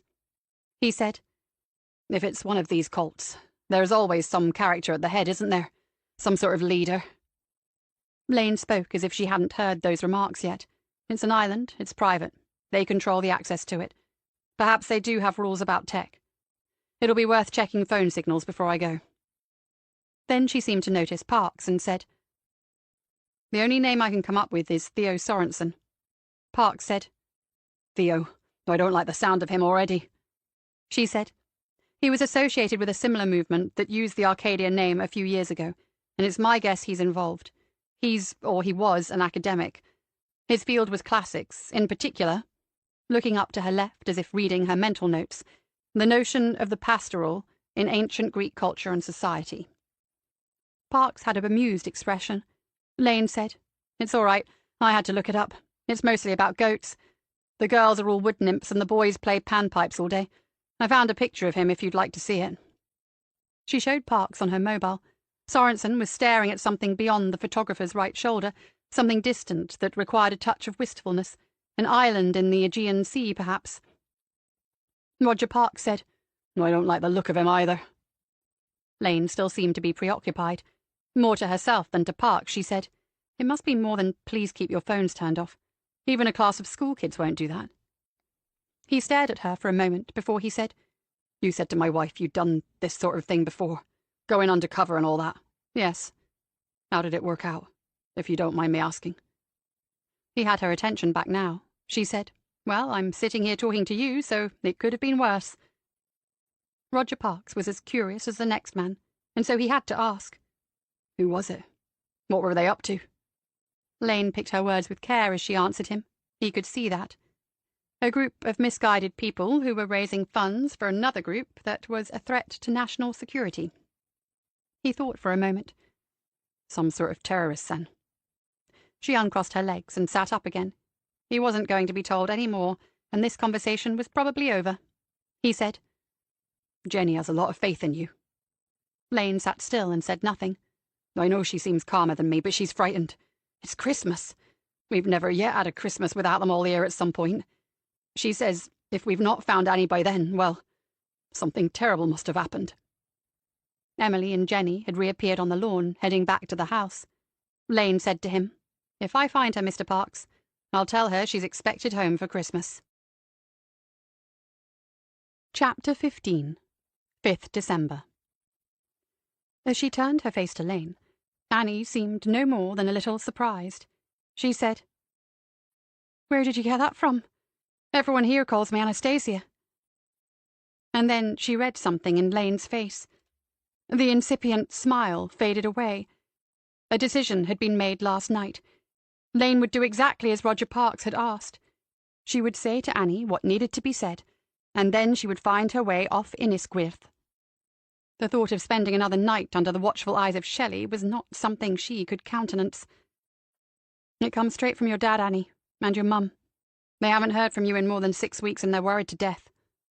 In a lowered voice, Annie said, "They sent you here. How did you—" Lane had expected more questions, but as the young woman's voice trailed away, her eyes had left Lane and were fixed on the other women across the laundry room. Lane looked too, and saw that Rona was watching, though it was unlikely she'd heard anything the two of them had been saying. She said, "Are you all right? I know they've got your phone because they've got mine. This is a pretty weird setup, isn't it?" It was another few moments before Annie looked back at her and said, "I'm fine. They shouldn't have asked you to come." Too much had happened, had changed in the past few seconds. The girl's whole demeanour had altered. She had stiffened and moved a few inches away from Lane. Her tone was colder and less friendly than in those first few words. She began to pull more clothing out of the laundry bags and place it on the table. Lane said, "Annie, your mum wants to know whether you'll be home for Christmas." Nothing. No acknowledgement of that at all. "Annie." And then another voice behind Lane said, "Is everything okay here? You're making a slow start today, Anastasia." Rona was a few feet away. It was possible she'd heard Lane use Annie's name that last time. Annie said, looking at neither of them, "Everything's good. We're just introducing ourselves." Lane stared at her, but Annie would not look back at her. She, Lane, had done what she promised, but it didn't feel like it. It didn't feel right at all. Then she half turned towards Rona, who said, "We'll swap around. Melanie can work with you, Anastasia, and I can get to know Lane a little better." Rona waved Melanie over to that side of the room and told her what was happening. Then Rona was waiting for Lane to move. This was a difficult call now. Why had Annie frozen her out? Why hadn't she even asked if her parents were okay? She looked again at Annie's profile. It was set in stone, a pale pink marble, and she was refusing to make eye contact with anyone. "Lane?" Rona was indicating with her left hand that they should go across to the washing machines together. There was nothing to be gained by fighting it out right now, and probably nothing to be gained by even trying. Annie had said she was fine. Lane began to walk, but she didn't stop by the machines. She continued on out of the door and onto the path that led back to the centre. She stopped, and Rona appeared behind her. "What are you doing? We have to—" "I'm getting some fresh air. God knows I need it." Their eyes met briefly. and then Rona turned away and went back into the building. Immediately afterwards, Lane heard something that made her take a few steps towards the open door. If she wasn't much mistaken, that was the sound of a mobile waking up. And then she could hear Rona's voice, not the words, just lowered tones. Lane walked back to where she had first stood, pushed her hands into her jeans pockets and gazed up at the grey skies. Hopefully, refusing to do the laundry was a deportable offence in Arcadia. She could be home in time for afternoon tea with Emily. 5 or 6 minutes passed before a small group of people appeared on the path that led back to the centre. Lane recognised them all, Graham, Rich and Emma. They were heading in the direction of the laundry, and no one was smiling. When they saw her waiting, Graham said something and Emma nodded. When Lane looked around, she could see Rona back in the doorway. The delegation stopped 6 feet away, and Graham said, "What's the problem?" He was speaking to Lane. He already knew Rona's version of what had just taken place. Lane said, "No problem. It's just time for me to leave." The 3 of them were an odd little group, but then the whole community consisted of oddballs as far as she could tell. Rich looked worried, as if he was expecting to get the blame for what was happening, and Emma's expression was best described as grimly pleased. After all, her job looked safe for a while now.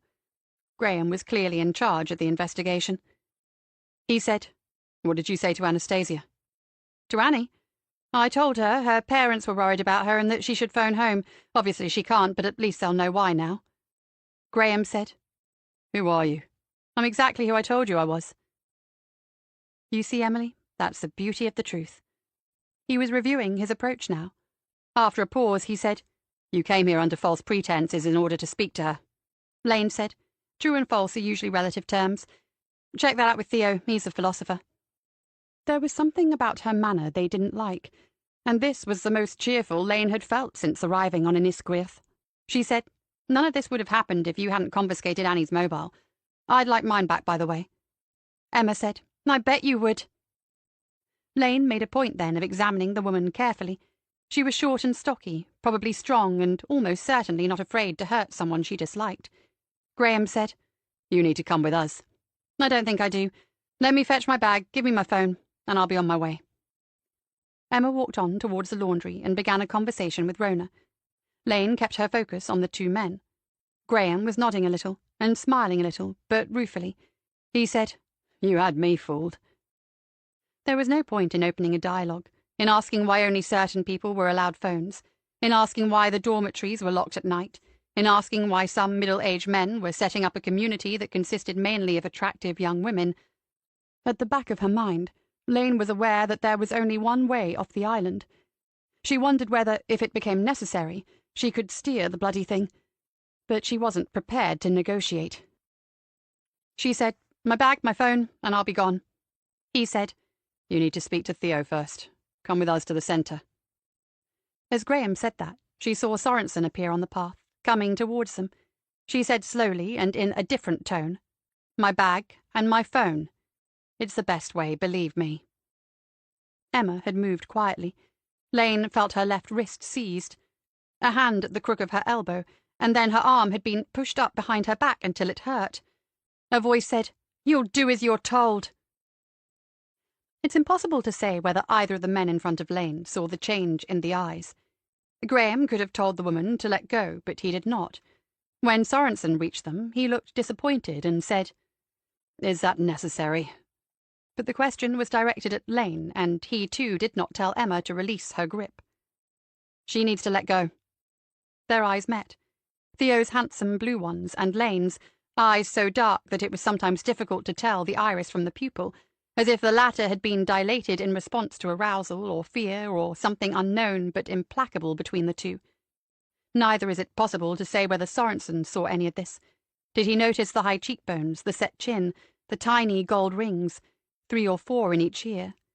He said, "Come and talk to me," in a kindly way, as if that would solve the world's problems. Lane said, "Tell her to let go." And he didn't. He raised his open palms as if to say, "But you've brought this upon yourself." Lane felt her arm pushed up another millimetre or 2. The Scarpa Peak Gore-Tex has a semi-rigid Vibram sole designed for those more demanding hills. They wear very little, and the edges remain sharp throughout the normal life of the boot. Lane's eyes were still looking at Sorensen as she raised her right knee 8 inches and drove the heel back into Emma's shin. Then she stamped hard downwards, along the tibia, and into the foot. There was a scream, and her arm was free. Lane stepped a yard to her left, putting more distance between herself and the men, and half turning so she could see everyone else involved. All 3 women were in the doorway of the laundry watching, but Lane couldn't read the expression on Annie's face. Emma had collapsed into a moaning heap, her right leg pulled into her body by both hands. She was trying to say something, but the pain had made her incoherent. Lane looked at her for a moment, and then said to Sorensen, "Could be a broken bone there. You might need to call that private doctor." And to Graham she said, "I told you. Giving me my bag and my phone was the best way. Do it now, and I'll leave. No one else needs to get hurt." The air was clearing, and the temperature was falling. There was sunshine on the water, glinting on the little waves as they ran with the tide towards the coast of the main land, and picking out, too, the tiny white cottages of St. Dale's. The Aphrodite was moving quickly across the Sound, and she would have her feet back on firm ground in less than a quarter of an hour. Lane stood with her elbows resting on the top of the cabin. Sitting down while Rich steered the boat would have felt too ladylike somehow. She could imagine Emily perched on the seat with her handbag. She checked her mobile again. 3 bars now, but she would wait until this was properly over before she made the call. And then she wondered whether she had made the correct decision. Not because she was having second thoughts, which are invariably pointless, but because operationally she liked to get it right.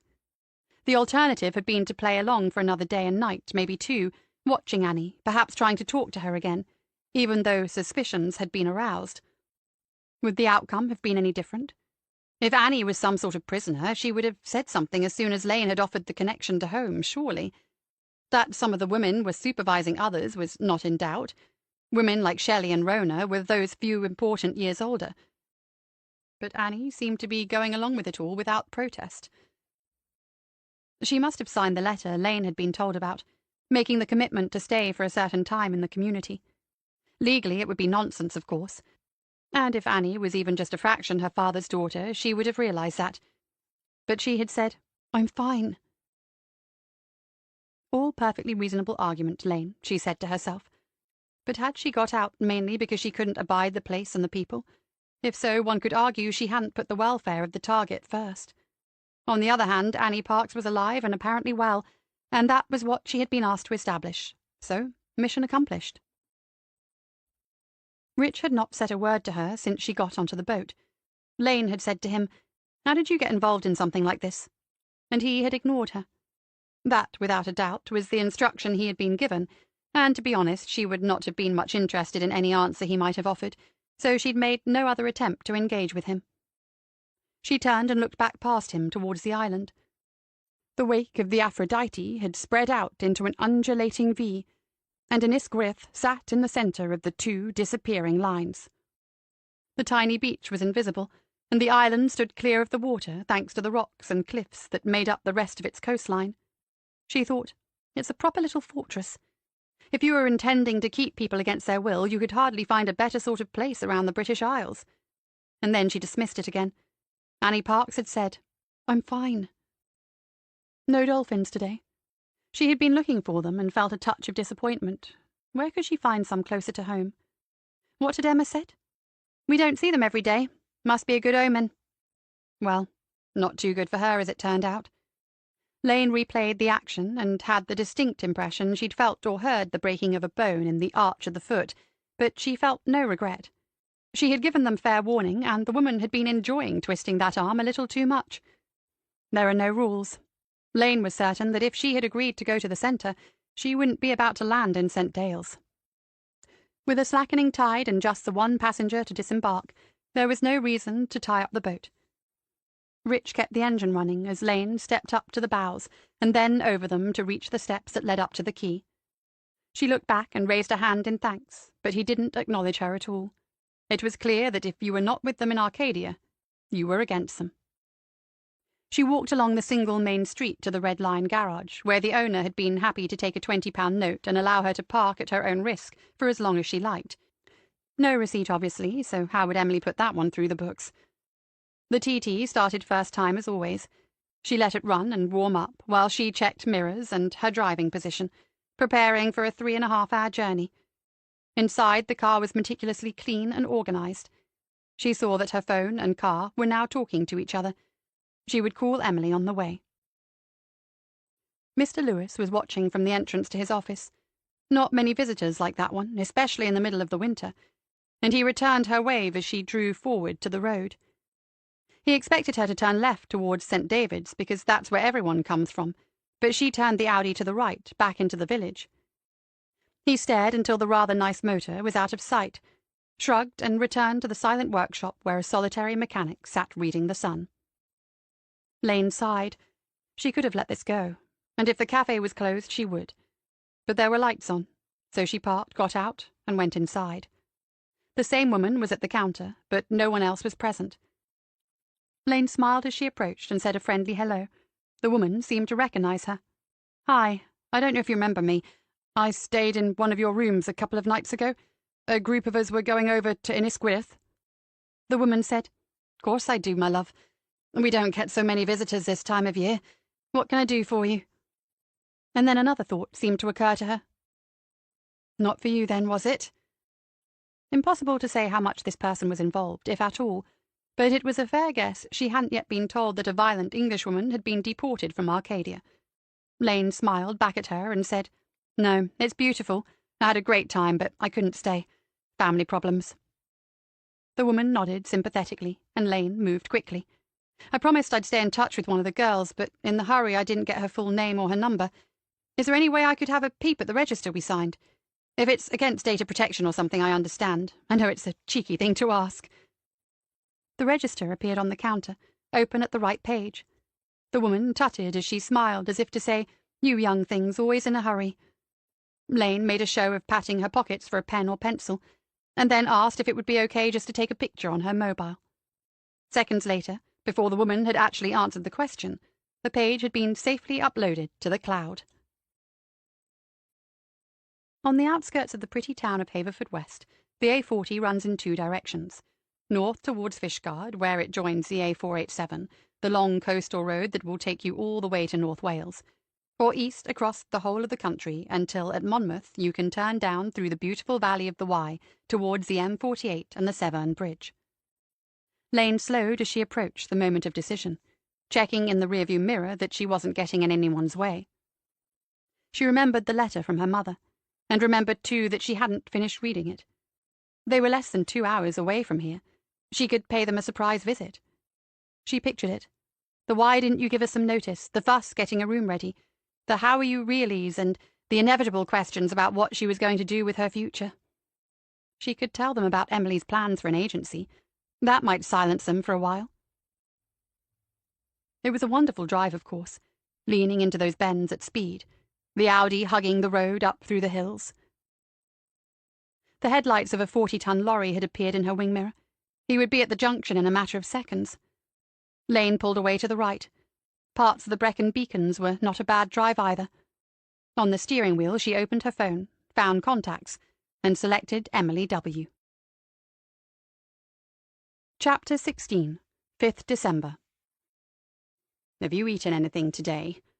Summer frowned as if that was a difficult question, and then said she'd had some coffee in the morning.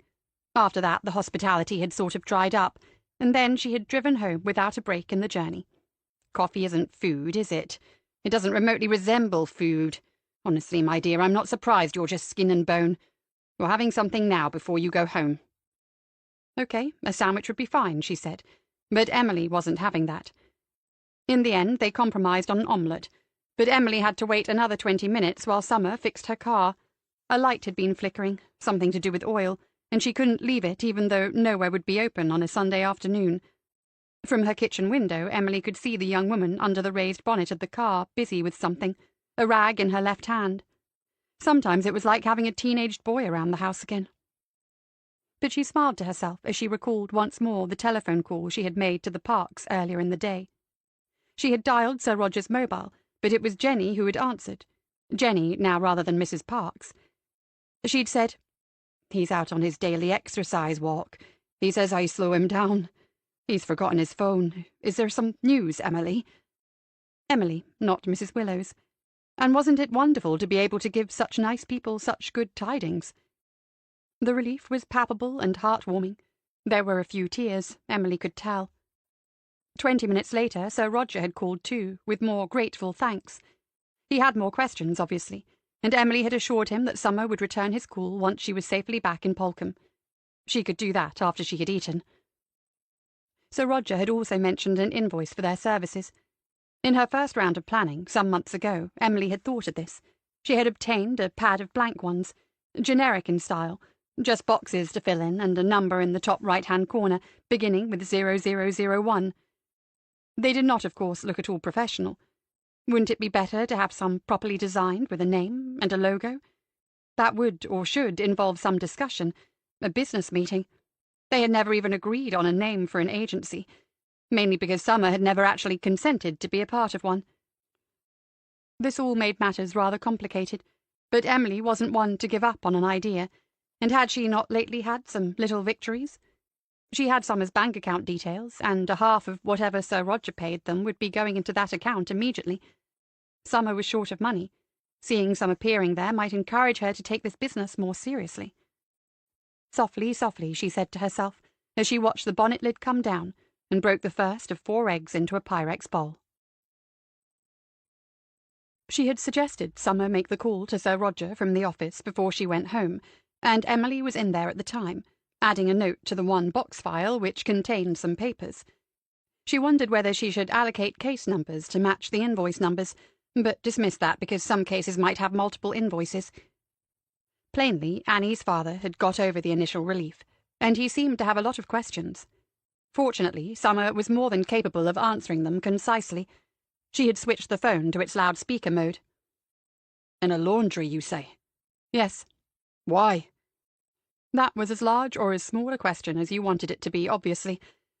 Emily looked at Summer, who said to Sir Roger, "They seem to organise these things on rotas. I expect it was her turn." He said, "No, I mean, why would she do that? Give up a perfectly good life to work in a laundry?" Summer shrugged, though Annie's father couldn't see her, and said, "Perhaps she believes in what they're doing." "But what are they doing? I have to say, what you've told me so far doesn't make a lot of sense. I don't mean that in a wrong way, but—" Summer said, "It didn't make much sense to me either. But there are all sorts of strange people in the world." There was a pause in the conversation before he said, "Ah, well, yes, but I never thought my daughter was one of them. High-spirited, maybe, but she always kept one foot on the ground. I don't know how she's ended up in a weird place like that." When there was nothing to say, Summer would invariably say nothing. Sir Roger resumed his questions along a different tack. "So how long were you able to talk to her?" "Just a couple of minutes." He was surprised and said so. Summer said, "It's not the sort of place where we were going to get a couple of hours to stroll around the island together. They seem to usually be busy doing stuff in groups. I was in a meeting with her before I spoke to her, so I was able to see her for an hour or so." Sir Roger said, "What sort of meeting? What was it about?" She told him, mentioning Theo Sorensen's thoughts about the different natural roles of men and women, and how these had been undermined by modern ideas. In the background, both Emily and Summer heard a comment from Jenny Parks, to the effect that Annie had always had some very definite opinions on that matter, opinions quite at odds with what Summer had just described to them. Sir Roger said, "There you are, you see. This doesn't make a lot of sense." Emily saw the change in Summer's expression. Not impatience so much as an acknowledgement that this conversation was only going round in circles. She, Summer, said, "I understand your concerns, Mr. Parks." And Emily winced. "But I didn't go to offer counselling. You asked us to find her, and we did. I asked her if she was all right, and she said she is. I told her you were both worried about her." It's fair to say that the would-be senior partner waited with bated breath for his response to that. In due course, he said, "That's fair, Miss Lane. You've done exactly what we asked you to do, and you have our thanks. If you'll put Emily back on, I'll ask her again to tell me exactly what we owe you." Emily took the phone and watched as Summer left the office without a word or a backward glance. The omelette, the baked beans, and 3 slices of wholemeal bread, along with a generous helping of Emily's homemade green tomato chutney, had been consumed with a sense of purpose and very little conversation. Emily was quietly delighted, and viewed this as another small victory. She made a pot of tea, and they sat together at the little table in the kitchen diner. The dining room proper would have been much too formal for the occasion. She said eventually, "Sir Roger and I have agreed terms. He's been more than generous in what he would like to pay." Summer gave that shrug again and said, "I don't think he was entirely satisfied. Oh, he was, Summer. He said to me after you'd gone that he didn't mean to sound ungrateful. He accepts you did exactly what he asked you to do, and he recognizes we aren't here to solve family problems." Summer drank the rest of the tea quickly and stood up. "Good. Where's my bag?" Emily said, "Hanging up in the hall. Don't you want to know—" "No. As long as it covers the petrol, I'm fine. See you later." She was gone out of the kitchen. Emily stood up and followed her into the hall. She said, "What are your plans for the rest of the day?" Summer said, "Just finished checking the car. The oil level was low, that's all. But I haven't been over it for a couple of months. Then a run, a shower, and an early night. You forget how shattering it is dealing with crazy people." Emily said dryly, "I take it you mean the people you dealt with this morning and not this afternoon?" A rare brief smile before, "If the old cap fits, Emily." As Summer opened the front door, Emily said, "I forgot to tell you, the cat's back. It's been sitting on the garden wall all day. If you're feeding it, you'll never get rid of it." In the doorway, her neighbour turned and said, "You should be careful and listen to your own advice. That was a cracking omelette." And then she was gone, always leaving the scene, always disappearing. The tower was exactly 3 miles from her house, and the run out to it was slightly more uphill on average than the run back.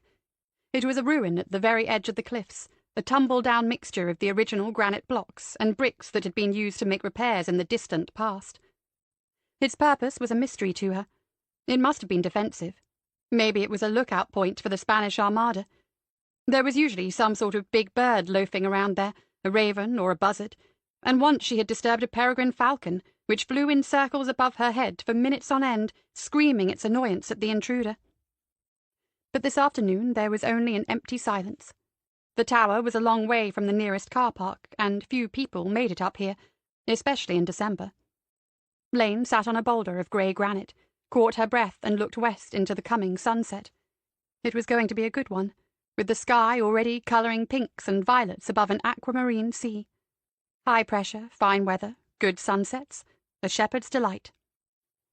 That made her think about the island surrounded by the same sea, about dusk on Innisgwyth, and about what Annie Parks might be doing. It was bothering her a little, not because of anything Annie's father had said. The things Lane had said to him, and which brought the alarmed look to Emily's face, had been entirely justified. It wasn't that. It was the moment when the girl had shut herself off. Why had she done that? It didn't make sense. She stood up, ready to run again. The drop from the cliffs here was huge, 5 or 6 times that around the island. She walked to the edge and stood within a yard of where the ground simply ended and empty space began. The wind was from the west, pressing her back and keeping her safe. But it's wise to confront your fears from time to time, to remind yourself. She looked down at the tiny waves as they broke timelessly on the black rocks, and felt the rhythm of it, felt her breathing begin to align with the rise and fall of the water. If you took 2 more steps, you'd die for certain. There are probably worse ways to go. Then she turned and began to run. The cat reappeared from beneath her car when she arrived back. Lane had pulled the front door onto the catch, but she knew the rear door was open, and so she went down the side path and the cat followed her. It was a ginger Tom, and not very old. He'd showed up about a month ago, and for more than a week he wouldn't come near her. After she'd managed to stroke him in the garden for the first time, he'd disappeared for 3 days. That's it, she'd thought to herself. I even scare stray cats away. And then on the 4th day she had opened the back door and he had strolled in as if he'd been born there. He was thin, but not at all mangy. Somebody somewhere had lost a cat. Of course, Emily was soon on the case, but her inquiries led to nothing. Lane had said to her one day, "I was going to suggest you could do the missing pets jobs, but maybe not." Cat food hadn't made an appearance in the shopping basket yet, but at the back of a cupboard Lane found a tin of sardines. She liked them on toast herself, and didn't have much else in, but she tipped the contents into a bowl and gave them to the cat. If he was going to hang around, he'd need a name.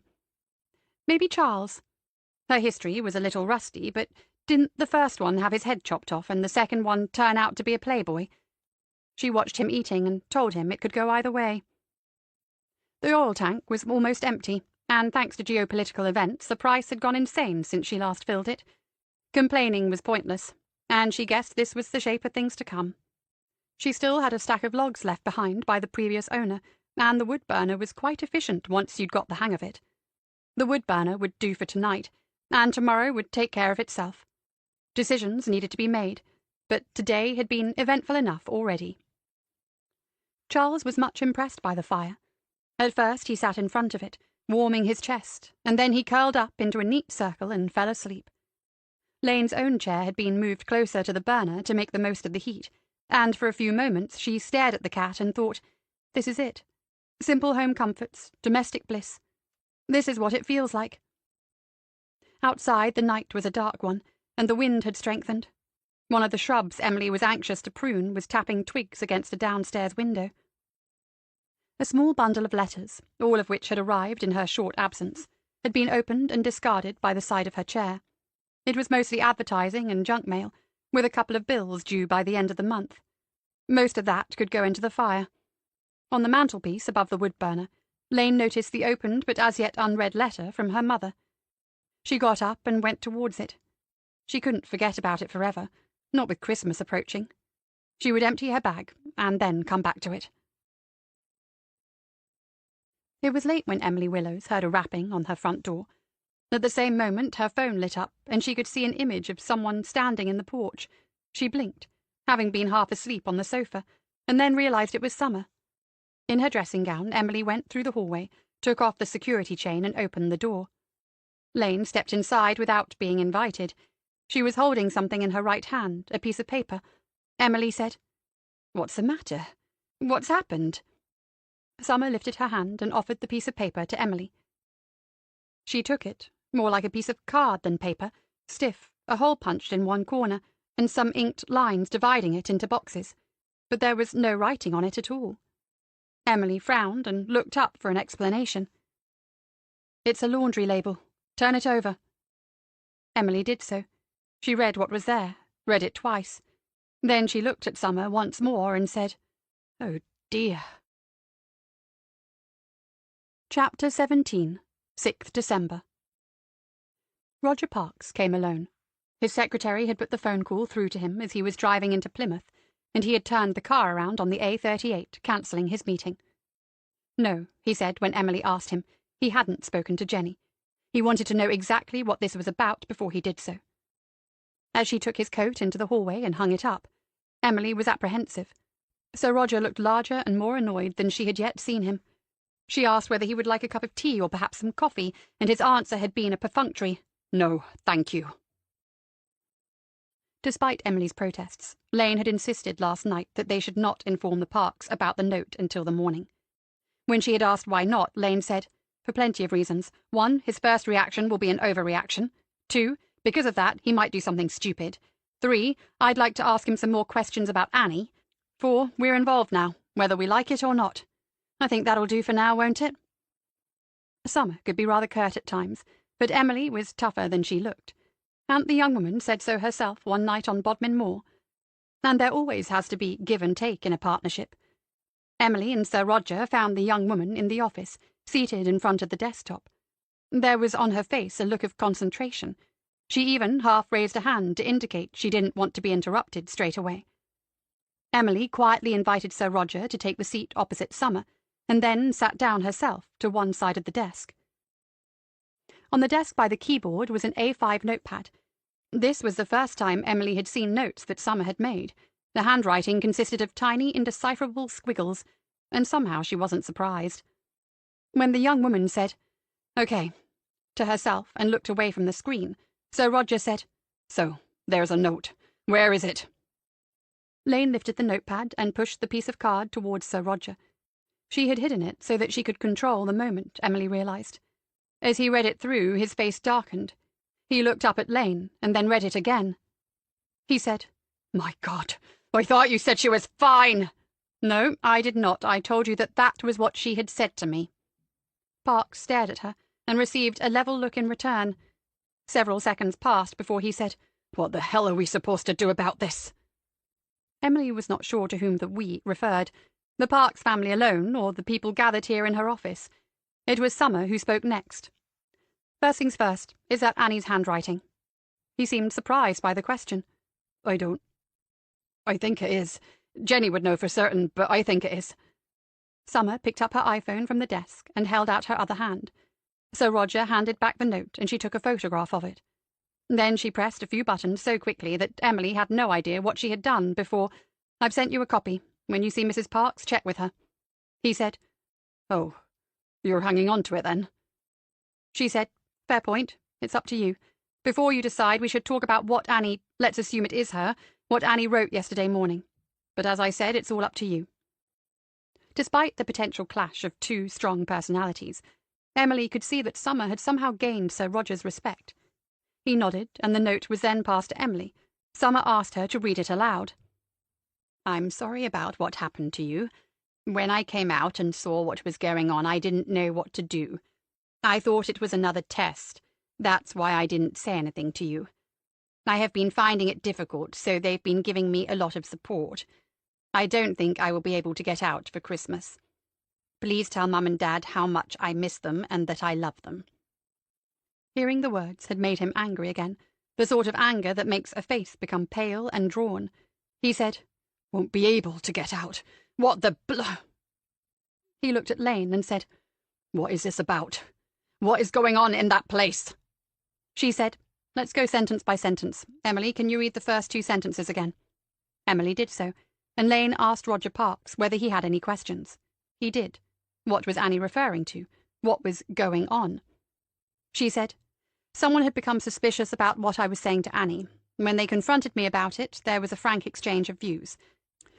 They realized I was going to be a useless shepherdess, I guess, and tried to manhandle me a bit. One of them got hurt. That's what Annie saw." Emily said, "Badly hurt?" She, of course, had a context for that question which Sir Roger Parks did not, but Summer ignored it.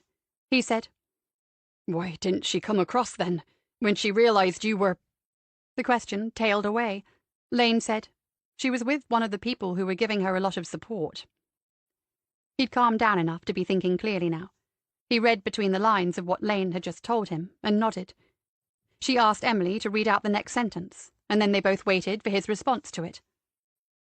"Another test. What do you make of that?" Lane sat forward and said, "This is interesting. You have to think that they're checking up on people, making sure that the newcomers are committed to the cause. Annie must have assumed I was a part of the process. Another test tells us she had already been tested. Maybe she didn't pass that time. That would explain why she backed off when I began to talk to her." Parks was shaking his head. He said, "That's not my daughter. I've never known her to back off when there's something she wants to say." Lane nodded and said to Emily, "Next sentence?" After it had been heard aloud, Lane said, "Two things of interest. Finding it difficult might relate to what you've just been saying about your daughter, that she wouldn't find it easy to accept some of the ideas I heard being promoted in the meeting. Does she have strong views about women's roles, Mr. Parks? Would you describe Annie as a feminist?" He said, "She has strong views about most things. I wouldn't say she spends a lot of time worrying about whether women are equal to men. She knows they are, if you get my meaning."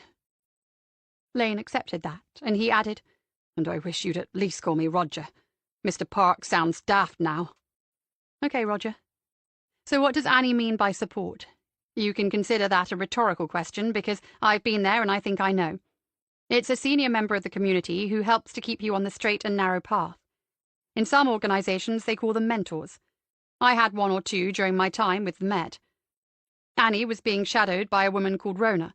That's who wanted to get me away from Annie. Mine would have been someone called Shelley. She got quite annoyed when I skipped breakfast. Emily's the same." It was a joke, obviously, but they came so infrequently they were easy to miss. Eventually Roger Parks managed the ghost of a smile. He said, "That sort of support sounds more like a prison warden's job to me. Annie went on to say she won't be able to get home for Christmas. That sounds all wrong to me, Miss Lane. I can't have that. I'll have to do something about that. There was a pause now. After it, just Lane will be fine. Why did Annie leave the university? The question took him by surprise, and he made no attempt to conceal it. Well, the course wasn't what she hoped for, I think, and I don't see what that has to do with all this. Emily was fidgeting a little, and found herself being watched by Lane. Eventually she said with due caution, "When I spoke to Jenny, your wife, Sir Roger," as if he might have forgotten the fact, "she did say she thought Annie might have been overwhelmed by the whole experience. Too many changes all at once." Did she? "Yes, she suggested to me that Annie has a tough shell she likes the world to see, but that she's not so confident on the inside." He neither agreed nor disagreed with that. As if intent on making matters worse, Lane then said, "Does she have much experience with men?" Men? I should hope not. She's a pretty girl, as you've seen for yourself. There was often a boy or two hanging about, but as far as I know, she never gave them much encouragement. Why the hell are you asking about that?" Lane sat back in the office chair, looking thoughtful as she prepared an answer. This was the longest conversation Emily had ever seen her neighbour involved in. That was the first surprise. And the second was that she, Summer, is good at this, the interview, the conversation with a purpose. As far as idle conversation was concerned, however, the young woman was beyond hope. "I'm asking," said Lane, "because when you look into these groups, there are some patterns that soon emerge. There's often a charismatic man, and it's always men, by the way, who young women find attractive. Jim Jones, David Koresh, even Charles Manson. They all had young women ready to die for them. Now, before anybody panics, I'm not saying Theo Sorensen is in that league, but he does have appeal and he knows it. More to the point, so do some of the other men in the community. To be honest, I'd be more worried about the ones in the background than Sorensen." Sir Roger Parkes wasn't finding any of this reassuring. Emily was well aware of that. Nevertheless, Lane carried on. "So I'm wondering whether that's how Annie got involved in this at first. She handed over her phone like the rest. She met Sorensen and got caught up in the moment. She signed whatever promise it is they get them to sign. But as you say, Roger, she's also a bright girl with some independent ideas, so at some point she ends up conflicted, and that's when the support comes in." He said, "All very interesting, but I have to say I'm more concerned with getting my daughter out of that place than how she came to be there. Do you—" "And another thing," said Lane, "is I think there's a pattern to the people they're recruiting." Parkes fell silent again. Emily didn't think he was used to being interrupted. Lane continued, "I was up early this morning looking at social media. I don't know if I said, but 3 other people went across to the island with me on Friday, and I've found them all now. The young man's name is Toby Mellor. He walks around all day looking at his phone, but he talks a good eco-revolution. Does the name Mellor ring any bells?" Emily and Sir Roger exchanged glances, and then Emily said, "Vaguely, yes." Lane said, "His mother is Lucy Mellor. She's a big noise in the Green Party. She stood for Parliament and almost got in. The way things are going, she'll make it next time. Toby got invited up to the centre pretty quickly." Parkes said, "Go on." He seemed to have got the idea more swiftly than Emily. Lane continued, "Susie Jackson is very pretty. She's also very young and gullible, to the point of being vulnerable, in my opinion. She was also soon invited up to the centre." Parkes said, "And what does her mother do?" "I've no idea," Lane said, "but her father is vice-chairman of Northdale Foods. It's a big business." He said, "And what about the third one in the boat?" "Caitlin Scott. I can't find anything about her family, but her Facebook pages have plenty about her school days. She went to a comprehensive in Essex, which was more or less permanently in special measures, so you can draw your own conclusions. Caitlin had plenty to say, didn't lack confidence, and was bang up to date with all the relevant issues. She didn't get invited to join the community." Parkes said, "Money." And Lane responded with, "And possibly influence." He looked at Emily and said, "The more I hear about this, the less I like it. I'm not having Annie in there any longer." Emily said that she quite understood, but what was he planning to do?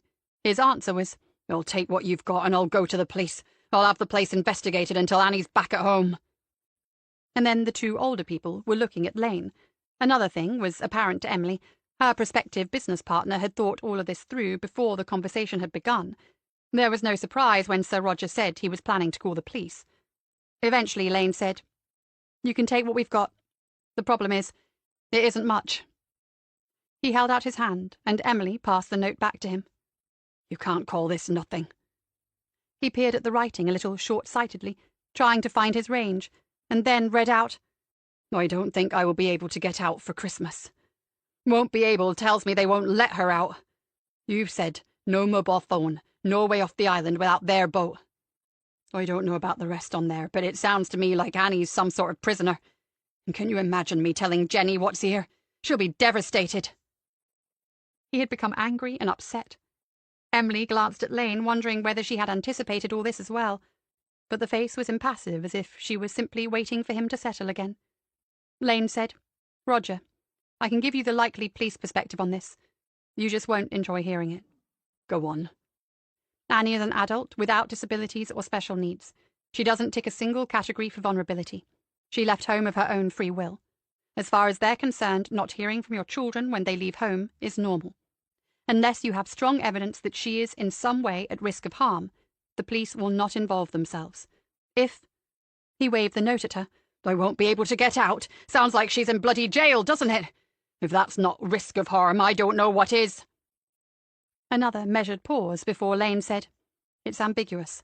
I'm guessing you've said something like it yourself, Roger. Sorry, I won't be able to get away from the office. Without additional intelligence, I don't see the police acting on it. He seemed deflated momentarily, and then remembered. You spoke to her. You could tell them what she said, what was going on. Lane nodded. She said to me, I'm fine. That went home too. Roger Parks shook his head at the nonsense of it all, trying to come at it from another angle. You're an ex-copper, though. If you said it was dodgy, they'd listen, wouldn't they? Lane sent a brief glance in Emily's direction. A uniformed bobby in southwest Wales was unlikely to check the credentials of this witness, but if he did examine her service record, it might not help that much. She said, By all means try your contact in Bodmin, Roger. I'm just giving you my opinion of how it would most likely go. The silence was a longer one this time. He shifted in his chair so he could open his jacket, and then he pushed Annie's note into the inside pocket. When he said, So you reckon there's nothing I can do? It was with a touch of resignation that must have been unusual for him. Then he got to his feet and said, Well, as I've said before, we're grateful for what you've done. I'll go back home now and talk to Jenny. I didn't say there's nothing you can do. I only said that involving the police might not be the best way of handling the situation. It would have been impossible to say who looked the more surprised, Sir Roger Parks or Emily Willows. Lane had made no mention of an alternative to her. Emily went to speak, but Sir Roger was quicker. What do you have in mind? Lane said, I could go back and talk to Annie properly. If she wanted to, she could return with me. If she genuinely didn't want to, at least you'd have a definite answer. Parks said, after a moment's thought, How can you go back? By the sound of it, they've thrown you off once. You won't get back on their boat for a start. Emily managed a quite.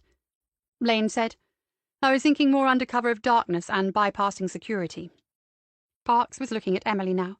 Perhaps he imagined she was the senior partner. As for Emily herself, she was in an awkward situation. She didn't want to reveal that the idea was as much a surprise to her as it was to Sir Roger, and neither did she want to have the imminent frank exchange of views in front of him. In the end, she managed only to look vaguely bemused and somewhat cross. Lane said, It's not a one-person job, Roger. We'd need some help. To his credit, the man didn't hesitate for long. He said, I'm sure I've got one or two lads in the company who can handle themselves, A hand had been raised, and he stopped. Thanks, I don't mean to sound ungrateful, but that's not what I had in mind. We need someone with the relevant experience. He said as he sat down. And do you have someone in mind? Yes. Emily's mouth had dropped open a little. Lane said, It's going to put up the costs, if other people get involved. Parks said, As if I care about that. The money's not an object. What sort of people are you talking about? Who are they? Yes, said a look from Emily. Who are they indeed? Let me make a phone call later, when I've got it clearer in my head. They might not be up for it. If they are, I'll get back to you with some details. Sir Roger asked if there was anything he could do to speed up the course of events, and he was told that he must put the idea in principle to his wife. Everyone concerned had to be on board. He stood up again, thanking them both, and there was a spring in his step once again as he said he was going back to Truro immediately. Emily said she would see him to the door. On her return, Summer Lane was busy with a laptop. Emily walked behind her and stared at the screen, unwilling to be excluded from anything else that might be going on. She could see that it was Google Earth, a satellite view of an island. She didn't need to ask which one, and Lane was systematically, click by click, zooming in on it. Without looking up, Lane said, "All right?" Saying the obvious things would be completely pointless, so Emily reduced it all to, "Who?"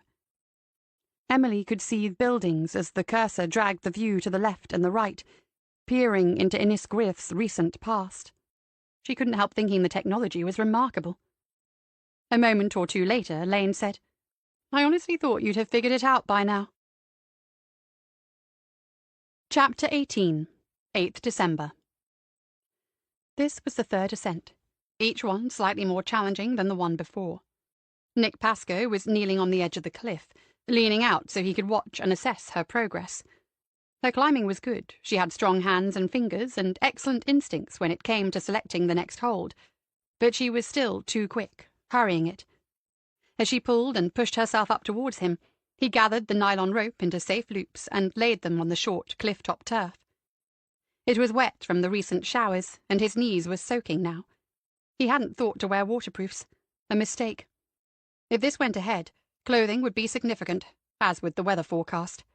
He didn't think she'd left enough time for proper planning.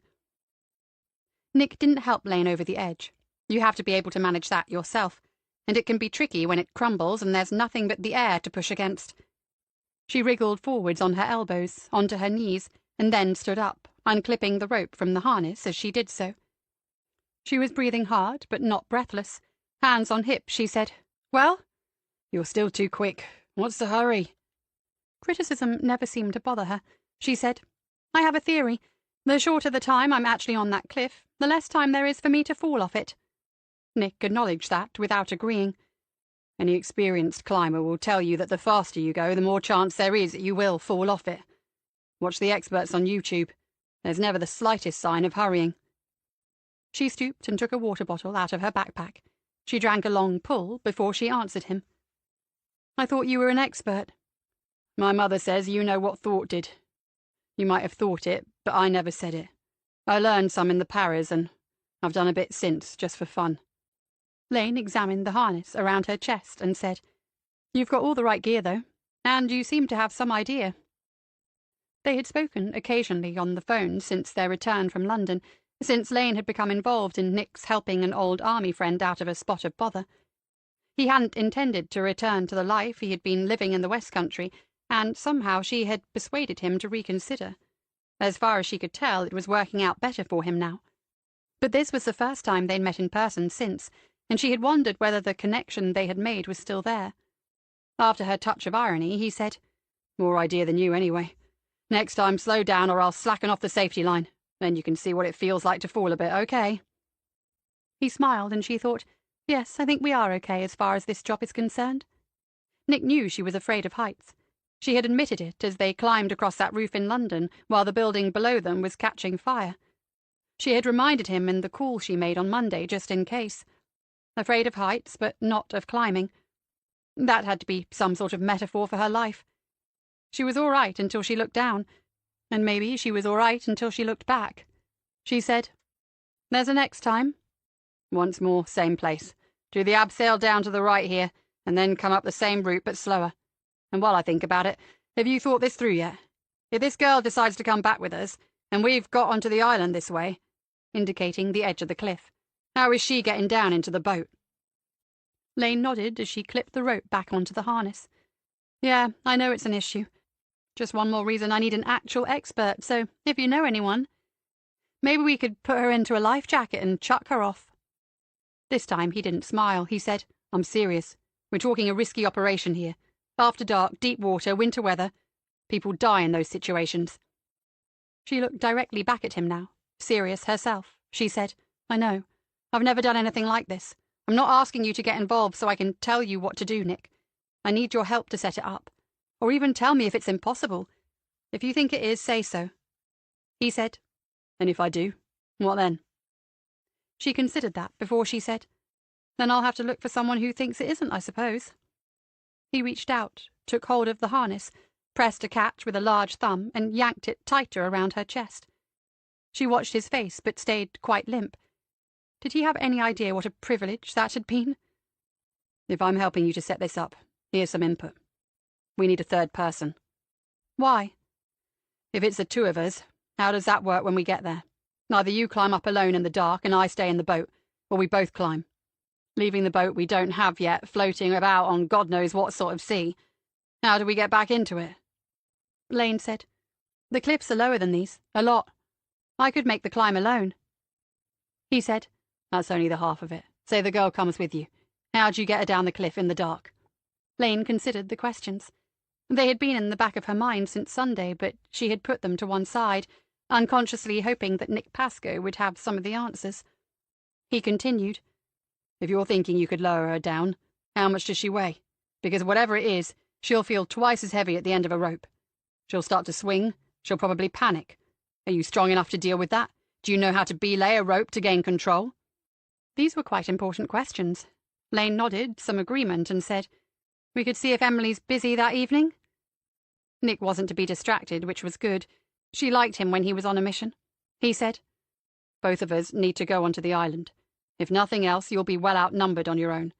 That means someone else in the boat, which we still do not have, and it needs to be someone who knows what they're doing. Lane said quite genuinely, I have no idea who that could be. From his lack of reaction, she realized then that Nick did have such an idea. She said, But you've got someone in mind. Who? He was walking to their right, holding the rope to which she was now attached, and so she followed. There was a slope in the cliff down which she could abseil, and that's not too bad, she had discovered, because you're looking up or in front mostly, not down. Nick said, If you manage to climb this time like a tortoise instead of a bloody hare, I'll introduce you. He leaned back to take her weight, and she perched herself on the edge, feeling the fear but not showing him any more. She said, When? He gave a little slack, and she tensed her thighs as she began to lean out backwards over the abyss. He made a show of looking at his watch. The rope gave 6 inches, and Lane jolted backwards exactly the same distance, a little unexpectedly. She frowned at him, and he grinned. He said, In about an hour and a half, if you manage to get this right. Only Royal Marines can apply to join. Only the hard cases ever bother, and 90% of them don't make the grade. You can only apply twice. This guy came second in his year on the first attempt. I don't think he's ever got over the fact someone beat him. On the drive to Foy, Nick had talked about the man they were going to meet, Neil Flynn. It wasn't just making conversation, Lane realized. Nick wanted her to know certain things before she encountered the former member of the Special Boat Service. She said, How did you meet him? I was down to you. She looked across at Nick as he drove, and he nodded. When we came back from London on the train, and you were trying to straighten me out, one of the things you said was to find a veterans group. You said I should at least find some like-minded people to be miserable with. I did that. Some of them are good guys. Some are prats. But I got on well with Neil. We had some serious late-night disagreements about our regiments and recent military history, at the end of which he decided there was still hope for me. He's got a boat in Foy, and we do a bit of fishing now and then. Lane said, What does he do now, for work? Odds and ends, bits and pieces. Right. Nick said, You won't get a CV. He's another vet who can't settle back completely into civilian life. It's hard to accept you can't, but in the end you either accept it or fall off the edge. He's never told me much detail. I think he does some bar work, some security, driving. After Lostwithiel, Nick had taken a minor road off to the left, and they were travelling south through steep wooded valleys, the trunks of tall beech and oak trees bare in the weak winter sunlight. The Land Cruiser belonged to the estate where Nick was still working, and it occupied most of the narrow roads. They met very little traffic, and when they did so, the other vehicles invariably pulled over to let them past. He always raised a finger from the wheel to acknowledge them doing so. Lane said, I know the SBS is one of the elite forces, so that could come in handy, couldn't it? Clearly there was more he wanted her to know. He told her about the selection processes, beginning with 4 weeks designed to test physical endurance, ending with the long drag, a 40-kilometre march carrying heavily weighted Bergens, which must be completed in under 20 hours. Most of the fit young men who have applied don't make it past that stage.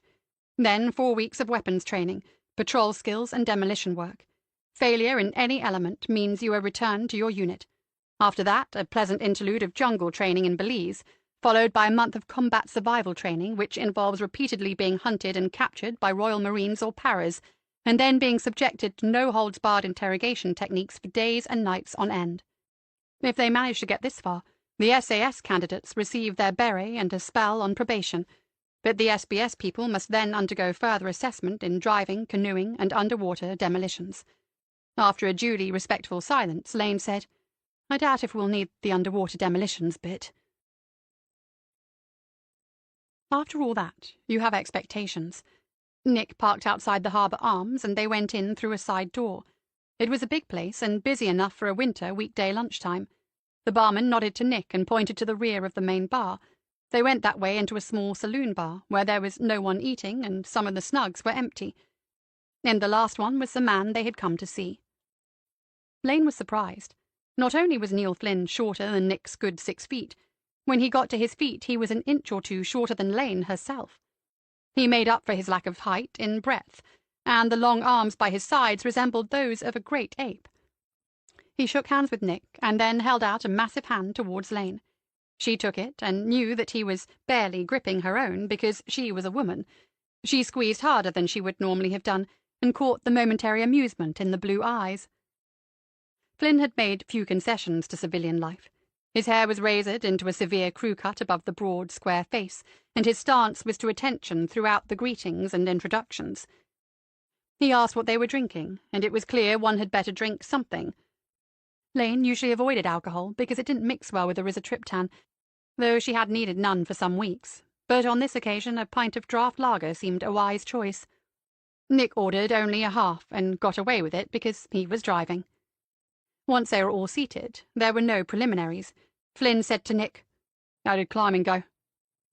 He could have asked her directly, and in most situations she would have said, "Fine, thanks," before Nick could answer. But this was not most situations. Nick said, "Good. From what I can gather, it's just a scramble up the side of the island, so there shouldn't be a problem." How much had Nick already told him? She'd been convinced by Nick that they needed what he called a boatman, but he had also made it clear that Neil Flynn had not yet been recruited into this operation. Nick had not said as much, but Flynn's involvement probably depended on the meeting that had just begun. She was, in effect, being interviewed again. Flynn lifted the pint of bitter, drank about a quarter of it, and then unself-consciously wiped the foam from his top lip with the back of his hand. Then his eyes settled on Lane, and he said, "He's told me something about it. I have to say I don't get what it is you're trying to achieve. What's your objective?" With a surname like that, you imagine he might be a little bit Irish, but here lay another surprise. Neil Flynn sounded like an Essex boy. The vowels squashed a little flat, and some of the consonants had gone AWOL. It would be the simplest thing in the world to underestimate him, and that she realized was why Nick had told her what he had on the drive from Polcombe to Foy. Lane said, "Nick's told you about the girl on the island?" Flynn nodded, his eyes never leaving her face. "I think she's in trouble. I need to speak to her, and it has to be in person. There's no other way of reaching her." Flynn drank another quarter of the pint. On the back of the 4 fingers of both hands were tattooed the same 4 letters, B, S, A, and G. He said, "Correct me if I'm wrong, but you were there and speaking to her 3 days ago. How come you didn't sort it there and then?" She hadn't known the man more than 5 minutes, and he had asked a question that went to the heart of the matter. She had already lost sleep over this. She said to him, 2 things. One, she gave me a note which raised the alarm, but I didn't find it until I was back home. I didn't see it until Sunday night. And second, I screwed up. This had the desired effect. Flynn looked a little surprised and glanced at Nick. He said to her then, "How?" "I'd let some of these people get to me. I was too quick to take them on because the place is creepy and I wanted out. I should have waited and found another chance to speak to her." Flynn said, "So the whole operation is to correct a cock-up you made?" "Yes, more or less." He was almost laughing at her when he said, "Well, I can't fault your honesty." Lane understood why he was doing this, but she wasn't sure she liked Neil Flynn very much. She tried to compensate by remembering some of the things Nick had told her about the special boat service. If anything, Flynn was overqualified for the job they had in mind. Flynn said, "And you're acting for the girl's parents? How much are they paying you?" One part of Lane's head was telling her, "You didn't prepare well for this," and another part was saying, But how the hell could you? She looked at Nick, but he was keeping out of it, looking down at her dangling on the rope she had made for herself. She said, I don't know. And then she had to add, because that was pathetic, and there was no alternative. My partner deals with that. Flynn was looking at Nick as well, but for different reasons. He said to Lane, You have a partner? What's his name? Emily. Flynn said, Sounds like my sort of guy. Why isn't Emily joining us today? Lane tried to picture it, and failed dismally. The mocking expression was back on Flynn's broad face. She said, She had a coffee morning to go to, and she'd never miss one of those.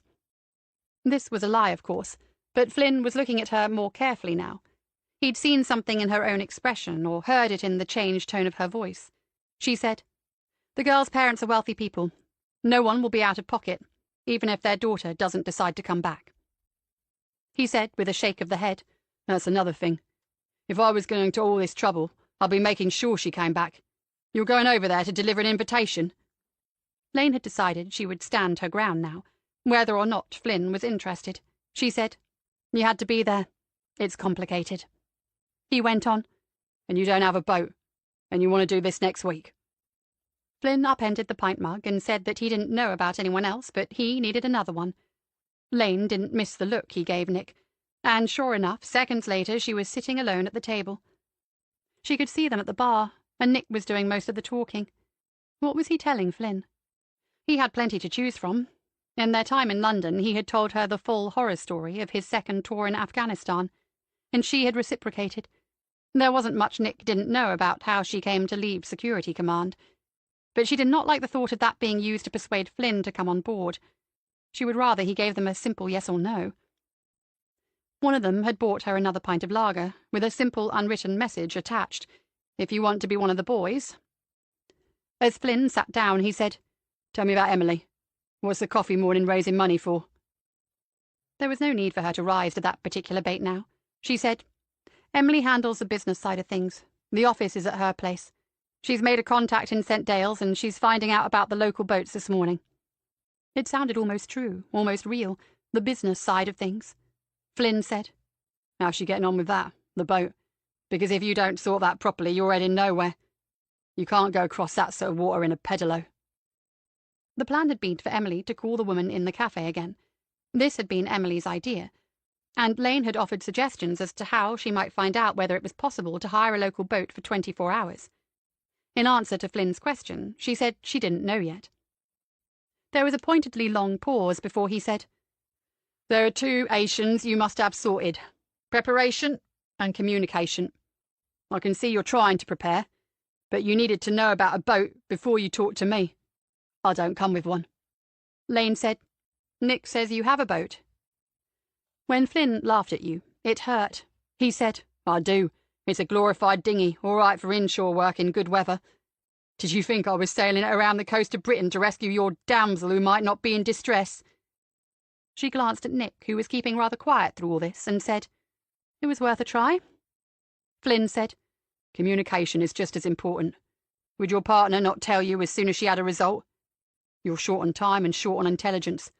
What sort of draft is she looking for? Lane had a vague idea what he was talking about. It's to do with how much water you need for a boat to float without going aground.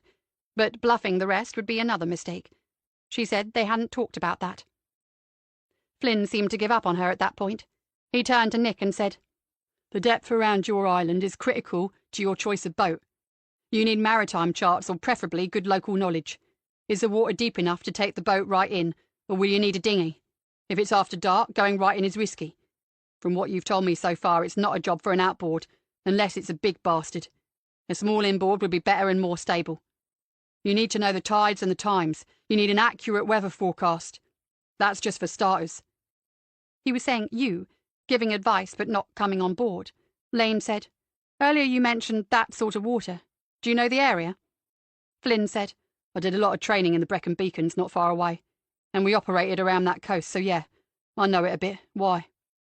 It was Lane's turn not to hurry and answer, but eventually she said, That would have come in handy. Flynn upended his glass for the second time, and Lane thought, Sod it, he's going. But instead of getting to his feet, he looked at her very directly and said, Got your phone with you? Yes. Only I couldn't see your handbag anywhere.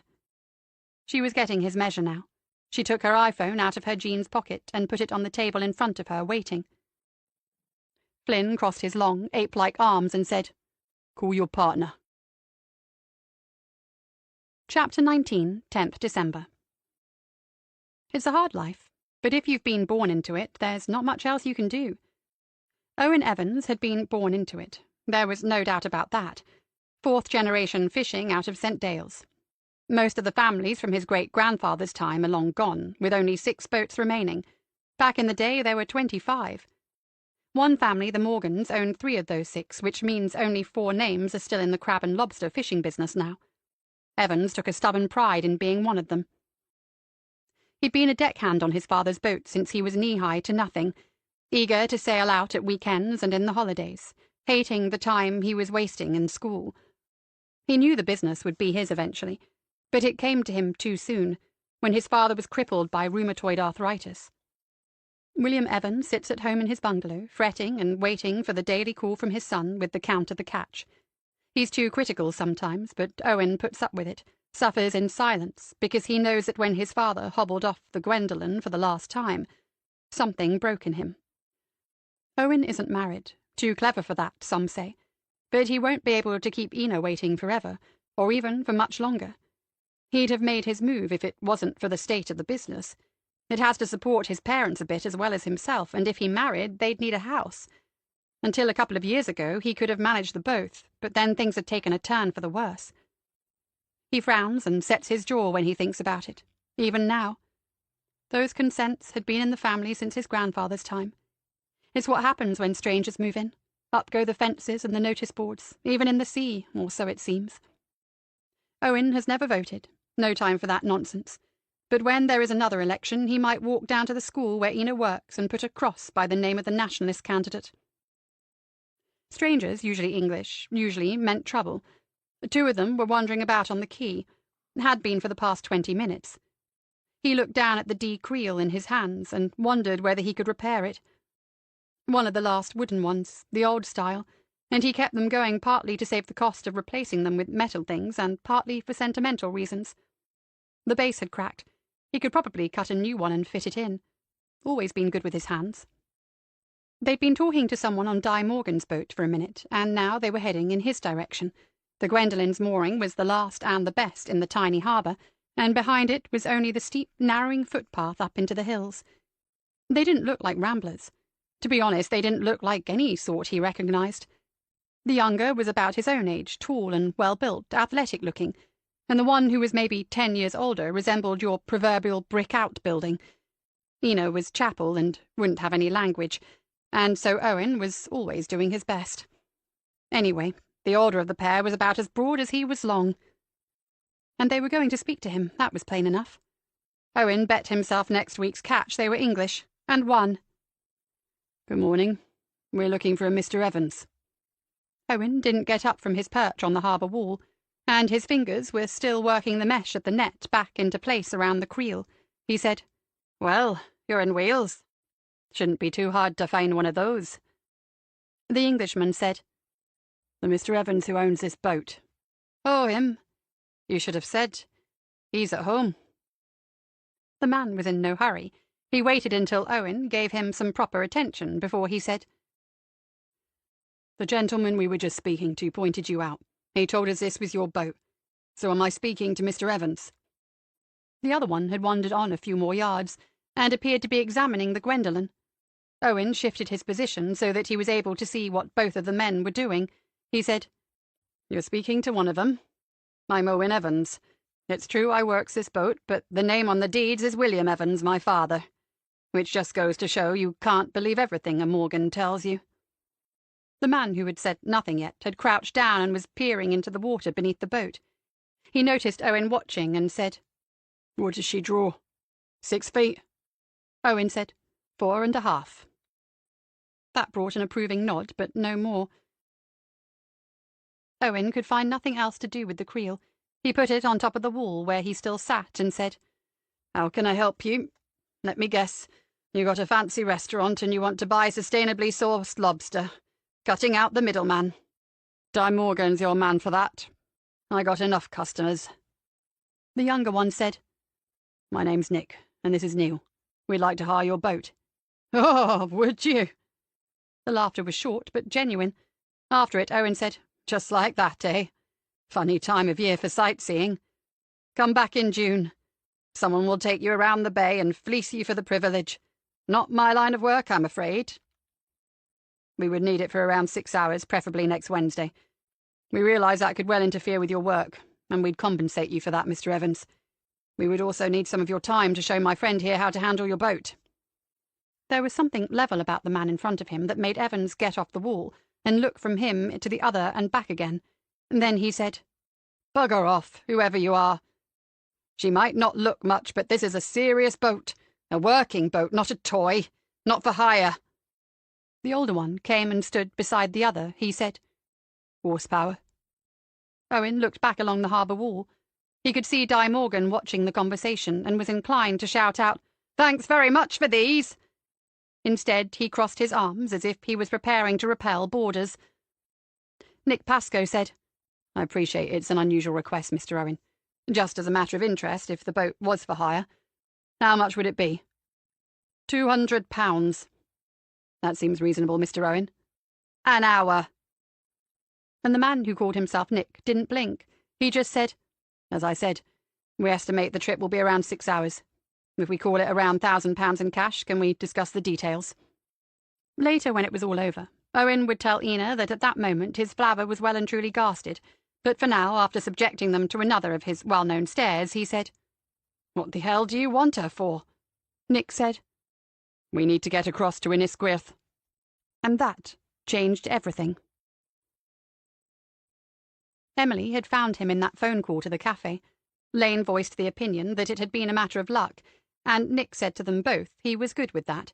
You always needed someone lucky on the team. Emily had given Lane a look that was the tiniest bit smug, and received back a suitably dry expression.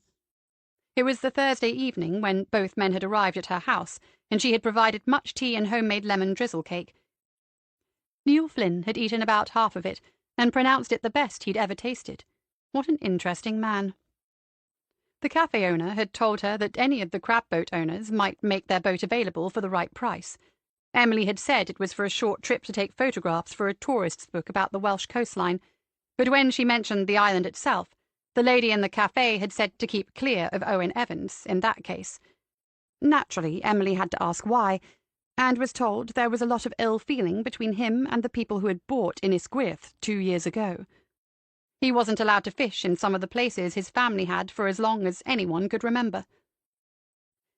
Nick and Neil had looked at each other then, and Nick said, "We need a face-to-face with Mr. Evans.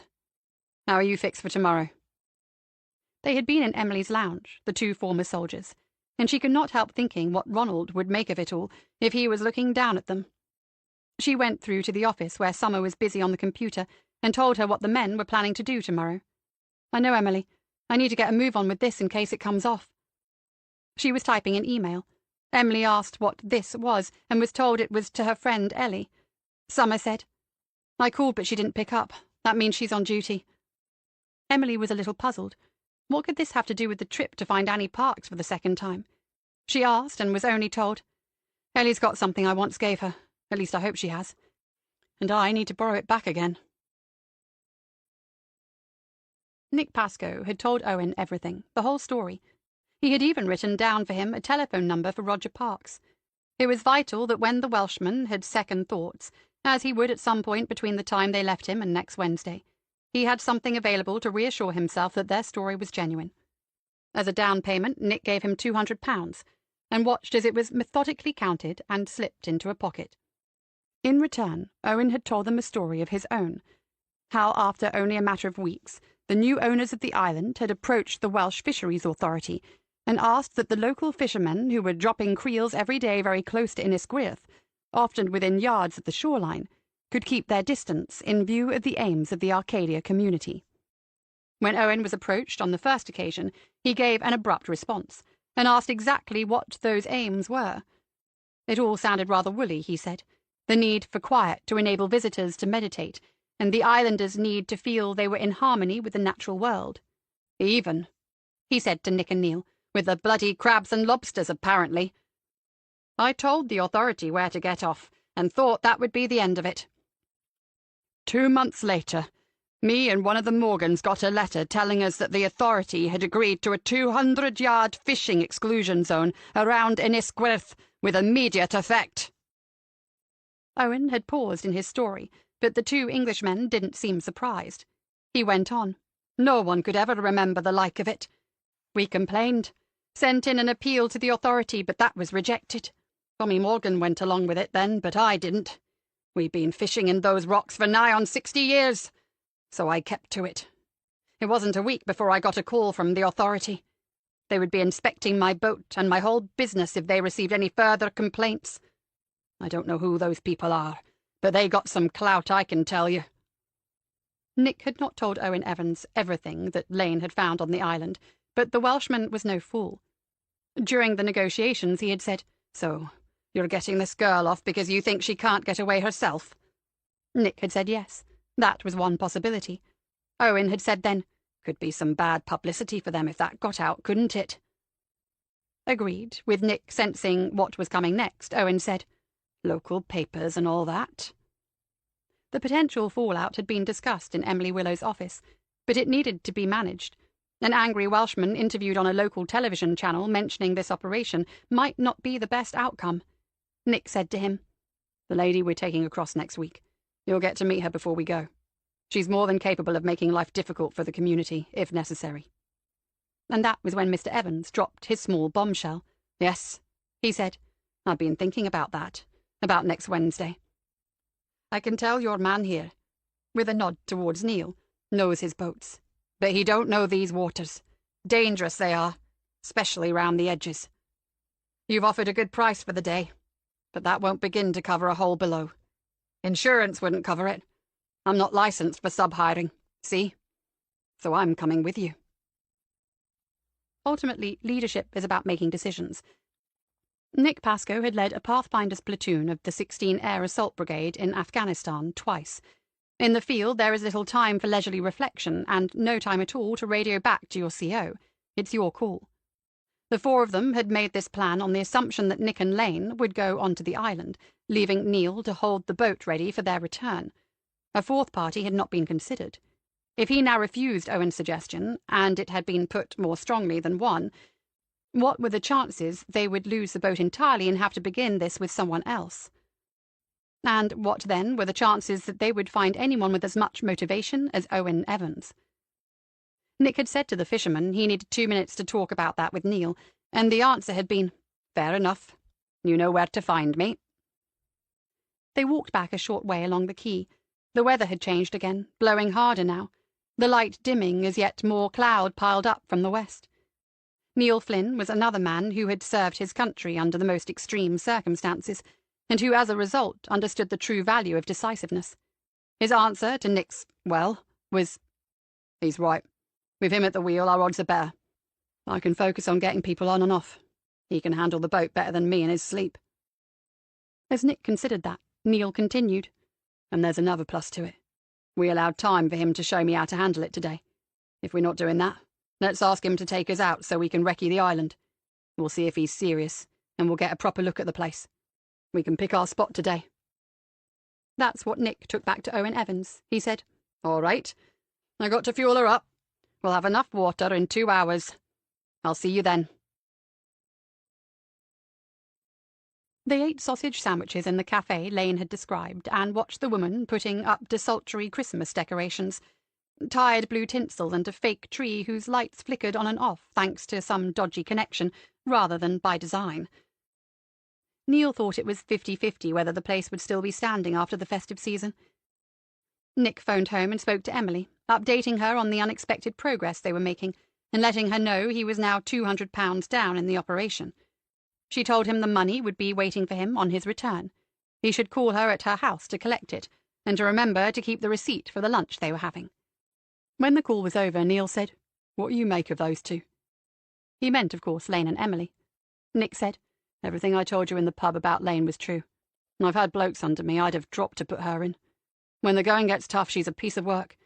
You might get to see that for yourself." "And the old dear?" Nick said, I don't know her so well. Get Lane to tell you how they met, though. It's a story in itself. Emily seems serious about going into business.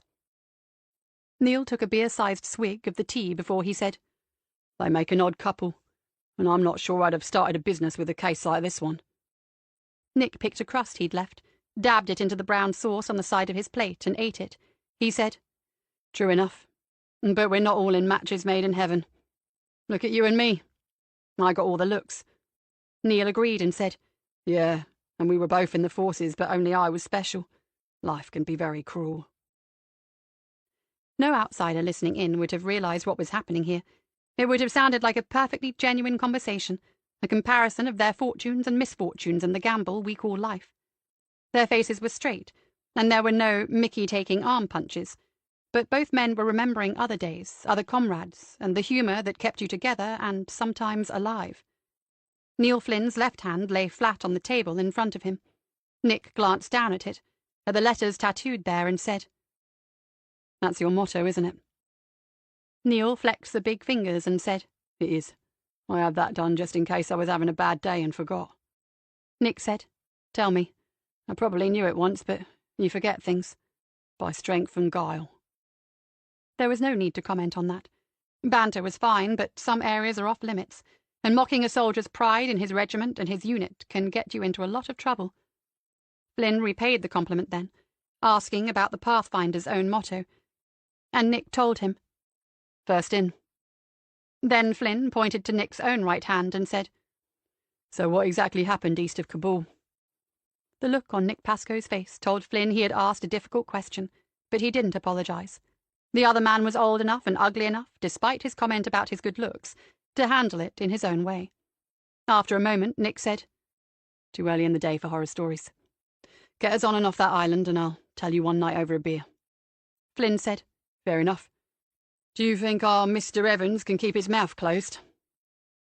This is a risk when you involve someone new, and it increases every time you do so.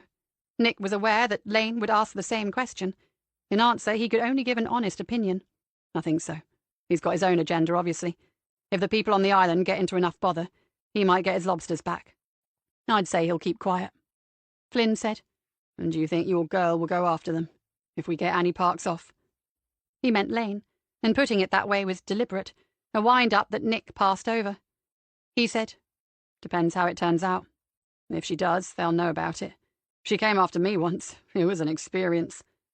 Flynn seemed to find looking unconvinced easy. He said, No women in the special forces in my time.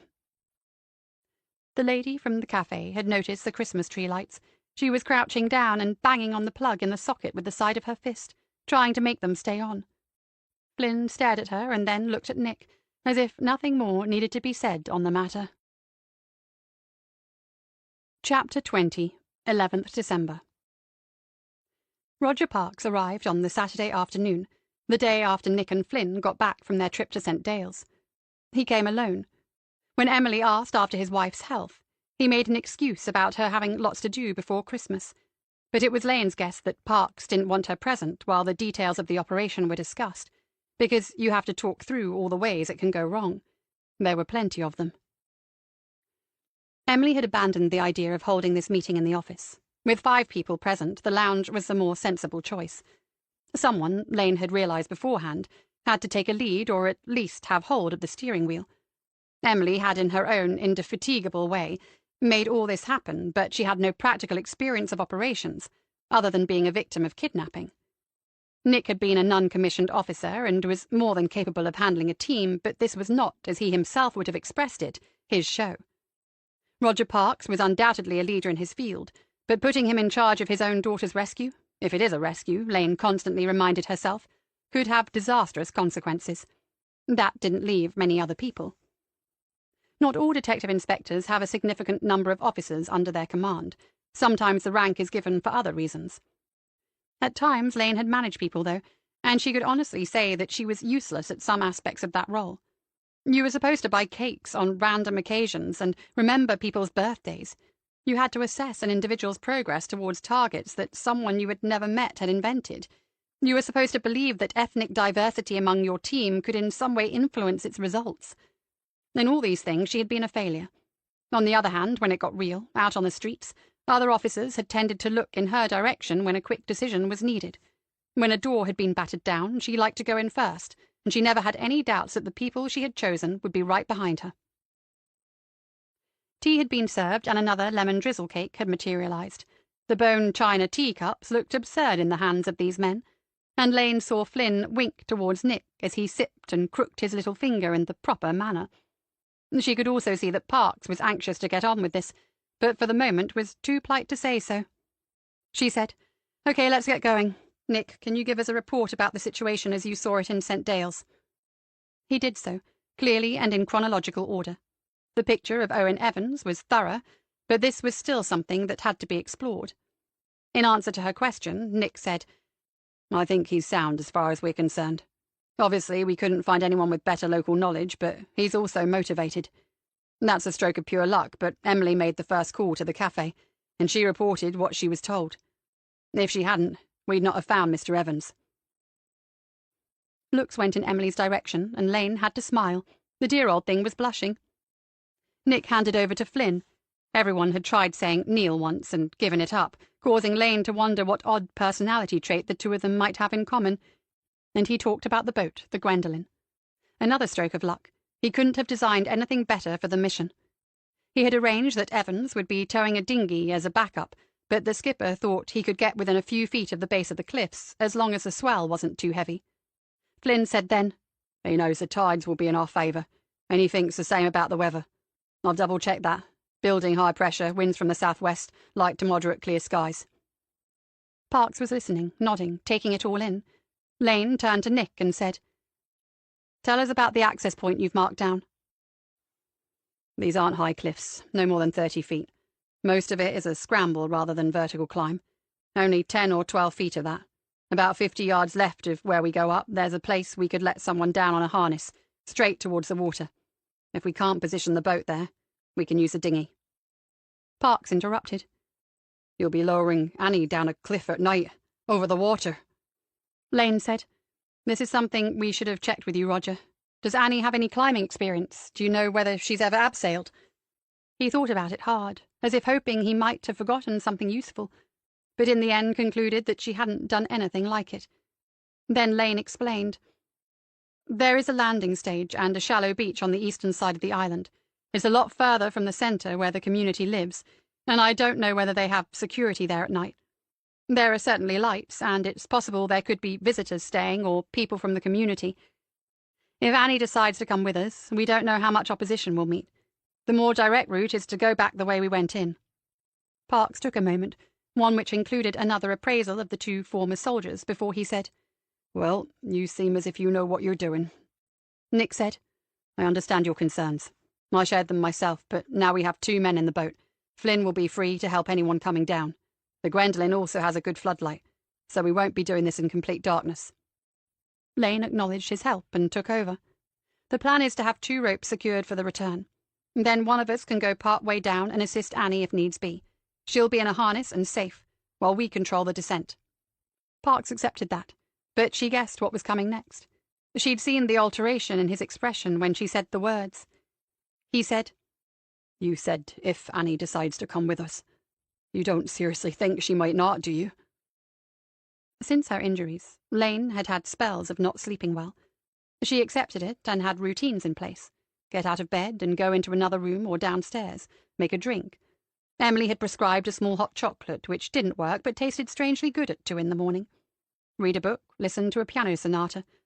All this was normal for her now, but since she'd left Innisgwyth, she had another reason to lay awake at night, and it was the question that Roger Parks had just asked her. She went through it again, as much for her own benefit as his. "If it were not for the note she put into my bag, Roger, none of us would be sitting here now. And as we've said before, the note's ambiguous. Is it a cry for help, as they say? I'm not certain. We're going because it might be. If that's not why she wrote it, she might not be coming back with us." That brought with it a few seconds of silence as they waited for a reaction from the man whose money was paying for the expedition. Eventually he said, "I understand everything you're telling me. I want to thank you all in advance for what you're doing, whatever the outcome." And then to Lane in particular, "I want you to take with you a note from her mother and me. I wanted to read it while you're there. Lane nodded. It was something he could do, something he could offer. He felt virtually powerless, a powerful man having to place all his hopes in the hands of virtual strangers. Lane said, "Let's move on. The trickiest part of all this is getting the timing right. Flynn tells me that on the 15th the sun will set at 15:46. It will be fully dark less than half an hour after that. If we go onto the island in daylight, setting everything up will be easier, but we're more likely to be seen. Nick tells me it's an easy climb. He's even got some video he took on his phone if anyone wants to see it. But we'll need time to get the return ropes in place and test them out. There's another issue with going onto the island as early as that, though. My night in Arcadia tells me that the people sleep in dorms and are in bed around 10 o'clock. If we go onto the island at 4 in the afternoon, that's a long wait, and it increases the risk that someone comes across us." Emily had raised a hand like a well-behaved girl in primary school, and Lane raised her eyebrows in anticipation. "Summer, you said the young people are sleeping in dorms. Do you know which one Annie is in?" "No." Lane directed another look at Roger Parks. She wanted him to be fully aware of all the difficulties they were facing. She said, "I know where 3 of the dorms are, but there might be more. Somehow we'll have to find Annie without waking everyone up. So again, this comes back to timing. We have to allow enough time for people to get to sleep, or at least most of them. The chances of waking no one up, to be honest, are minimal, but we need to plan it that way. Otherwise, we might just as well go in broad daylight and throw our weight around." Predictably enough, Flynn's expression said that might be worth a consideration, but he was too good a soldier to interrupt a briefing at a moment like this one. Meanwhile, Emily had another question. "And didn't you say they locked the doors, so how—" With the timing that no human on Earth is capable of matching, Emily's doorbell rang. She got up immediately and left the room. There was a natural pause in the proceedings until her return. She had a small parcel in her hand and a puzzled expression on her face.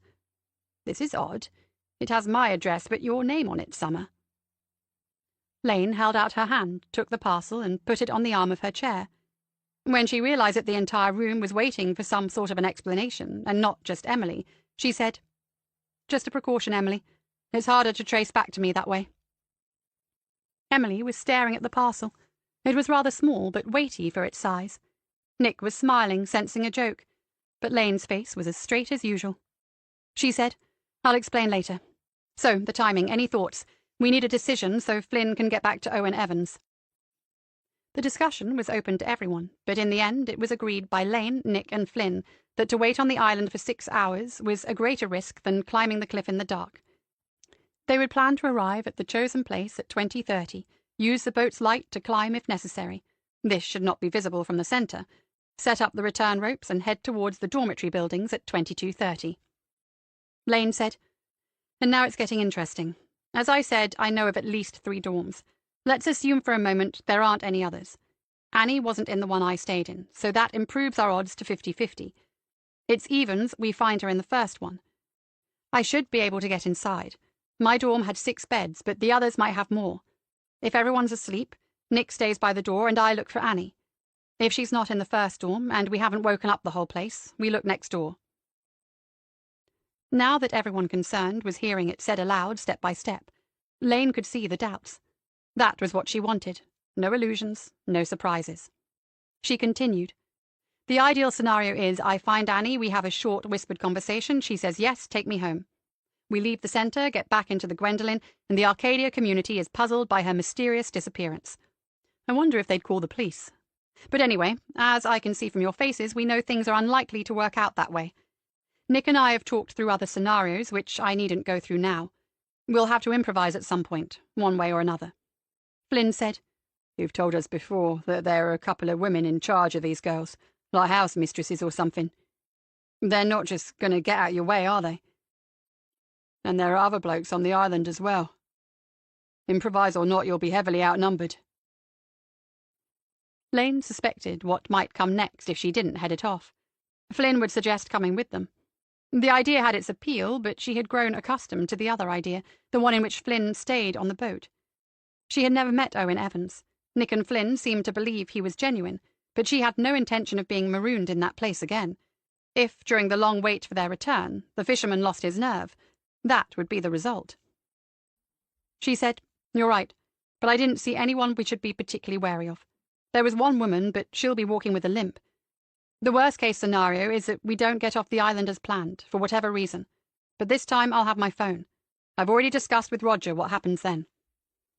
Emily looked surprised and probably felt disappointed, but there hadn't been time to discuss everything with everyone. Roger said, "If that happens, we do call the police. Lane will do so directly, and I'll use a contact of mine to back it up." The police? Lane saw the look of professional distaste that passed between the two former soldiers. She had the feeling those two would go to considerable lengths to ensure that no one was calling the emergency services now that they had undertaken this mission. Lane said, "The final phase should be that Annie is back on the mainland. We're using Nick's SUV, which has plenty of room. We pay off Mr. Evans, who has sensibly asked for cash, and we drive back straight away through the night. We should be back in Cornwall early on Thursday morning." Not a soul amongst them believed it would be as straightforward as that, not now, and that was exactly what she wanted. Everyone must be prepared to think sideways. Parks said, "About the cash, for the boat and all your expenses. I'm putting that money up front right now." Lane looked at Emily and conveyed, without words, "That's your area, not mine." No one else had much to say, and the meeting brought itself to a close.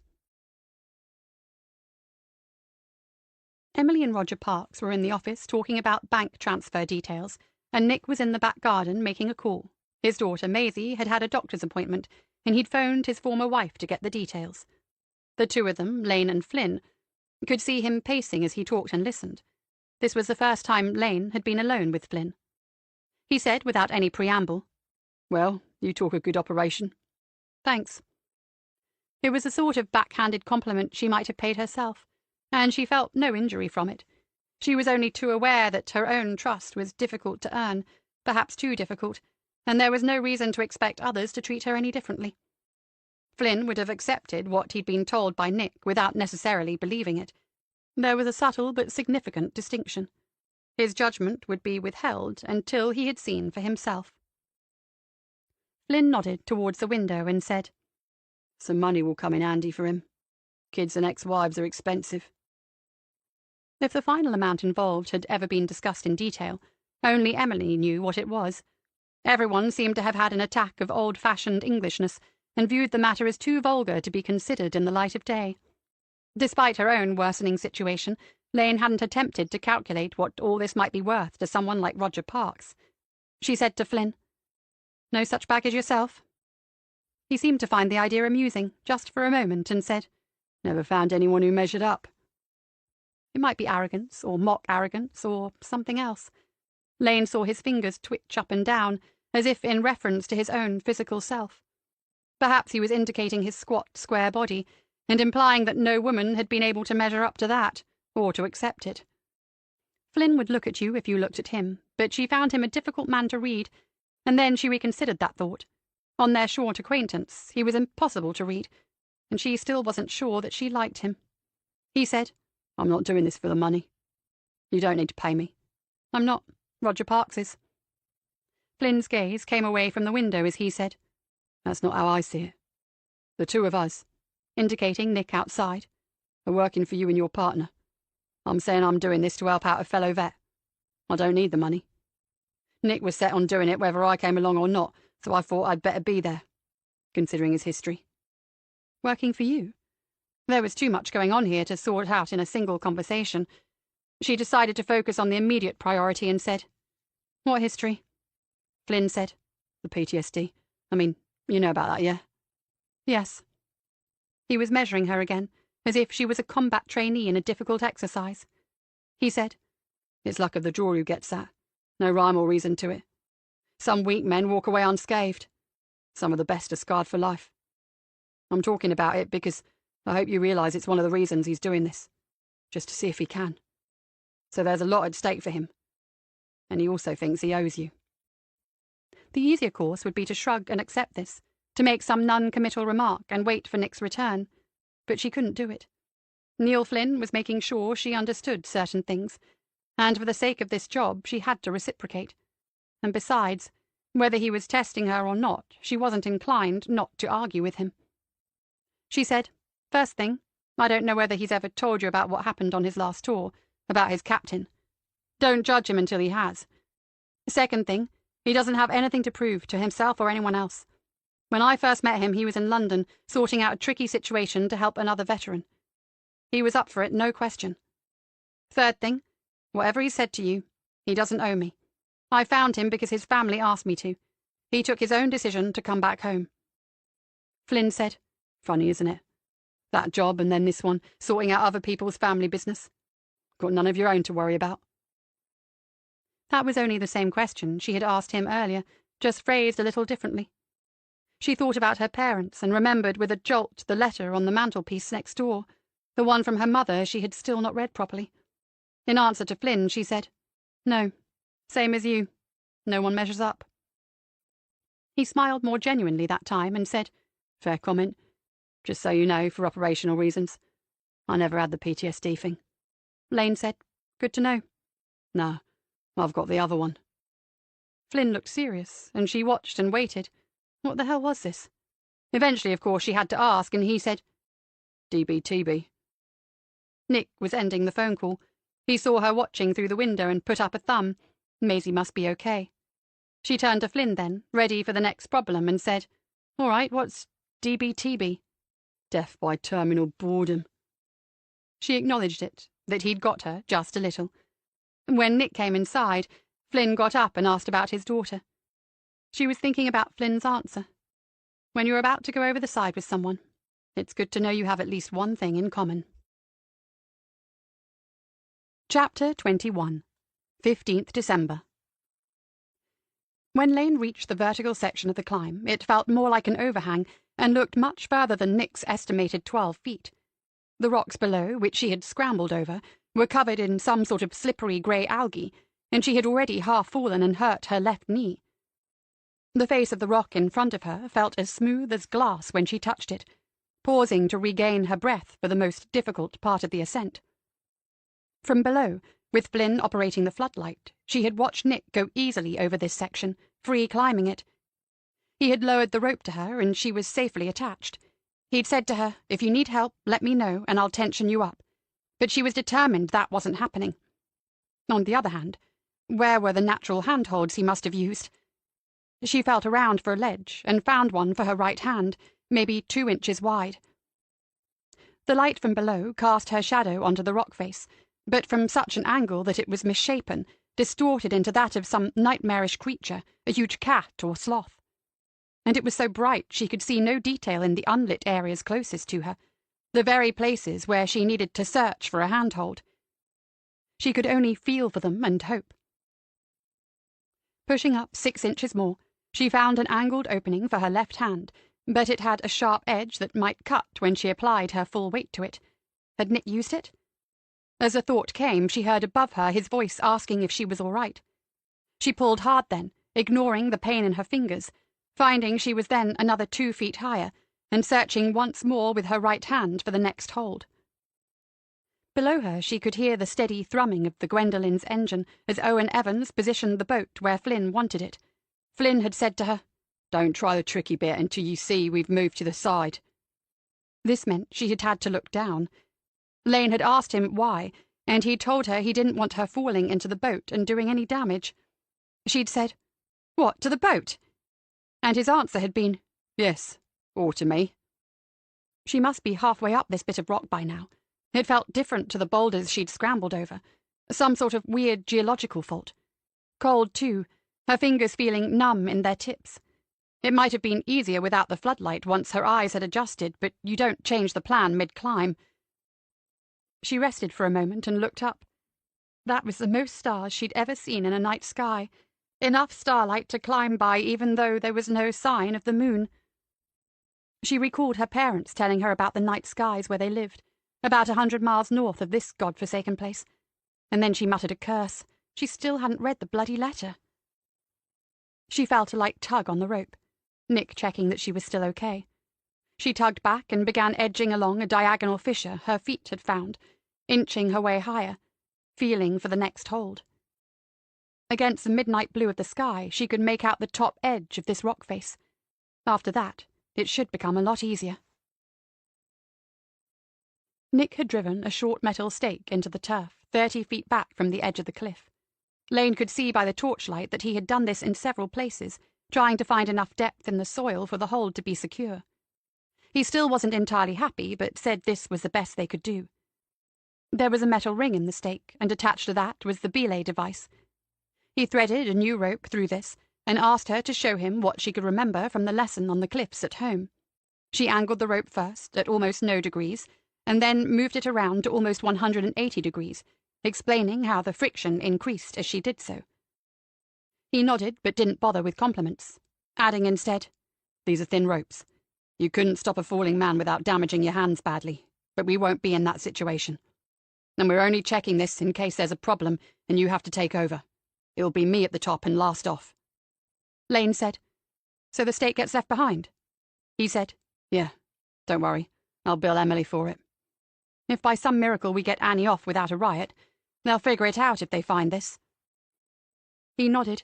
It was a small detail which shouldn't matter, but it's best to be aware of them all. Then they lowered the rope with the harness attached, as arranged with Flynn, and watched as he had a practice run with the dinghy, using the small outboard to travel the short distance from the Gwendolen to where anyone in the harness would be suspended and awaiting collection. It all went smoothly, and they saw Flynn raise a thumb before powering back to the boat. A minute or so later, the boat's diesel engine fell silent. They had dropped both anchors and were moored in the deep water no more than 50 feet from the base of the cliff Lane had climbed. Nick hammered in a second stake and tied off both ropes to it. Then he took out from his backpack the shortwave radio Flynn had provided and switched it on. Lane had said in the planning meeting that there were good mobile signals on the island, but the two former servicemen had responded identically in Anglo-Saxon before apologizing to Mrs. Willows. Flynn went on to explain that nothing better than PRR handsets had yet been invented for what they were planning to do on Ynys Gwyth. There was none of the obligatory crackling or hissing. Flynn's voice came back clearly, and the two men exchanged brief confirmations of their state of readiness. Fascination was not a state of mind Lane often felt, or at least admitted to, but watching and listening to the two men at that moment, she felt it. The fact that they were not larking around, not a couple of blokes being schoolboys for a day and a night, not even simply reliving old times. Nick Pascoe and Neil Flynn were entirely back in the military mindset that had made them among the best. Nick had said it to her in London, that only when you have been face to face with imminent death on a daily basis can you understand what life really means. The tragedy for some of them, of course, is that afterwards an ordinary day-to-day existence can become meaningless, or worse, it can become boring. Nick straightened up and clipped the radio to a pocket on the army camouflage bomber jacket, and then went back into his backpack. This time he brought out a night vision monocular and switched it on. A small red light began to blink. Lane asked whether he'd left any equipment behind when he ended his service. He said, "Plenty. I borrowed this from a keeper on the estate. It's called a night owl, and he made it clear it's top of the range. If it comes to a choice between leaving you behind or this, I'm sorry, but—" He held it up to his right eye and scanned in both directions along the cliff. Then after a grunt of satisfaction, he handed it to Lane. She had studied night vision footage on screens a few times, but not looked through such a device before. It takes a moment to adjust to viewing the entire world in shades of green, but then you begin to realize just how much detail it's possible to see in what would otherwise be almost complete darkness. She pointed it down towards the boat, and could see Flynn and Owen Evans talking, quite oblivious to the fact that she was watching them. She said to Nick as she handed the monocular back to him, "So this shoots a beam of infrared. If anyone you're watching has a similar device, they'd see that, wouldn't they?" He said, "Yes." And then, "Did you see any sign of anything like that?" She told him again. The man called Graham had talked about security, and the woman called Emma was supposedly in charge of it, but exactly what their security involved she could not say. The gullible young people were not allowed their mobiles, but there was tech in the offices at the centre. Nick switched off the monocular and put it back inside its case. He said, "If they do have anything like it, it's a question of who spots who first. We shouldn't need to use it much." Lane stared at the backpack and said, "Is there anything else in there I need to know about?" In London he'd told her that the pistol his father had been so concerned about, the one missing from Nick's gun cabinet, was at the bottom of the best salmon pool on the estate where he worked, and she hadn't seriously doubted him. On the other hand, she had quite consciously left the fine detail of the planning to Nick and Flynn, because what they were about to do resembled much more a military operation than any police one in which she had been involved. In answer, he took out first a small head torch and turned it on. Then he laid that on the turf and reached into the backpack again. This time he produced a reel of tape, heavy-duty and sticky on one side. Finally, he took out a bundle of large-sized cable ties. He said, "You told us yourself. It's likely we're going to wake people up. And some of them will object to what we're doing. We need to be able to silence them temporarily without doing any damage." This all seemed reasonable enough. She nodded and then had a thought. What about Flynn? Nick was returning the equipment to his backpack. He shrugged and said, "What he keeps in his bag is his business." The time was 21:29.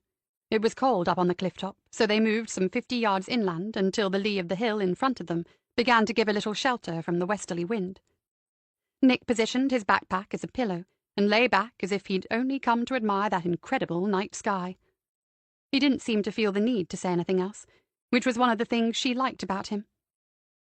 Lane sat beside him with her legs crossed, like a kid on the floor in school assembly, and gazed out across the dark sea. A few tiny lights glimmered back on the edge of the mainland that was St. Dale's.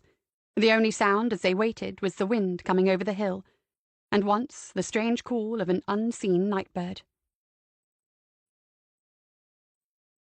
She saw Nick straighten up and checked her watch, 22:28. He took something out of a pocket and it lit up. It was a compass. He said, "I know where we're going, just doing the double check. Mind you, with a sky like this, Orion is showing us the way." He pointed up to the southwest, and while she wondered how anyone could see shapes in the myriad of stars, Nick was busy with his hands, making sure every item he might need was where he wanted it to be. Then he asked if she was ready, and they were on the move, 22:31. He walked upright and steadily into the darkness, taking a straight course, and she followed a few paces behind. After 150 yards or so, they came to a dry stone wall, like the one she'd seen on the other side of the island that first day with Rich. That felt like an eternity ago now. Nick stopped by the wall and checked the compass again. He said quietly, "Looks as if this heads exactly where we're going, which could be useful. We'll go alongside it for a while."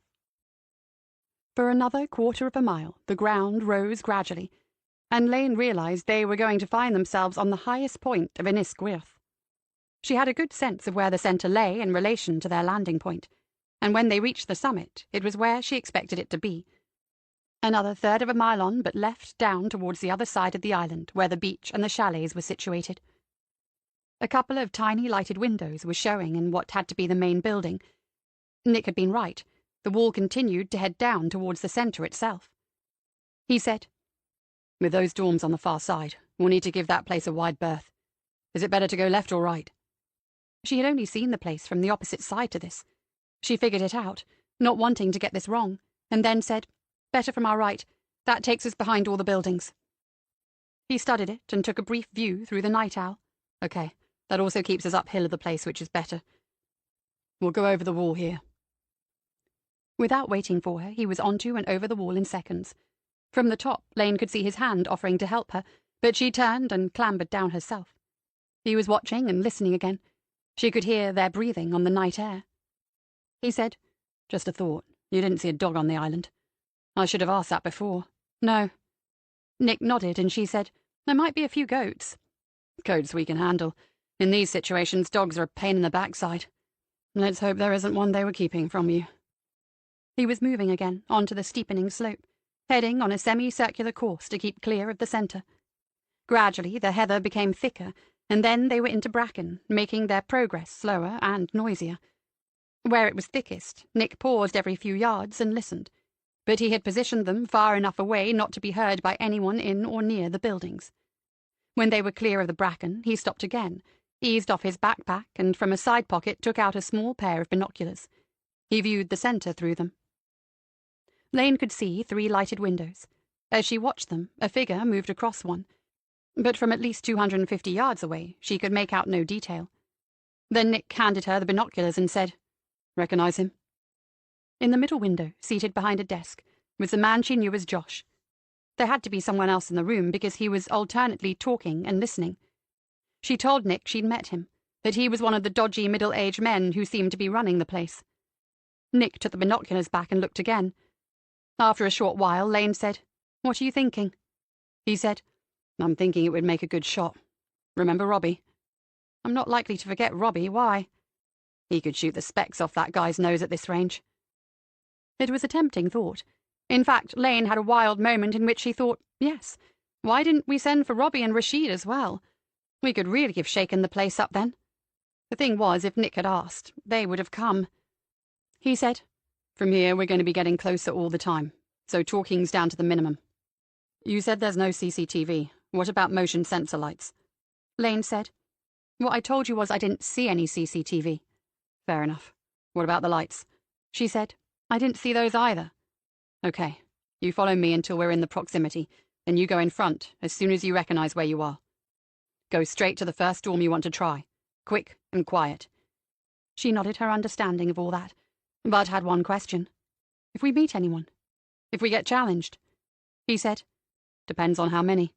If it's someone on their own, let me deal with it. I'll just put them out of the way until we're done." Nick Pascoe lifted his wrist and the watch lit up, 23:11. You feel a little naked at this point, keeping guard without a weapon of some description. The path went in front of the 3 dormitory buildings, with a shorter path spurring off to each one. But the whole area was in shadow, and no lights had come on. They had listened for 2 minutes before making any movement, and had heard nothing. Now he could see Lane on her knees in front of the door to the middle dorm. She was wearing his head torch, the beam set as dim as it could be. He could make out her fingers as she worked on the lock. Lane had wanted to say to him, "I'm out of practice, haven't done this for years." But you don't hear men like Nick and Flynn making excuses in anticipation of failure. She kept the thought to herself and got on with it. Her inspection of the lock on the dorm she stayed in had told her what to expect. But tonight, just a few minutes ago, she realized she had assumed all the doors would have the same locks. They might not, and she wouldn't know until it was right in front of her. Now it was, and she allowed herself a small, secret sigh of relief. Quietly, she tried the handle, more in hope than expectation, and found that it was locked. The master pick is an excellent device, but useless in the hands of anyone with no experience. Before they left Polcom, Lane had tried to remember everything she had been shown. It hadn't been an official training course, and it hadn't been delivered by an official officer of the law. More of a backstreet job, some shady individual from another service whom she happened to know well at the time. She'd used it successfully to get hold of some intelligence which turned out to be invaluable, and she had practiced on a few different locks since, but it was all a while ago. In front of her now was a double-cylinder deadbolt, basically a Yale type, but with the key required on both sides rather than the more common twist handle on the inside. There would be 6 metal driver pins spring-loaded into the cylinder. If you had the key, inserting it would lift the key pins in the barrel, which in turn would push the driver pins out of the way one by one, and the cylinder could turn. No key, the pins have to be pushed clear one at a time by the hook, but they won't stay clear unless you are simultaneously applying a clockwise rotational force to take advantage of the minute tolerances allowed during the manufacturing process. Ambidexterity is required. Lane found the tiny tension wrench in the kit, and with her left hand twisted the cylinder a fraction of a millimeter to the right. With her other hand she inserted the hook, the point facing upwards, and felt for the first key pin. Easy. A click as the pin moved up and the driver above it stayed clear. The second was equally cooperative, and the third, but the 4th driver pin would not remain where it needed to be, even when she was twisting the cylinder as hard as she could. Each time the 4th pin sprang back into its recess. She withdrew both tools and breathed, ready to try again. Nick said, "Problem?" "No," she said. "This is fiddly work, it takes time," but there was more confidence in her words than in her thoughts. As she put the tension wrench back in place, Nick said her name in a different tone of voice, and she froze. She could hear what he had heard, a woman's voice but muffled, somewhere inside one of the dorms. Withdrawing the wrench, she leaned forward and listened at the point where the door met the frame, but the voice was harder to hear. Whoever it was inside one of the other 2 buildings. Drawing back, she turned so she could see him, and pointed to her left, his right, in the direction of the 3rd building. It was the one they would need to try if Annie Parks wasn't in this one. The arrangement was that Nick would control all the starts and stops. He had a hand raised towards her, and after a few seconds Lane adjusted her position, still on the ground but twisting around and then leaning her back against the doorframe, waiting. They heard the voice again, but eventually there was silence. After a minute or so, one that felt more like 5, he lowered the hand and she returned her attention to the lock. Exactly the same problem at exactly the same point in the process. Again she withdrew the tools, this time laying them back in their place in the opened masterpick set on the ground in front of her. She could feel Nick watching and deliberately saying nothing. There's another way, probably lots of other ways, but the guy had shown her something to try. She had done it just once under his supervision, but never since. What was the word he used? Kinetic. Apply the tension as before, but this time instead of the hook, push one of the flat-sided picks, the ones with an end shaped like half an arrowhead, past all the key pins, twist slightly and pull. There's a fraction of a second before the key pins have time to re-engage with the driver pins, and if you're applying enough torsion with the wrench, the barrel should turn. On the 4th attempt, something felt different. Not breathing. Elaine dropped the flat pick and with both hands applied a further twist to the barrel. Then, holding the wrench with her left, she pushed carefully on the door with her right hand, and it moved inwards an inch. She didn't look around at Nick, but instead withdrew the wrench and returned everything to the kit before zipping it up. Then she lifted the leather case to her lips, kissed it, and said a whispered, "Thanks, Ellie." Chapter 22, 15th December. The slim Maglite Spectrum was fitted with a red LED output, less likely to wake up a sleeping person, according to the former soldiers she knew. Lane stood motionless inside the dorm for a minute or so, letting her eyes adjust before she switched it on. She couldn't be sure whether there were 6 or 8 beds, but the one closest to the door seemed to be empty. Someone was breathing heavily in here, not quite snoring. Lane checked her watch and read 23:34. It had taken her almost 20 minutes to get the door open, but surely the later the better for this part of the job. If anyone could fall asleep properly in these circumstances, they ought to have done so by now. Nick was outside, ready to deal with any unexpected arrivals or departures. As she moved her fingers, ready to twist the torch and switched it on, she thought, he's as cool as anyone could hope him to be, not rattled by any of this. He had fulfilled the Pathfinder's role and got her safely from the landing point to the objective. If she could get Annie out of this place, he would get them back to the boat. The part in between was entirely her responsibility. The first bed was empty. She stopped and thought this through. If this was Annie's dorm, the woman called Rona, the one who'd been sticking very close to her, should be in here too, shouldn't she? Just like Shelley had been head girl in the one Lane had occupied. Logically, she would have had the bed nearest the door, the one that was empty. Maybe, but it's time to push on anyway. In the next bed along, a young woman Lane didn't recognize lay on her back, her head turned to one side. This was the heavy breather. The beam of red light illuminated her face for only a moment, but you had to ask who she was, where she had come from, how she too had ended up in this weird situation.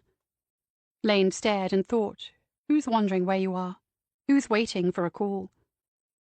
She moved silently onto the next bed and found a sleeping face she knew, Melanie, the other girl from the laundry. As soon as the light was on her face, she mumbled, and Lane smothered the beam with her other hand, ready to act, though quite what she would do if the girl sat up in bed she didn't know. Heart beating, breathing controlled, waiting for the chance to move again. But Lane was encouraged by the familiar face. Somehow it seemed more likely that Annie was here, close by. There were 2 more beds on this side. It seemed darker this end of the dorm, and Annie was closer than Lane had imagined, because she lay in that next bed, her eyes wide open, when Lane pointed the red beam of light towards her from 6 feet away. Realizing the girl would not be able to recognize her yet, Lane took 2 more steps so she was close by the bedside. Then she crouched and pointed the light up so that the edge of it was crossing her face and said softly, "Annie Parks, just so you know this is not another test." There was complete silence in the dormitory. Lane thought, if she screams now, in 20 seconds I'm going to be dealing with 6 or 7 hysterical young women. Or maybe some of them will get annoyed. Who knows what they've been programmed to do in a situation like this? She turned the beam a little more onto her own face and said, "Annie, do you recognize me?" The girl nodded, which was encouraging. It looked as if the screaming moment had passed. Moving closer still, their faces only inches apart now, Lane whispered, "I'm sorry we didn't get to talk properly last time. That was my fault. Your Mum and Dad asked me to come back and try again." Lane didn't think she'd woken Annie when she began searching the dorm, but she still seemed bemused, as if she had been sound asleep. "Your Mum and Dad, Annie. They're worried about you. They think you might be stuck here and not able to get home. Is that true?" Finally, the young woman whispered in response. She said, "You really know my Mum and Dad?" Lane unzipped the fleece, found the note in an inside pocket, unfolded it and held it out. Annie took it, and Lane shifted so she could direct the torchlight while the girl stared at it and then began to read. Lane had no idea what Roger Parks had written, but the eyes that eventually looked back at her were brimming. She was thinking, "Annie, I don't want to hurry you, but it's a small miracle we've got this far. Let's not have a discussion, please. One more try, then. Annie, I can get you off the island tonight, now, if that's what you want." To her eternal credit, the young woman didn't ask for a single detail. She simply nodded. All you need, Lane told her, is to get dressed, put everything on, get as warm as possible. In 30 seconds, that was done. But when Lane said, "Ready?" and made to move, Annie remained where she was, an odd expression on her face when Lane raised the torch a little. She took a step back towards her and said, "What's the problem?" Annie pointed to the next bed to her own, where the outline of a sleeping figure lay facing away from them. Annie whispered, "There's someone else." Lane did not respond immediately. She thought there were voices somewhere outside, somewhere back towards the door where Nick was waiting. 10 seconds passed, but she heard nothing more. Then she stepped close to Annie and said, "At least 24 someone else's, Annie. We need to go, now." A shake of the head, then, "You don't understand. She's really scared. I at least need to ask her if she wants to leave." It would be more dangerous to get into an argument about this than to agree. One more wouldn't make any difference anyway. Lane said, "Okay, but do it quickly. What's her name?" "Susie." Of course, obviously. And why not? Lane held the torch while Annie got down by the bed and woke the girl. At the far end of the dorm was a dark space, the alcove which concealed the door to the outside. Lane listened harder, whatever that actually means, trusting her instincts. She'd heard something out there. Susie was getting out of the bed, and Annie was handing her clothes. Lane went to both their beds and pushed the pillows under the covers. It's a schoolboy dodge, but someone checking in the dark might fall for it. She asked if they were ready to move, and then Susie realized who she was. She said, "You're Lane. How did you—" "No time. Let's go." She led them into the alcove, and then whispered for them to wait while she checked outside, wary now because of the earlier sounds. The door was open, as she had left it. As she moved forward, a figure appeared a few feet in front of her. There seemed to be even more starlight after the darkness inside, and she could see it was Nick. She said, "Did something happen?" With a thin beam of another torch, he directed her attention to the side of the building. There was a body lying on the ground. When she looked back at Nick, he said, "It's a woman. She came out of the next place a few minutes ago. She didn't see me, but then headed this way. She was going inside where you were, so I had to take her out." After a pause, Lane said quietly, "Yeah, okay, but not completely, right?" He moved and shone the torch on the prone figure. Leaning down, Lane could see the face twisted to one side, trying to look up at her. It was Rona, a strip of tape across her mouth. Her hands were bound behind her back with a cable tie, and there was more tape around her ankles. Lane straightened up and said, "We've got 2 to go." Nick said, "2? That's serious mission creep." She told him there wasn't time to explain, but there was room on the boat, and all he said in response was that he hoped they wouldn't be collecting any more along the way. She went back into the doorway, pointing the red beam onto her own face, and put her forefinger to her lips. Annie nodded, and Lane saw that she had hold of Susie's hand. Then she took them out of the building and into the night. Once they reached the slope above the center, they moved in single file, with Nick at the front, Lane at the back, and the 2 girls in between. There were no torches for obvious reasons. and they had to stay close together. Nick was moving at a good pace, and Lane knew why. The chances were that the woman he had tied up would not remain undiscovered until the morning. When they reached the bracken, he slowed a little, and Lane realized they were following the exact route he had used when they were heading down towards the building. He must have eyes like a cat to find it again in the darkness. The progress was noisier for a while, but you had to assume there was no one up here to hear it, apart from maybe a rabbit or two. At the top of the slope, he paused and looked southeast, down the hill towards the centre. Again, this was one of the places they had watched from on the journey in. Lane looked too, and guessed what he was thinking. There had been 3 lights last time, and now there were 5. Surely the alarm couldn't have been raised less than 20 minutes after they left. Nick took out the night owl and scanned the buildings. Then he said, "Your man isn't at his desk anymore. It's well after midnight, but there are people about down there." Lane nodded, and he knew she had understood the warning. He moved on, if anything more quickly, and Susie stumbled a couple of times as they made their way down the slope. The grass had become slippery in the thin mist that was beginning to form over the higher ground. When they reached the wall, Nick went over first and helped Annie and Susie down after Lane had pushed them up. When she joined them, she saw Nick had an arm raised, and she followed the direction in which he was pointing. The lights of a vehicle were moving away from the centre, going south towards the chalets. Lane said, "That's the electric buggy I told you about." It was heading away from them, which was good. But once more she found that Nick was thinking along the same lines as she was. He said, "That's where the beach and landing stage is, correct?" She nodded, and he continued, "If they're looking for us, that's the obvious place to begin. How many buggies are there?" Lane told him she'd only seen 1, but then Annie spoke up. "We've seen 2 together." Nick checked the centre again through the infrared scope, not hurrying, but purposeful.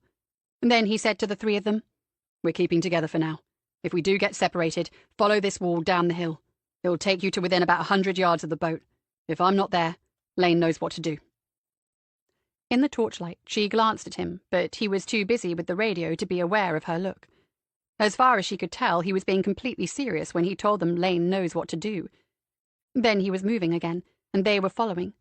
She heard him give a report to Flynn of their situation, and their estimated time of arrival at the cliff.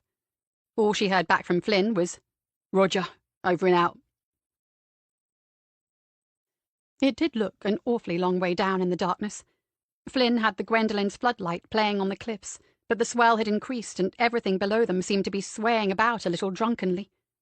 Nick was tightening the harness to fit Annie, and Susie stood close by, looking petrified and crying at the thought of having to go down next. The mist that Nick had informed her was low cloud, as if that made the slightest difference, had thickened, but he was still businesslike and calm. He was telling Annie that all she had to do was stay relaxed in the harness. There was just one place where she'd have to kick herself away from the cliff as he lowered her down, and then the man in the boat would be able to reach her. Within moments of that, it was actually happening. Annie had a last hug for Susie, and then she went over the edge without further hesitation. Lane had a glimpse of the daughter Roger Parks thought he had lost. Because the stake was so far back from the edge, Nick had to belay without sight of Annie. Lane crouched at the edge and used her left hand to guide him. Down on the sea, Flynn was in the dinghy now, outboard running, ready to collect.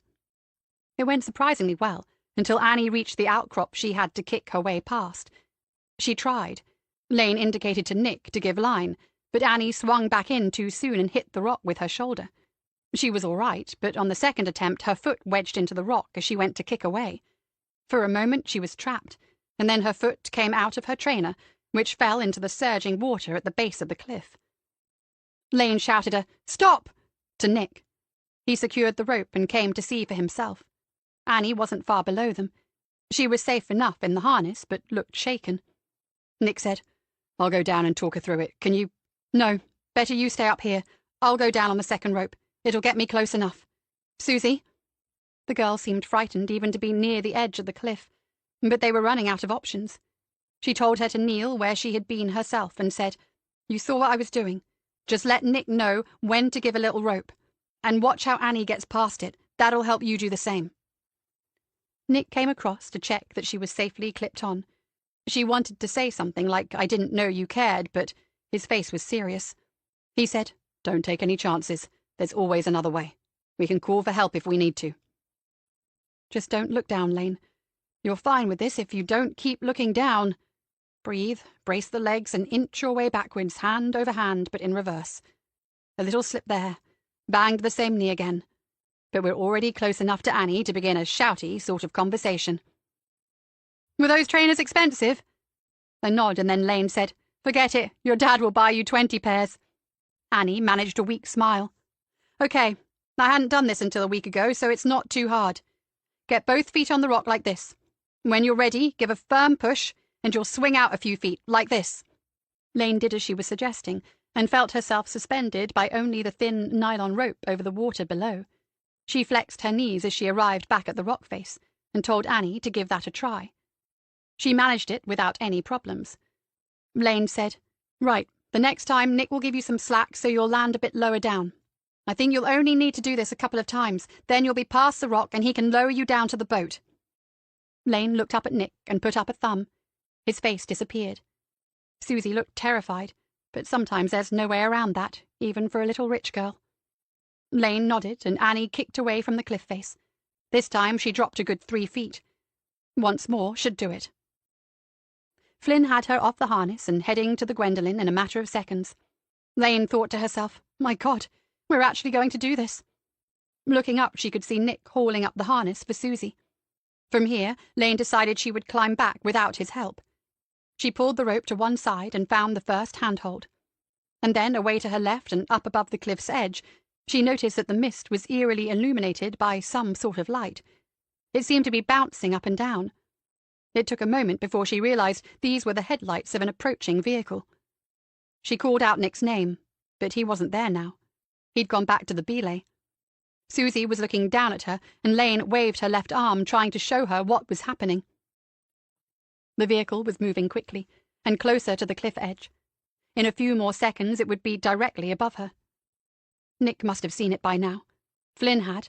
The floodlight was pointing directly up, casting Lane's shadow in front of her.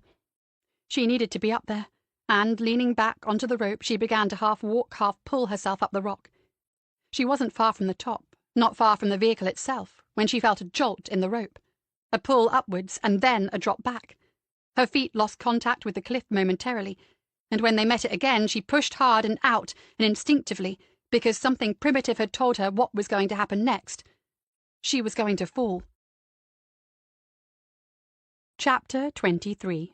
16th December. Lane tried to twist so that she would enter the water feet first, but there wasn't enough distance to fall.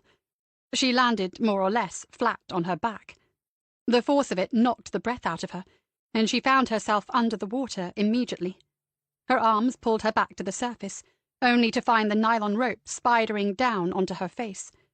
And then something hard and sharp struck her on the side of her head, the right side, and she thought, That's cut me. That's the stake out of the ground. She began to breaststroke, just to stay afloat, knowing that Flynn would be with her quickly, but the rope had tangled around her. She could feel it around her neck, and her left arm couldn't straighten because of it. She managed to get it off her neck with her right hand, but then she was under again, and choking because of the salt water she had just swallowed.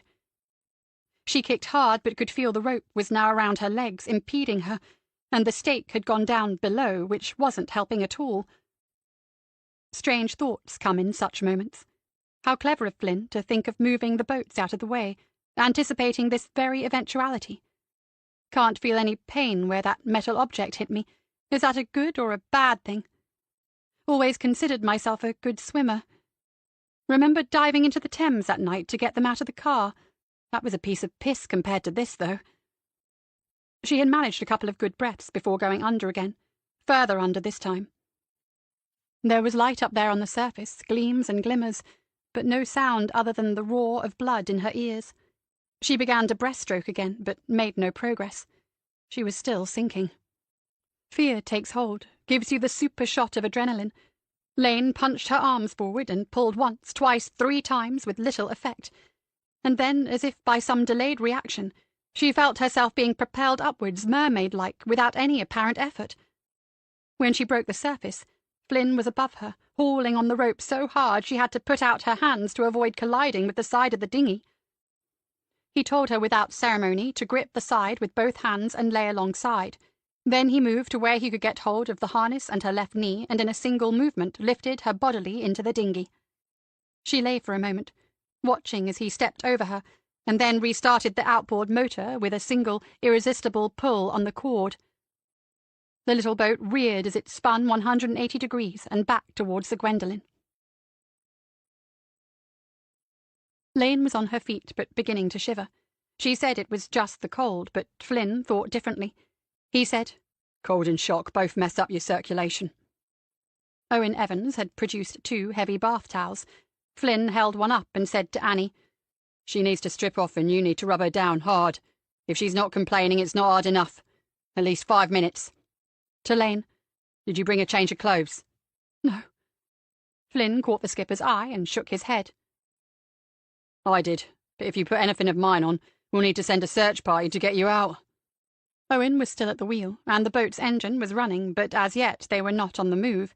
He said to Flynn, "There's a box in the cabin, a thick jumper and some oilskin trousers." Flynn said, "They'll do. Rub down, then get 'em on." Lane was shaking now, unable to control it, but she didn't move. "What's happened to Nick and Susie?" Flynn said, "Calling him's my next job. Getting you out was the priority." She said, "Do it now, then I'll get warmed up." There was a moment when they were eye to eye and Flynn was weighing it up. Then he unclipped the radio from his belt, pressed the button and asked Nick to respond. Again, the shortwave communications worked perfectly. Nick said, "We're clear, up on the higher ground. I can see them. They can't see me, thanks to the scope. Susie's doing really well." That was for the girl's benefit, of course, and Lane thought to herself, "I've been there. She couldn't be in better hands." Then Nick was asking what had happened to Lane. Had they found her at the cliff top? Flynn said, "No, I found her at the bottom. She took a dive. I have to say it was the worst dive I've ever seen in my life. Nil points." Annie was wrapping the towel around her, trying to pull Lane into the shelter of the cabin. Nick said, "Is she all right?" "She will be when she's warmed up. We need to be thinking how we're going to get you off next." This time there was a pause, as if the signal had been broken, and then Nick's voice was saying, "As I see it, it's mission accomplished. Annie's on board and on her way home. We can see out the night here, or just go and talk to them. I've got a mobile signal and I can report this to the police if I need to. These people won't try anything." Flynn looked at Lane and then said into the radio, "We'll get back to you on that. Stand by." Then he said to Lane, "This is your op, so it's your call." Somewhere far away she could feel the cold beginning to hurt a lot. Annie tried to move her again and failed. She heard Annie's voice say, "Your head's bleeding." Yet her mind seemed to be working very clearly. She considered the options, including the one Nick had suggested, and then she said to Flynn, "I don't like the idea of leaving anyone behind." Had the former SBS man ever had a long debate with anyone about anything? She doubted it. He turned to Owen Evans and said, "How close can you get to the beach?" "Not very. It's a shallow shelf. Maybe 30 yards, but even the dinghy would run aground." As Flynn considered that, the Welshman added, "But I can get close to their landing stage." Flynn said, "How close?" Owen looked at his watch, clearly making calculations. "The tide's ebbing, 10 or 12 minutes to get there. I might have a foot of water to spare next to it if we go straight away and your man can get there quickly. Needs to be within the half hour." When Flynn looked at her, Lane nodded. He opened the channel and said, "Head south, southwest. You're making for the beach we saw on the recce. As quick as you can. We'll pick you up there." With one of the 2 heavy towels, Annie was rubbing Lane's back so hard it was difficult to keep her balance. Lane had stripped to her underwear, but that was soaked as well, so she took everything off. She had hold of the second towel and dried her head and hair as best she could. Annie had examined the cut and told her it was 3 inches long but shallow and should not need stitches. If it scarred, it would be covered by her hair if she grew it a little longer. After a couple of minutes, Annie said, "You've got 1 or 2 other scars as well." Lane didn't respond, and Annie added, "Did you have some sort of accident?" "Not really. Work-related injuries." That was the phrase the authorities had used in the tribunal. Everything said in the passive voice. No individual to blame for the loss of her career, just procedures to be followed. Annie stopped toweling and said, "Thank you. For today, I carried out a plan. I'll introduce you to the lady who made it happen in the first place." Emily Willows would be on the hot chocolate by now, sitting in her kitchen, worrying herself to death. But Lane had to admit that life had not been dull since the day the two of them met, and she had shot a man in her next-door neighbour's hallway. There is only so long that you can rub a stranger's naked body without it starting to feel a little odd, and Annie Parks had arrived at that point. She turned away and searched in the box Owen Evans had told them about. She produced a black thing she said was a T-shirt, and said, "How about this? I think it's clean." Lane took it and put it on. About 5 sizes too large, it hung off her shoulders and outstretched arms like a door curtain. Then a pair of yellow oilskin over-trousers. These felt like wearing a cardboard box, but fortunately they had braces. Lane looped those over her shoulders and realized she was beginning to resemble an old-fashioned circus clown. Finally, a proper fisherman's woolen jumper so heavy that wearing it could be part of a weight-training regime. With her ensemble complete, she couldn't help saying to Annie, "How do I look? It's interesting, but not the front cover of Vogue." Lane sat on the chest that had produced these wonders and pulled her sodden boots back on. If Evans had any footwear available, she wasn't getting involved with it. Back on the deck, the dark mass of Innisgwyth was looming on their right now. The diesel engine must be at full throttle, powering the Gwendolen through the water and leaving a widening wake behind. The sound of the engine and the sense of urgent motion gave the feeling that they were moving at great speed. Lane found herself wondering where the dolphins go at night. She had to shake herself a little to get her mind back on this job, which, as far as she was concerned, was only half done. The note of the engine altered. The skipper had turned the boat 90 degrees, and Lane reckoned they must be closer to the beach than she'd realized. If the woman in the cafe hadn't said to Emily, "The only one who won't take you there is Owen Evans," they wouldn't be making this attempt to rescue Nick and Susie. Without his knowledge of the waters, it would have been impossible. "A foot to spare," he'd said. "That's not much, is it? He's risking a lot for our sakes." Flynn came down from the side of the cabin where he'd been looking ahead and stood beside Owen Evans. The boat was slowing and turning again. Flynn spoke into the radio, but Lane couldn't hear the conversation properly this time. Then Flynn said to her, "They're close to the beach. They can hear us near the boat, but there are people ahead of them. Someone's worked out that we'll try this." Then he asked Evans to take the boat in close so he could see the situation. As they rounded the last of the cliffs, through the mist Lane could see lights in 2 of the chalets, and lights along the path to the landing stage where she had disembarked on the first occasion. These lights were fixed, but there were also lights moving, 2 or 3 of them, now pointing seawards because those people too could hear the sound of the approaching boat. Owen took the Gwendolen slowly to within 25 or 30 yards of the landing stage. The Aphrodite was visible at its mooring now. Flynn held up the radio towards Lane, indicating he wanted her to be part of the next conversation, and she went to his side in the stern. He said into the handset, "Come in, Lambound. How do you read this now?" Nick's voice said, "They haven't seen us yet, but they will if we go any closer to you. We're behind the group of beach huts, or whatever they are, the ones to our right and your left. Both vehicles came this way. There must be 4 or 5 people, maybe more." Flynn gave Lane the handset, showing her the transmit button. She said into it, "Nick, they don't want you or anyone like you on the island. They're focused on stopping Susie from leaving." His voice said something indistinguishable, and then came through clearly. "That's not happening. They either get both of us or neither. Did you know she was the school cross-country champion?" Annie was with them in the stern now, looking puzzled because she'd caught just the end of the conversation. Lane said, "No, we never got around to talking about that. Why?" "Flynn said be quick, so he ran most of the way. She got here ahead of me." Now she could hear Susie's voice in the background, but not the words. Lane was looking at Owen Evans now. She said, so he could hear, "You made good time, but we don't have much left, maybe 15 minutes?" The fisherman nodded, both hands on the wheel, adjusting the position of the boat relative to the landing stage. Then Lane looked at Flynn's direction and said, "If you can reach the landing stage at the other end of the beach to where you are now, we can get you off." There was a pause, and then Nick's voice came through again. "We're out on the beach now. I'm checking through the night scope. More people than I thought. I can see 7. The 2 to the right are on the landing stage, not far from you. Can you see them?" Flynn made a noise somewhere between a curse and a cough, and stepped up beside Owen at the wheel. Suddenly the sky was lit up by the boat's powerful light. Then he swung it around towards the island, and they could see 2 figures with their hands raised as the beam dazzled them. Everything was closer than one had imagined, once the darkness was taken away. Lane recognized one of them. It was Graham. She could still feel his hand on the small of her back. Flynn kept the light on them and said to Lane, "Tell him we can see him now." In that moment she recognized in Flynn a kindred spirit. Once a situation has become critical, there are only two options. You back away or you go forward. Lane had always gone forward, and in switching on the searchlight, Flynn had declared their intentions. She said to Nick, "Turn on the torch so we can see where you are, and then come across the beach towards the landing stage." A small light appeared to their left and began to move. A few seconds later, someone further back switched on the lights of one of the electric buggies, two yellow eyes watching what was going to happen soon on the beach.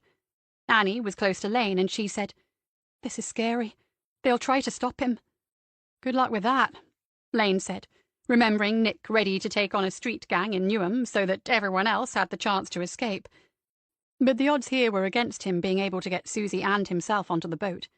In the light from the vehicle, two small figures had become visible, more shadows than silhouettes, very close together. Lane knew that the girl would be holding on to Nick's arm. She felt the Gwendolyn move and glanced around. Flynn was up with Owen, and the boat was edging closer to the landing stage. She couldn't see what he was planning, but she could feel the rocks below the surface getting closer to the hull. Having got out of the water tonight, she did not like the idea of getting back into it. Nick and Susie were closer now, had made it more than halfway across the beach. Someone out there was shouting, but it was impossible to make out words over the noise of the diesel engine. Then two more figures materialized between Nick and the end of the landing stage, and one of them was Theo Sorensen. Lane raised her voice, pointed and said to Flynn, "That's the man." Flynn swung the light onto the beach. It had somehow become a weapon in his hands. The scene became suddenly stark, like an old-fashioned photographic negative, but only momentarily so. Flynn read the situation, and then focused back onto the landing stage, which was frighteningly close already. They were perhaps 20 feet from the Aphrodite. Less than that now separated Nick and Susie from Sorensen, and their forward progress had halted. The leader of this lunatic project would be reasoning with the leader of the Pathfinders platoon, and Lane thought that was a conversation which under any other circumstances she would pay good money to hear. 30 priceless seconds passed. Then Nick was moving forward and to the side between Sorensen and the water's edge. Sorensen raised a hand, Canute-like, but the two fingers passed him, and now it was only those on the landing stage who were in the way. This seemed hopeful, but Lane knew the real danger was ahead. Nick would be a handful for any 2 or 3 of the men on the island, but in any sort of struggle he would lose contact with the girl. They only needed one opportunity to pull her away from him. And sure enough, as Nick and Susie approached the end of the landing stage, Lane could see that 4 or 5 other people had appeared on the beach and were closing in behind them. Flynn called her over and said he wanted her to take the light. When she asked what he was planning to do, he said, "When we're close enough, I can jump down onto their boat. With 2 of us on the landing stage, we can get the other girl away." Lane had no doubt that he was serious and capable of doing such a thing, but at that moment they all felt it. The shudder as the Gwendolyn's hull scraped against rock beneath the rolling sea. In seconds, Owen Evans had the boat reversing out towards where he had been holding position previously. He shouted to them, "We got enough water if it were calm, but there's too much swell now. Come out of bloody nowhere, it has." Nick and Susie had reached the end of the beach. Graham and another younger man Lane didn't recognize had taken up a position on the landing stage, preventing them from going any further. Sorensen was coming towards them again. When she looked around for Flynn, she couldn't see him. Then Annie pointed, and Lane realized he had gone over the side and was starting the outboard motor on the dinghy, as if this had been his plan B all along. And if for some inexplicable reason the dinghy were to sink, Flynn would get into the cold, cold water and swim. He had decided to get onto the landing stage or die in the attempt. She remembered what he'd said to her in Emily's lounge, the comment about death by terminal boredom. He looked anything but bored right now. Lane had taken over the light. She asked Owens if they were sinking because the boat had hit the rocks, and he told her the old girl could take more than that, but he couldn't risk being run aground and stuck there. Then he nodded towards Flynn and the dinghy and said, "I think he's got the bit between his teeth, though." Flynn took the dinghy in behind the Aphrodite and was out of it in seconds, tying it to a post. Everything he did quickly, and with an odd sense of agility for a short, square-looking man. He ought to be clumsy and awkward, but was quite the opposite, and now he was making his way along the landing stage. They had seen him coming, of course. He would encounter Graham first, and as she kept the beam on what was happening, Lane couldn't resist the thought. Who would have imagined when we first met, and you kept pouring me, that it would come to this? When the two men were just a few feet apart, Flynn stopped. It was impossible to hear what was said, but Lane guessed that one of them was inviting the other to get out of the way. As Lane was thinking to herself, "I don't think he'll ask twice," Flynn darted forwards and Graham had fallen into the water. There had been no punch or kick of any description that she could have said accounted for such a turn of events. The water was shallow that close to the beach, and Graham was on his feet, up to his waist in it. Flynn said something to him, most likely expressing the opinion that climbing back up would be a bad idea, and then continued along the landing stage. Everyone was watching this unfold. On the beach, the people were keeping their distance from Nick and Susie. The younger man had held his ground, and as Flynn got close to him, he took up some sort of martial arts stance, half crouched, arms at the ready. He was big, several inches taller than Flynn. Once more Flynn stopped, and Lane guessed he was making the same invitation. She had the sense that he shrugged his shoulders as if to say, "Oh well," and took a step forward. The younger man lunged with his right arm, grabbing for a hold, but then found himself for some reason on tiptoes as that arm was twisted in every direction it was never meant to go. He tried something with his left hand, but the pain must have worsened because now he was giving at the knees, flopping like a fish. Flynn walked him backwards to the edge of the landing stage and dropped him into the water. When Flynn stepped off the walkway and onto the beach, no one moved except for Nick and Susie. They passed by him, and he stood looking for a moment at the half-lit figures with their torches. Graham and the boy were wading out of the water onto the beach, keeping their distance, and the boy was holding his arm. When Flynn was sure he'd made his point, he turned and followed Nick and Susie as they made their way towards the dinghy. Chapter 24, 16th December. Lane objected, but was overruled. Owen made a phone call, and then Nick followed his truck out of St. Dale's. Ina, the young woman who appeared to be Owen's fiancée, though it wasn't clear whether he had actually asked the question yet, lived on her parents' farm 4 miles out from the village. They followed the tail lights along a winding single-track road into the foothills, and there were sheep sometimes, caught in the headlights, their eyes glowing green or yellow in the darkness. Other lights showed in the low stone farmhouse, though it was well after midnight now. They all got out of the SUV and stood uncertainly, while Owen went into the house, only to reappear moments later and tell them to come inside, as if they should have followed him without an invitation. The walls of the cottage seemed to be at least 3 feet thick, making a narrow, tunnel-like entrance into an enormous, low-ceilinged kitchen, which was also plainly the family dining area and the hub of the home. 2 women were busy, one with saucepans on the range and another at a work surface slicing bread. They turned, and Owen introduced Ina of the bread knife, and Eileen, her mother, small, dark, attractive, practical woman, just as you'd expect, thought Lane. Both women returned her own gaze, and then Ina said to Owen, "What on earth have you done to her?" In response, Lane looked down at her remarkable attire, and then at Owen with the others, as if some explanation was overdue. Palms out, defeated already, he said, "Nothing else on the boat, was there? I'm not prepared for such eventualities." Ina was into action, coming towards Lane and saying to her mother, "Not my size, but some of our Duluths should fit." There was a look to her mother and a nod return. There could be no doubt who ruled this particular roost. Ina was already indicating that Lane was to follow her, and she did so, moving as stiffly and noisily as the Tin Man in Owen's oilskin trousers. When Lane had gone, Nick offered his thanks to the lady of the house, but she didn't take much notice of him. Instead, she told Annie and Susie to sit down before they fell down, and told them they would be having soup, cheese, and bread in about 10 minutes. "It's not homemade, I'm afraid. Normally, but when you get called out of bed in the middle of the night." She paused to deliver a withering look in Owen's direction. "Well, it's make do and mend. I've told her often enough what happens if you get involved with a fisherman, but they'll do just as they please in the end." Flynn looked at Owen and nodded in agreement, as if he'd said the same thing many times himself. When Aileen Roberts focused on her soup again, Nick managed an unconvincing grin of sympathy. The 2 young women were seated at the table now, the table so large and rustic in appearance it was quite possibly even older than the house. Lynn fussed over them. Were they warm enough? Were their clothes dry? Annie reassured her, thanked her again, and asked if she could help in any way.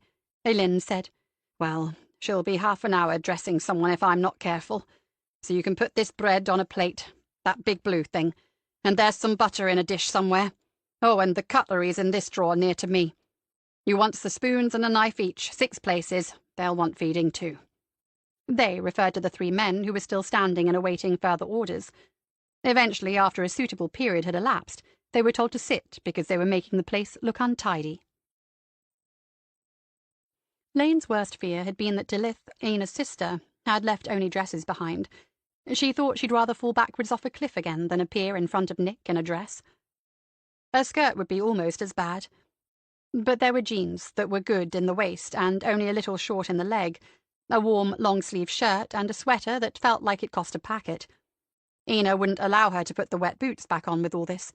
She found a pair of trainers only 1 size too small, and Lane could wear those if she didn't lace them up. When she returned to the kitchen, a conversation was underway. Lynn Roberts had turned to listen, her hands on her hips, and Annie was saying, "They were always saying how everyone had come of their own free will, but they made it really hard to leave. They said you had to commit to really understand what they were going to do. I started to think it was all mind games, but..." When she saw Lane, she said, "When you spoke to me the first time, I was sure you were part of another test. They were really focusing on me, like I was some sort of example to the others. Then, when I saw what happened to you, I realized, but it was too late. So I wrote the note and put it in your bag. I'm sorry." Lane waved that and the attention it brought away. Annie continued, "And then when Susie came and we started talking, I thought, it's going to happen to her as well. We'd already discussed about how we could get off the island. So when you all turned up tonight, it was weird. We're just so grateful." She was close to tears at the end of that.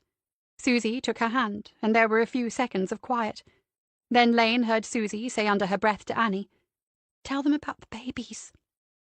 "All right, it was getting worse. They've started talking about building the community from within. There were jokes about getting the goats in the spring, and there soon being lots of kids around. They're expecting some of the women on the island to have children next year." "With whom?" said Mrs. Roberts, her hands even more on her hips, if such a thing is possible. Annie said, "The men on the island." "Disgusting!"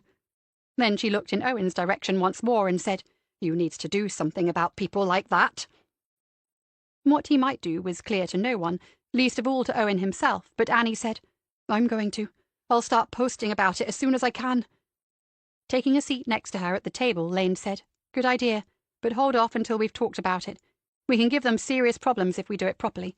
I know a couple of people who could help, okay?" Annie nodded, and then Lane looked from Susie to Nick before she said, "I've got one question for you two, though." They looked at each other, and Susie blushed. It hadn't escaped Lane's notice that Susie blushed every time Nick looked at her or mentioned her name. He said to Lane, "All right, what's the question?" "Who let go of the rope?" Nick said, "Oh, yeah, so we'd got Annie down, and then Susie pointed out the headlights coming along the cliff. I figured it was more important to get her out of sight than to..." "Worry about me? Fine. Then what happened?" Some present might have misread Lane's manner, but Nick Pascoe knew her well enough by now. He said, "I figured you could look after yourself. You'd either get down to Flynn's dinghy or just hang around out of the way." It was a joke of sorts, and there were a couple of smiles. Nick continued, "What we didn't allow for was where we had to put the stakes. Remember, we had to put them a long way back." Lane nodded, working it now.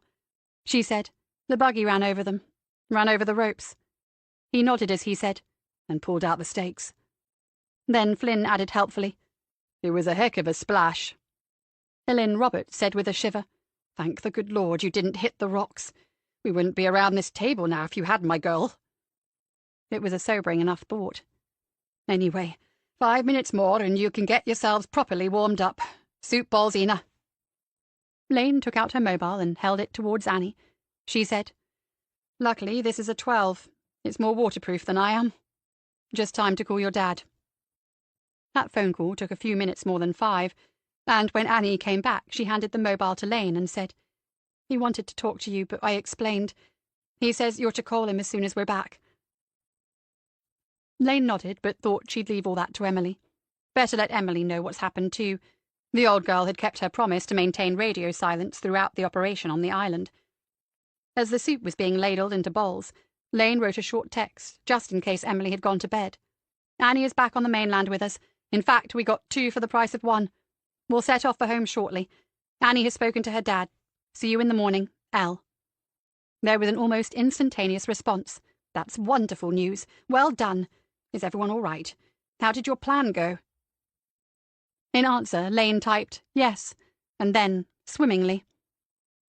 It was vegetable soup, and homemade or not, very welcome, with slices of crusty white bread and farmhouse cheddar. Afterwards there was a choice of hot chocolate or tea, and there was more talk of the night's events as the atmosphere relaxed.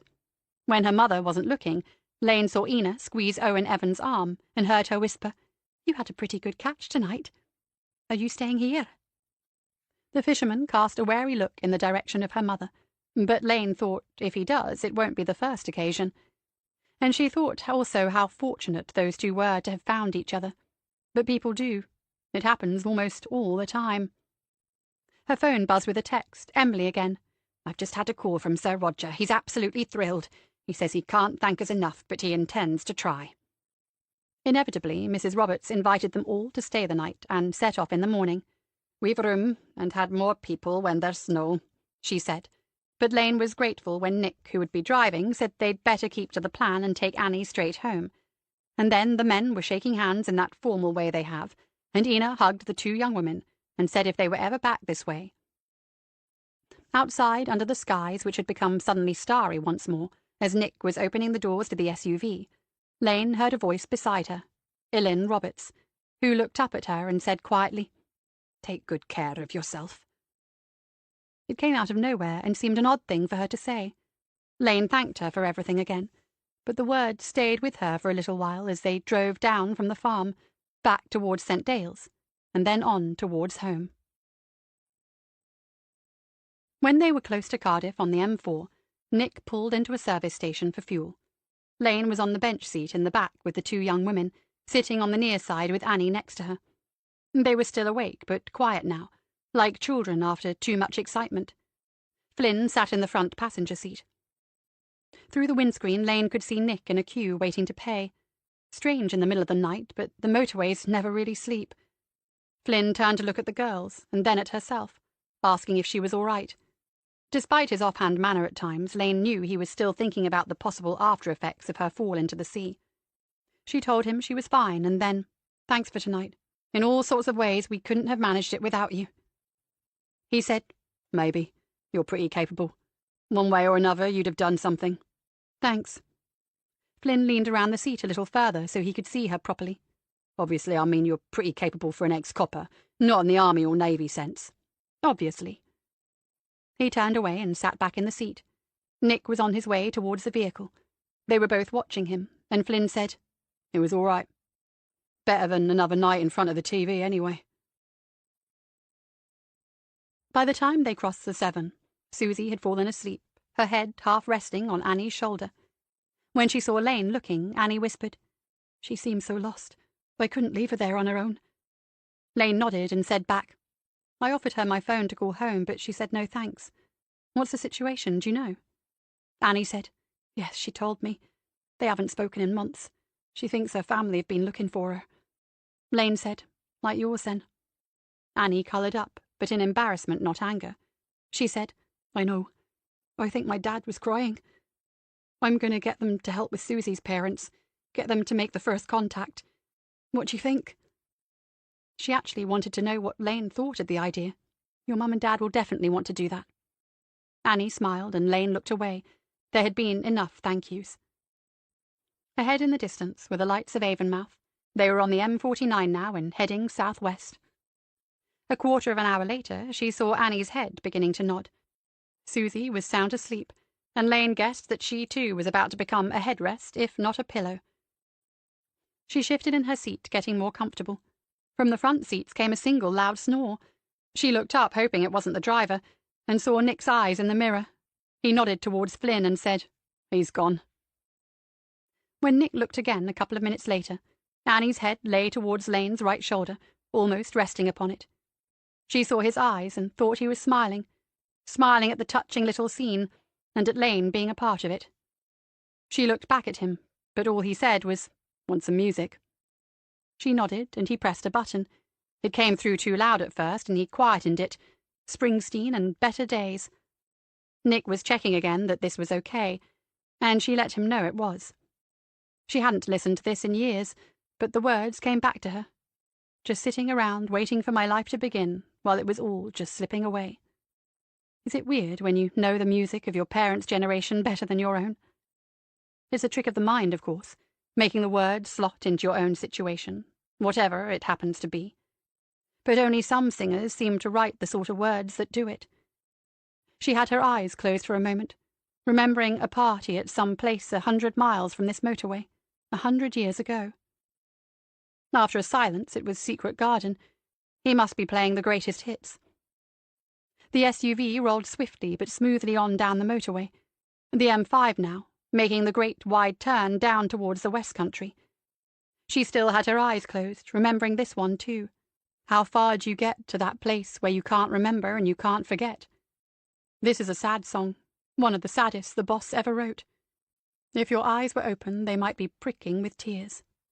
She's got a secret garden where everything you want, where everything you need will always stay 1,000,000 miles away. When Lane did open her eyes, she found herself staring straight into the rearview mirror. She saw Nick look away from it, and back at the road. Chapter 25, 16th December. Frost is infrequent in Cornwall, but shortly after the sun rose on the 16th of December, Emily Willows could see a dusting of it on the lawn behind her house in Polcombe. The sky was a brilliant and cloudless blue, and the weather forecast had said they were in for a morning of bright winter sunshine. It arrived as promised, and so when, less than an hour later, Nick Pascoe's SUV was parked outside her house and he was sitting in her kitchen with Summer, all looked well with the world. They had driven first down to Truro and delivered Annie and her friend Susie into the open arms of Sir Roger and Jenny Parkes.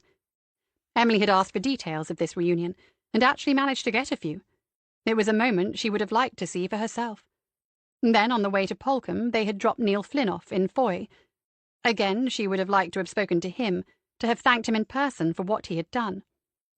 When she commented, in all innocence to Summer, that she was wearing some nice clothes for a change, the explanation had sent a chill through her, and she might have embraced the short man with the enormous shoulders for pulling her friend out of the water. She thought about this then, had a brief conversation with herself, and affirmed that yes, she really might have put her arms around him.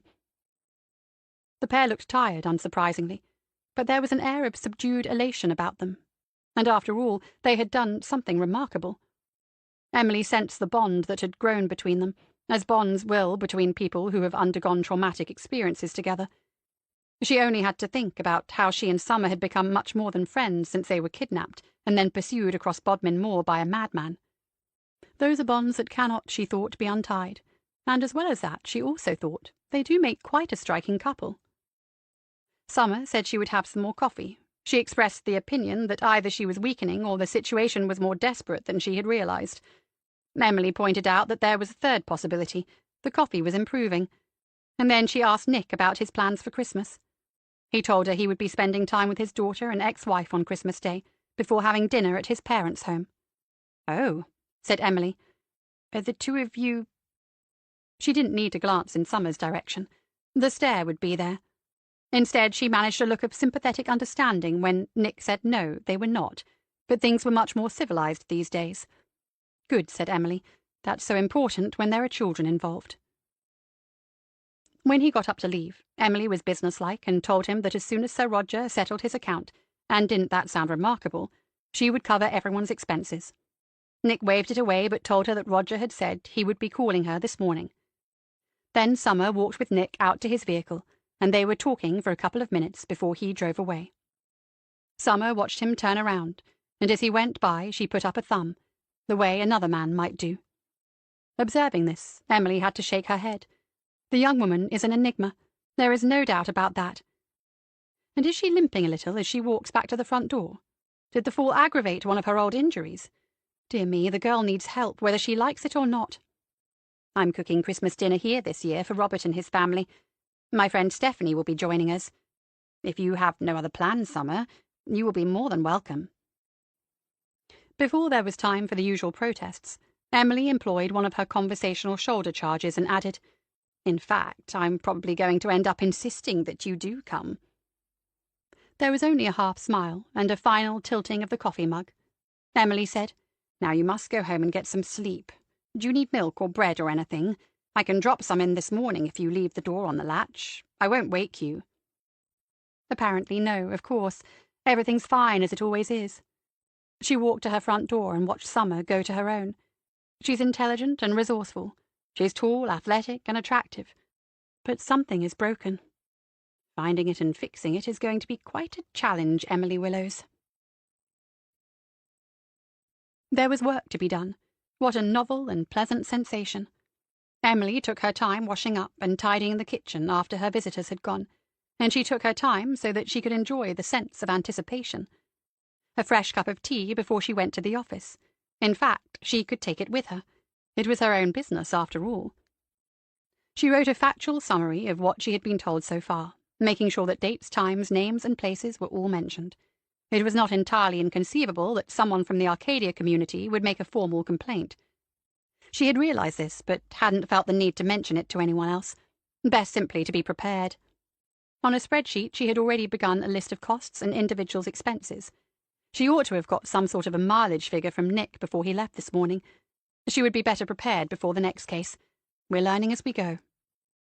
Everyone's phone numbers went into a newly created business directory, and then she calculated, as good practice, approximately how many hours different people had spent working on this case. The numbers would have little bearing on who got paid what this time, but in future they should if things were to be properly organized. And at some point, she thought, we might even end up paying taxes. An hour and a half later, Emily had completed all this. She sat back and surveyed the tidy desk, with everything in its new file, and each file in its allotted place. When her mobile began to ring, she picked it up and looked at the screen.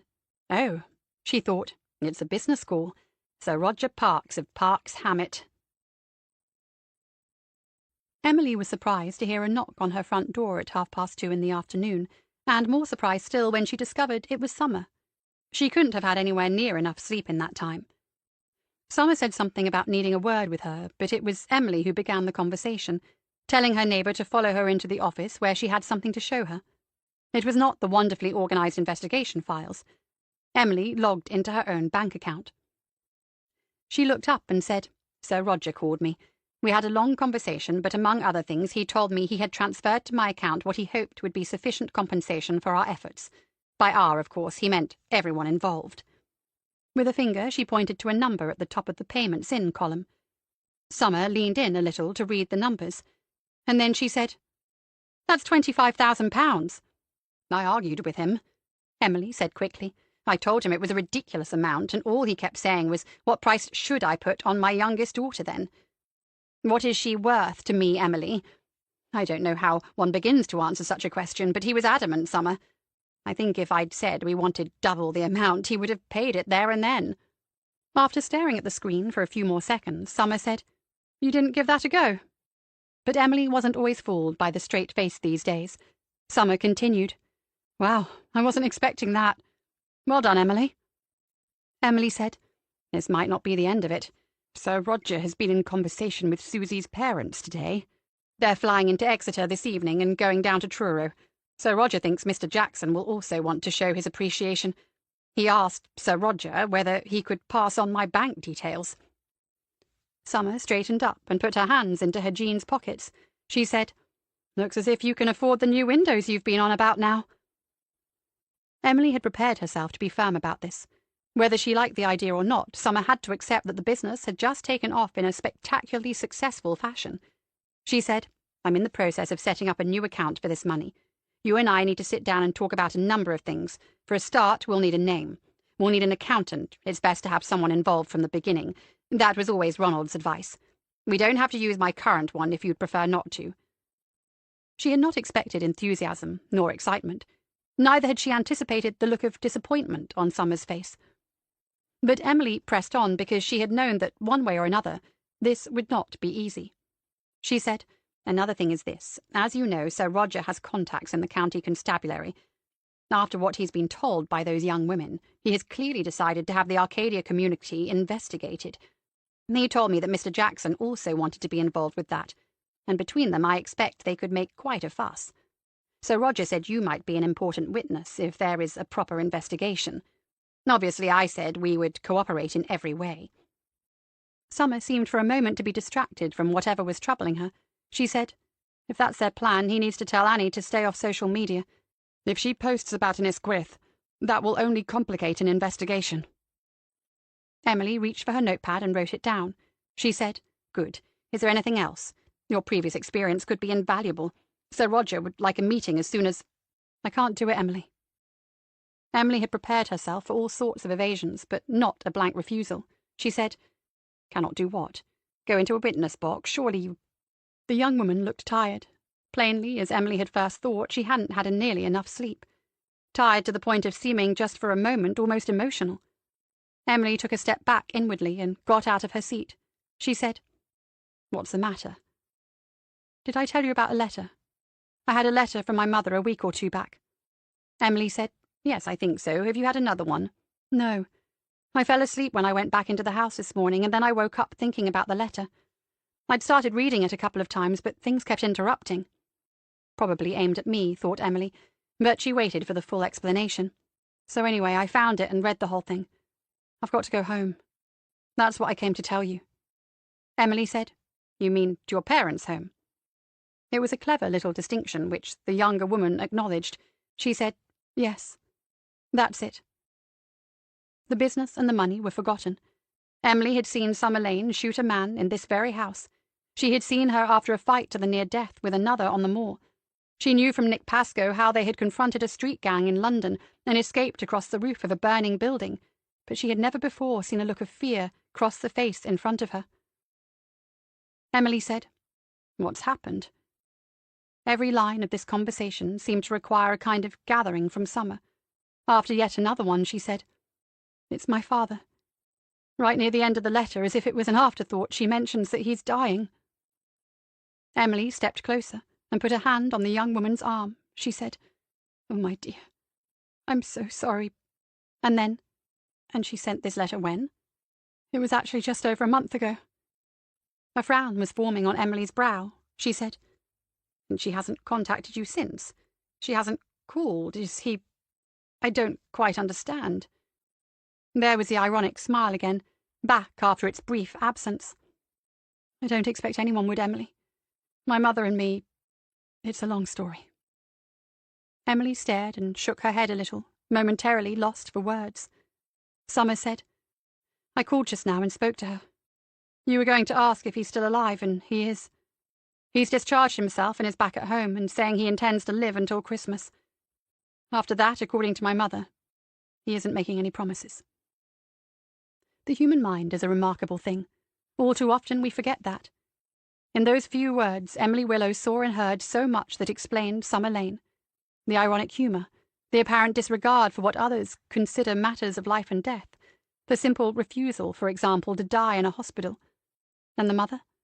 Emily considered her own trials and tribulations when it came to raising a daughter, but they rather paled in significance now. "So I'm sorry too, Emily, about Christmas and all that. I've already packed. I just wanted to let you know. She'll be taking care of him with remarkable efficiency. There won't be anything I can do, but of course you must go, and you must stay. Perhaps they're wrong. Sometimes they are. And if they're not, such times are so important, so precious." Summer was back now that the thing had been said. She looked around the room, pointed at the desk, and said, "You've got this, Emily. Great job. There's just one thing." "Yes? What is it?"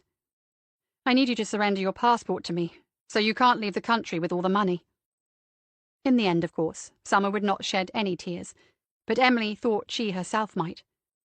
To keep busy, she asked what she could do to help while her neighbour was away, and the answer was, "Just one thing. Would you mind feeding Charles?" "Who, dear?" Emily looked genuinely puzzled, as if there might have been a man living next door all this time after all. Summer said, "The cat. He's got used to me feeding him. You can put the dish down by the back door." Emily said, "Yes, of course. I didn't realize he was still here. He's very well behaved. For a cat." He likes smoked mackerel better than cat food. I see, yes, smoked mackerel. Summer was turning to go, and then she remembered something else. And chicken nuggets. Emily watched from her front porch, where, in a way, it had all begun. 3 bags went into the boot of the Audi, which is more than anyone takes for a long weekend these days. The car started first time as always. She often saw Summer fiddling under the bonnet. Then the engine was revved for a few seconds. Gets the oil circulating, Ronald used to tell her, but she never remembered. Ronald would have been rather impressed by their new neighbour. The thing is, Emily told herself, when someone like Summer Lane drives away, you can never be sure that they will come back, that you'll ever see them again. The young woman reversed out of the drive onto the road, not looking in Emily's direction. But before she pulled away, she did glance to her right and nod. Ladylike waving came naturally to Emily, but it seemed somehow inappropriate on this occasion. And so, for the first time in her life, she put up her thumb, and saw the right hand leave the steering wheel to return the gesture. When the car was gone and the road was empty, Emily Willows went back inside and added a couple of things to her shopping list.